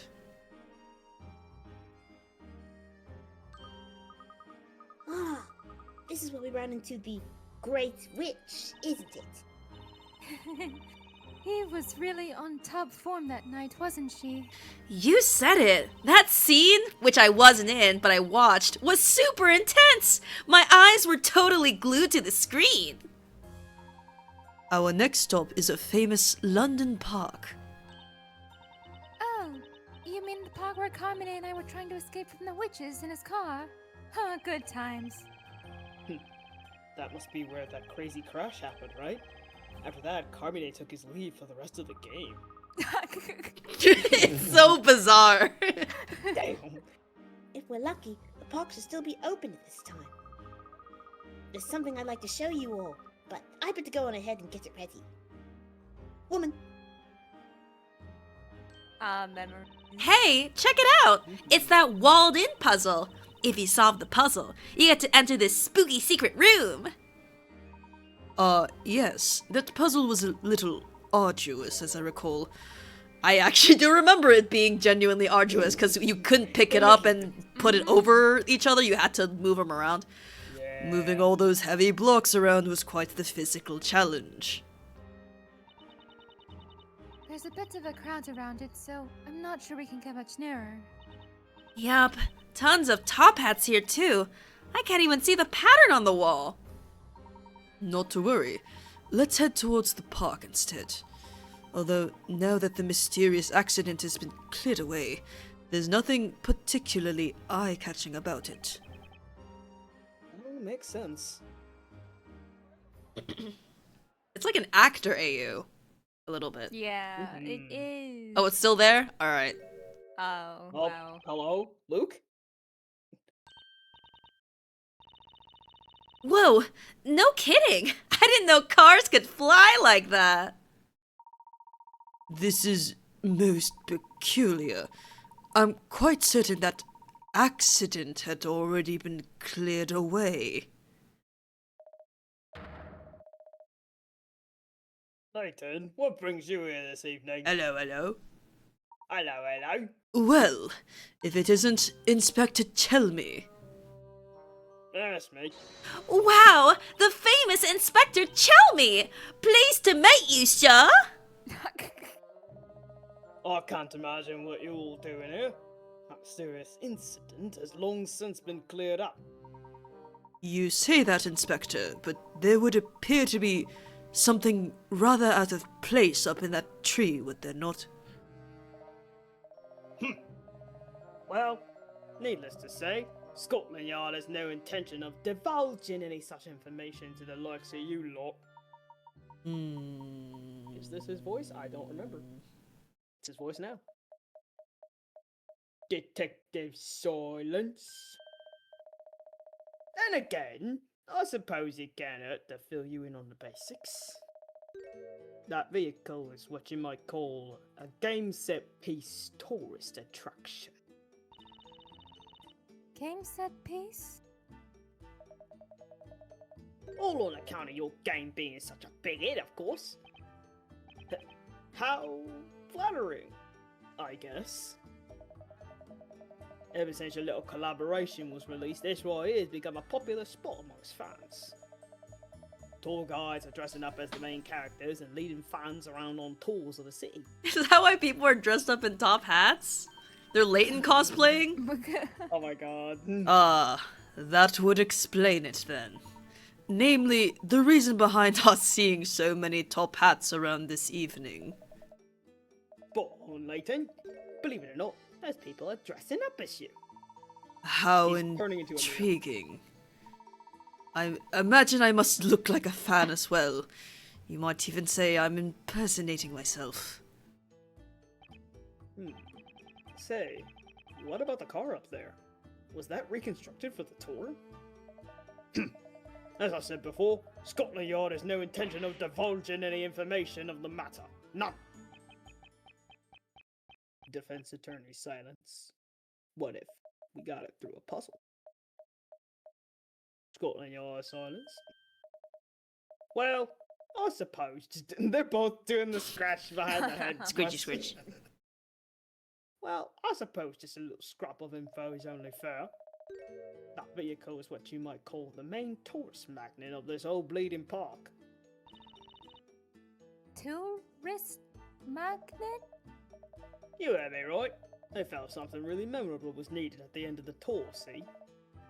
So some bright spark decided they'd call on a bit of audience participation to recreate the accident as the tour's grand finale. Wait, recreate the accident? As in, hey, let's throw this car in a tree again! Recreate? No way. I'll tell you something, some of these game fans are brave as a puppy. First they drive along a predetermined course. Then that stone statue over there gets up and chucks the vehicle and its occupants up into that tree as precisely as possible. I was kinda hoping you'd say something a little more reassuring, like with flawless precision. You know, that their vehicle was thrown into the tree just a moment ago. I'm astonished that such a plan could manage to obtain approval. Well, you know Londoners. They're all daredevils at heart. It's pretty popular with the folk over at Scotland Yard too. But doesn't it strike anyone as a little weird? Weird? What do you mean by that, see? That statue was supposed to have been moved by witchcraft, wasn't it? But there's no such thing as witchcraft here in London! That's right. How do you explain that, Inspector?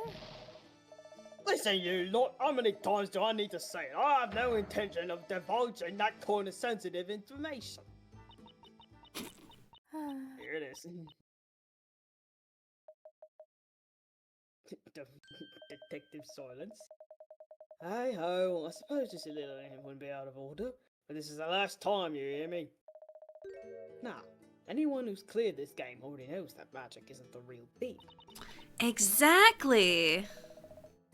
Well, truth is, that stone bloke over there is in fact a robotic bloke, created with the very latest ultra-advanced technology. Robotic? It just so happens that research has been carried out day and night over a labrilum ink in order to make magic reality. That statue is a prototype that came about through their research. But what's a prototype like that doing here?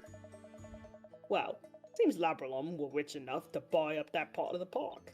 But why would they go placing a statue like that in a park? There's a good reason for that. You see, that upstart detective took Espella and fled Labyrinthia. They needed some way of grabbing his car and lobbing it into a tree. That's so improbable, it's ridiculous. Funny you should say that. Labrilum's corporate slogan is making the impossible improbable. If I may interject, why exactly is that robot picking up tourist cars and throwing them into that tree? Why not investigate that yourself, Layton? Detective silence. Yes. Well, apparently the president of Labrilum is no longer in need of magic, so he's donated the statue to the people of London. Defense attorney silence. Inspector Chelmy, do you mind if I ask you something? What is it? You've been telling us since the start that you have no intention of divulging any information, but now it kind of feels like you've told us everything. Well, shit. I mean, why make a big deal about divulging things if you're just gonna tell us anyway? Detective silence. No, you're gonna give him a crisis! No! Do you have any idea what you've just said? Huh?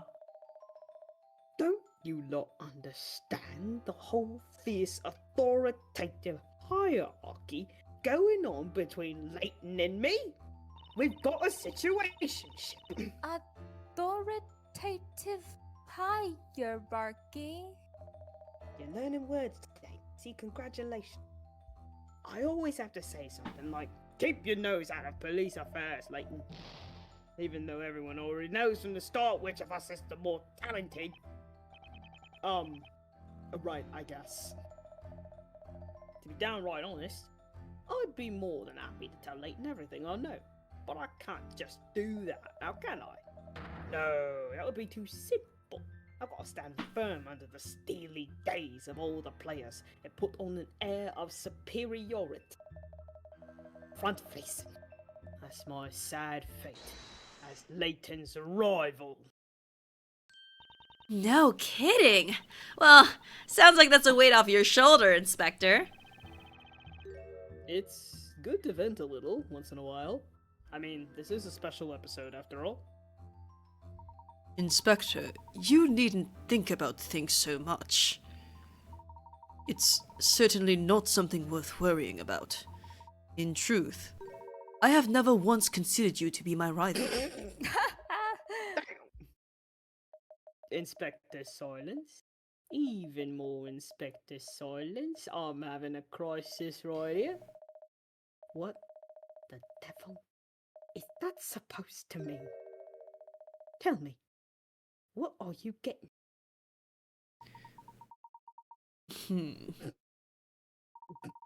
My dear Inspector Chelmy, it simply means that I see you not as a rival, but rather as a friend.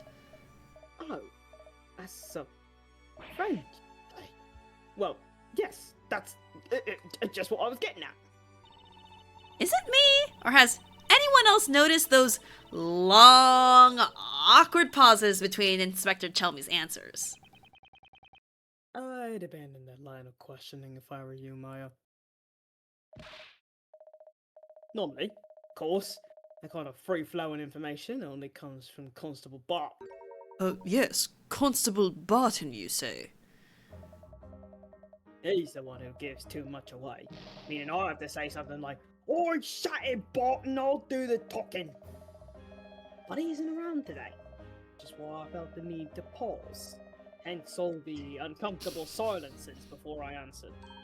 Now that you mention it, Constable Barton is rather conspicuous by his absence this evening. Speaking of being absent, what about Luke? We haven't seen him since he left us and went on ahead. Hey, that's right! Luke! Hey, Luke! Don't tell me he's been abducted by a witch! Not after all we've been through! Fear not, Miss Faye. I can assure you he's quite alright. What do you mean, Mr. Layton? If you're concerned about Luke's whereabouts, then I have something that may be able to offer some clarity. Huh? Does that mean what I think it means? Quite right, Miss Faye. It's time for a puzzle. Again with the puzzles. Yes, again. It would appear that before Luke went on ahead, he left us a message. If we can solve this puzzle, we'll no doubt gain an important clue as to his current whereabouts. The puzzle. Yes. Oh, cute! Chatty parrots.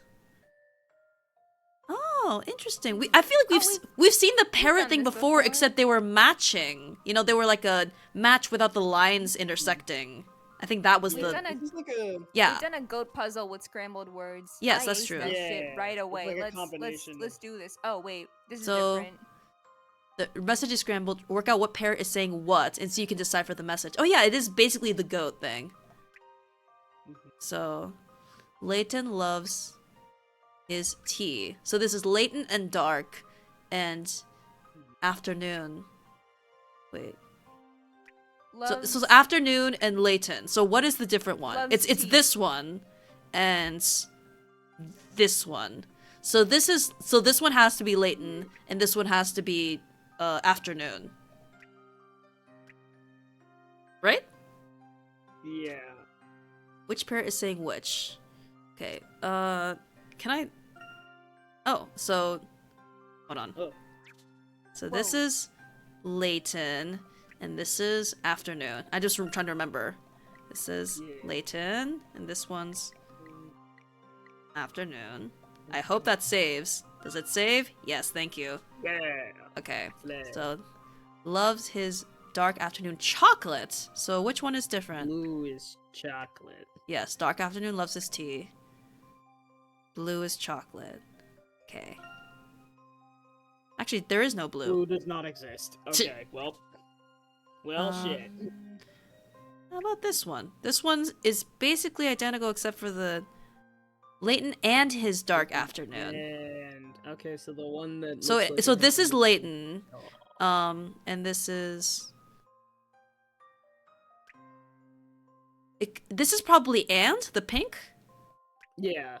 That the makes shawl sense. is- Oh, but there's no that. doesn't- All right, cool. well, so well, now we come to the conclusion of this is and this is Layton. This is actually which one's no dark is in all of these.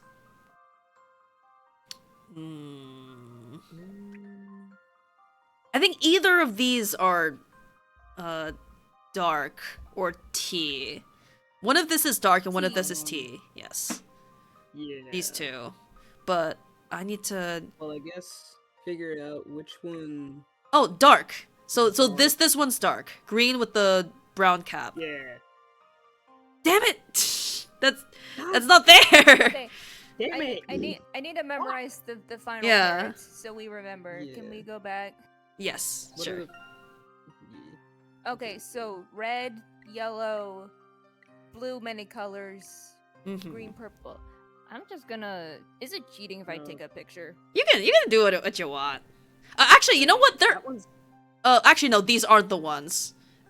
What? Nah, never mind. That's Yeah. just what's currently being But wait, said. Layton loves his tea. So loves and tea. So we decided this one is loves. So this one has to be tea. The one with the little Yes, cone hat. That makes sense. Yes. For an ending word, also tea. Tea. Yes. So now we have yellow and blue with the green cat. Well, I'd assume just based on context, the middle one is his. Yeah. Yes, it is in all of these. Yes. So is and The middle. the blue. The Oh, the middle one? Oh. Layton loves his afternoon tea. Oh, you mean just like oh.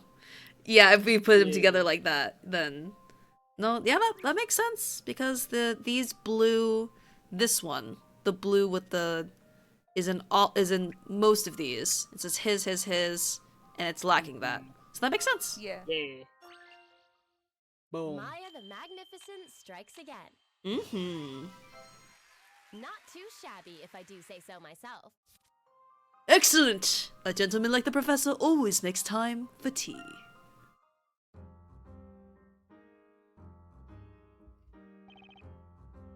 So, Layton loves his afternoon tea is meant to be some kind of Way to state the obvious, Luke. Yes, we all know that Mr. Layton loves his tea. He is British after all. Yeah. I'd hardly call it a revelation. Ho ho, indeed. It would seem there was no clue to be had after all. Where in the blazes is Barton gone to anyway? I could have sworn he was here when that youngster arrived. Oh, so Luke did come to this park after all. And guys, remember what he said? There's something I want to show you all, but I've got to jolly well get ready first, governors, or something like that. British. To me, that something sounds like can only be referring to one thing. The car. Reminds me, what was it that you said a moment ago, Inspector? Something about that attraction being popular amongst your colleagues at Scotland Yard? Oh yes, I remember saying that alright. But what are you suggesting? Do you think the something he wanted to show us and this attraction could be the same thing? You mean Luke and Constable Barton? Oh no! What shall we do? Probably. Luke! Luke, are you in there?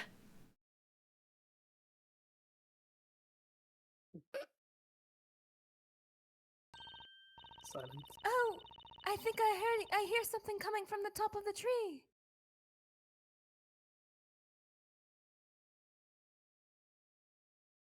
Professor! How are we supposed to get down from up here? Well, at least it seems like Luke is okay. Thank goodness. Is there no failsafe for the end of the end of the attraction? They're just stuck in the tree? Nope. They're stuck. Bro, I love how the puzzle had nothing to do with this and they're just stuck in a tree now. Yeah. Brilliant work. They had to let us know once again that Layton is Oh, British. and then it continues. Well, Wow. it is getting late, so Yeah. yeah. Cliffhanger Cliffhanger. from the special episodes. Oh my goodness, there's 11, there's 12 in total. Yeah. Yeah. Wow, that'll definitely be a nice thing to make up for next stream. Yeah. Yeah. Well, can I ask one more question? It's been weighing on my mind a little bit about this whole ending. So the citizens of Labyrinthia did consent to their new life. This is true. And at the moment, there doesn't seem to be any harm done to them, but is anyone still, like, questioning that they're just, like, letting this all happen? The main characters are just like, yeah, they're just over there now. it definitely seems super unethical. Yeah. Like, the term dubious consent came up in my brain in the middle. Yeah. Because they say they signed up and they signed a contract, but how long are they meant to be in there? Like, what are the terms of this Yeah. contract? That is the thing. Like, how does this contract work? Like, is it just, like, we're dissatisfied with our lives, so we're just forever gonna live in this world? And, like, just because this is a Layton game and therefore for kids, that doesn't mean they can't unpack this just a little bit. We've had, even though it turned out not to be real, they've had our main characters grieve over their loved ones. So who's to say we can't question this a little bit? It definitely feels like another unfortunate consequence of the rushed ending. Well, yes. But it's perfectly valid to bring that up, Safi. I almost kind of forgotten it after all the, like, personal revelations at the end, that we really did skim through the ethical implications of what Labyrinthia is. When, like, the main four were like, hey, Espella, how's everyone doing in Labyrinthia 2.0? And she's like, Great! oh, everyone's swell! This has been a net positive for everyone! Yes! I guess there was the thing said by the storyteller, just like, I don't think people are actually going to want to live here anymore. They will probably leave. Yeah. And I guess it's, like, people are free to leave if they want to, but if they genuinely want to stay... Oh, It alternates between them. Cool. Oh, slay. Yeah. But I guess if they genuinely want to stay in Labyrinthia 2.0, they can? I think if they really wanted to whitewash the ending, they would have said outright, like, you know, we gave them the option to leave, but for some reason no one wanted to leave, so I guess it worked out for everyone. You know, I think it's implied that, you know, people left, people stayed, but it worked out ultimately. Okay, well, it's a little better, at least. Yeah. But yeah, I sensed a bit of a rushed ending with how the ending was very everybody holds hands and sings a song, all is well. Eldridge brought this up too, like, the way they brought up the storyteller's sickness and immediately went like, whoa, wait, there's a cure though, wait. Don't worry, Don't get too sad just yet. don't feel the weight of that just yet. That was crazy. Okay. Genuinely, like, a poor writing decision, in my opinion. I would also say, if they had even introduced that Cygnus early on, and then said there was Cure Ex Machina, I also would have had beef with that. We didn't need that plot element at all, I think. Like, the storyteller wanting to write him out of the story because he feels that, you know, his life is coming to an end. Like that's not a bad idea. But, like, you know, I feel like giving him a sense of tragedy and self-destruction almost makes up a little bit for the fact that, you know, all of his misdeeds, you know? Yeah. Like, he doesn't get the happiest ending and all that, because something is out of his control or whatever. So, yeah, it was a little, like, even that, like, ending CG of them all hugging, I was like, oh, that's cute, but also it's like, I don't know if we've earned this. No, yeah. Hold hands, sing a Nah, song. they acted like nothing happened. True. It's incurable, so we cured it. Yeah.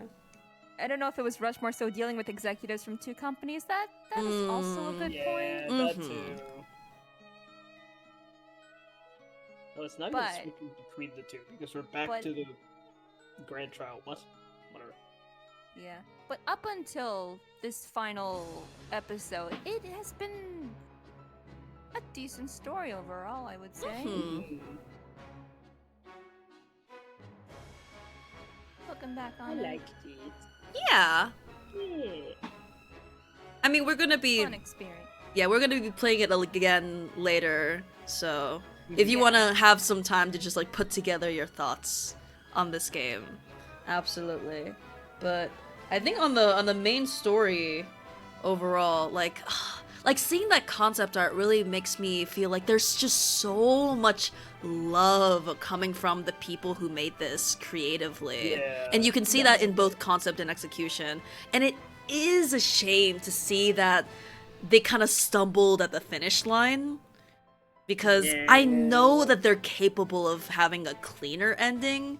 Because from what I've seen from Phoenix Wright games, they can.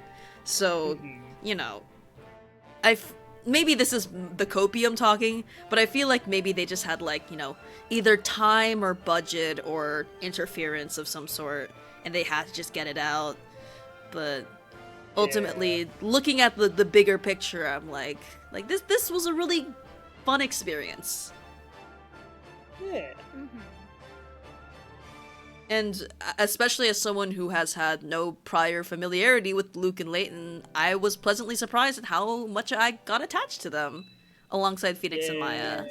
They are an endearing duo. Yeah. They did brighten up this game a lot. I'm very fond of them.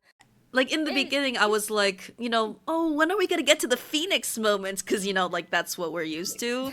But then later on, I was like, oh, it's them. Let's, you know, we're all together. Yeah. Let's go.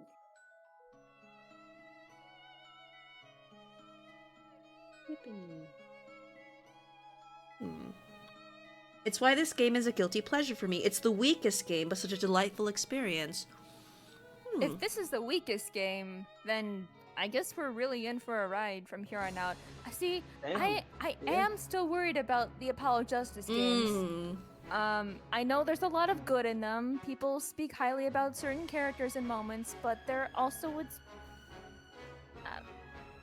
Now, I don't know. You said things about, like...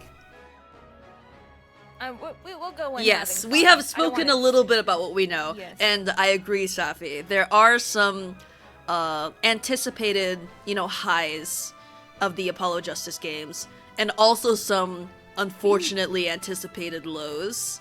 But I would say overall, I am very much looking forward to the next trilogy that we come upon. Yeah. Yippee! As far as we know, there aren't any, you know, like, the main problems of the Phoenix trilogy is that there were a lot of, you know, actually, you know what, there might be some. There might be some, like, older, like, pervert man who preys on teen. Yeah, that might happen. I was like, maybe that's like a product of, you know, the time that it came out in, because that was the 2000s, and now it's gonna develop a little bit, and I'm like, does it? Maybe like a touch. I don't remember seeing any like particularly like perverted old man designs like in my periphery in the Apollo trilogy. So no guarantee. You are in for the worst of that. Eldritch, honestly, I would have wished you didn't say anything. It's okay, there's still peak waiting ahead of us, or at least good stuff to look forward to. I've cool heard, characters. as someone with a brother who's very much into Ace Attorney, the first Apollo Justice game, which is Apollo Justice Ace Attorney, he has very high praise to say about it, as someone who is, like, critical about a lot of Ace Attorney. So, definitely have a lot to look forward to there. Also, I like that it's, personally, even though 3D is nice, I like the Apollo Justice, that first game, is still 2D, and which it has beautiful spriting. It looks so nice. I do look forward to that. I have seen the stupid sprite of fucking Clavier. I think Clavier. Oh my god, I hate it. He looks so chopped. Some proportions, I feel, are just... They had to practice a little bit. But yeah. Thank y'all for coming! Whew! We sure wrapped up this story, and even if we feel that there are some loose ends, I'm glad that having this very low-budget, friendly epilogue section is a way for the developers to give us a little extra. So, we will be exploring some of that next time. Sang? One more stream of this game. Yeah, I would say like half of the stream next time will be for Layton, and then the other half we could get like a little bit of a start on the Apollo Justice trilogy. A little bit of Apollo. A little bit. Yeah. Well, if anything, it'll be the first case, which are typically shorter. So That's true. That's true. That might be perfect. Alright. Good night, everybody! Good morning! Sleep well, everybody. Drink your tea. Good night. Please, I'll have to pee. Puzzle first, then pee!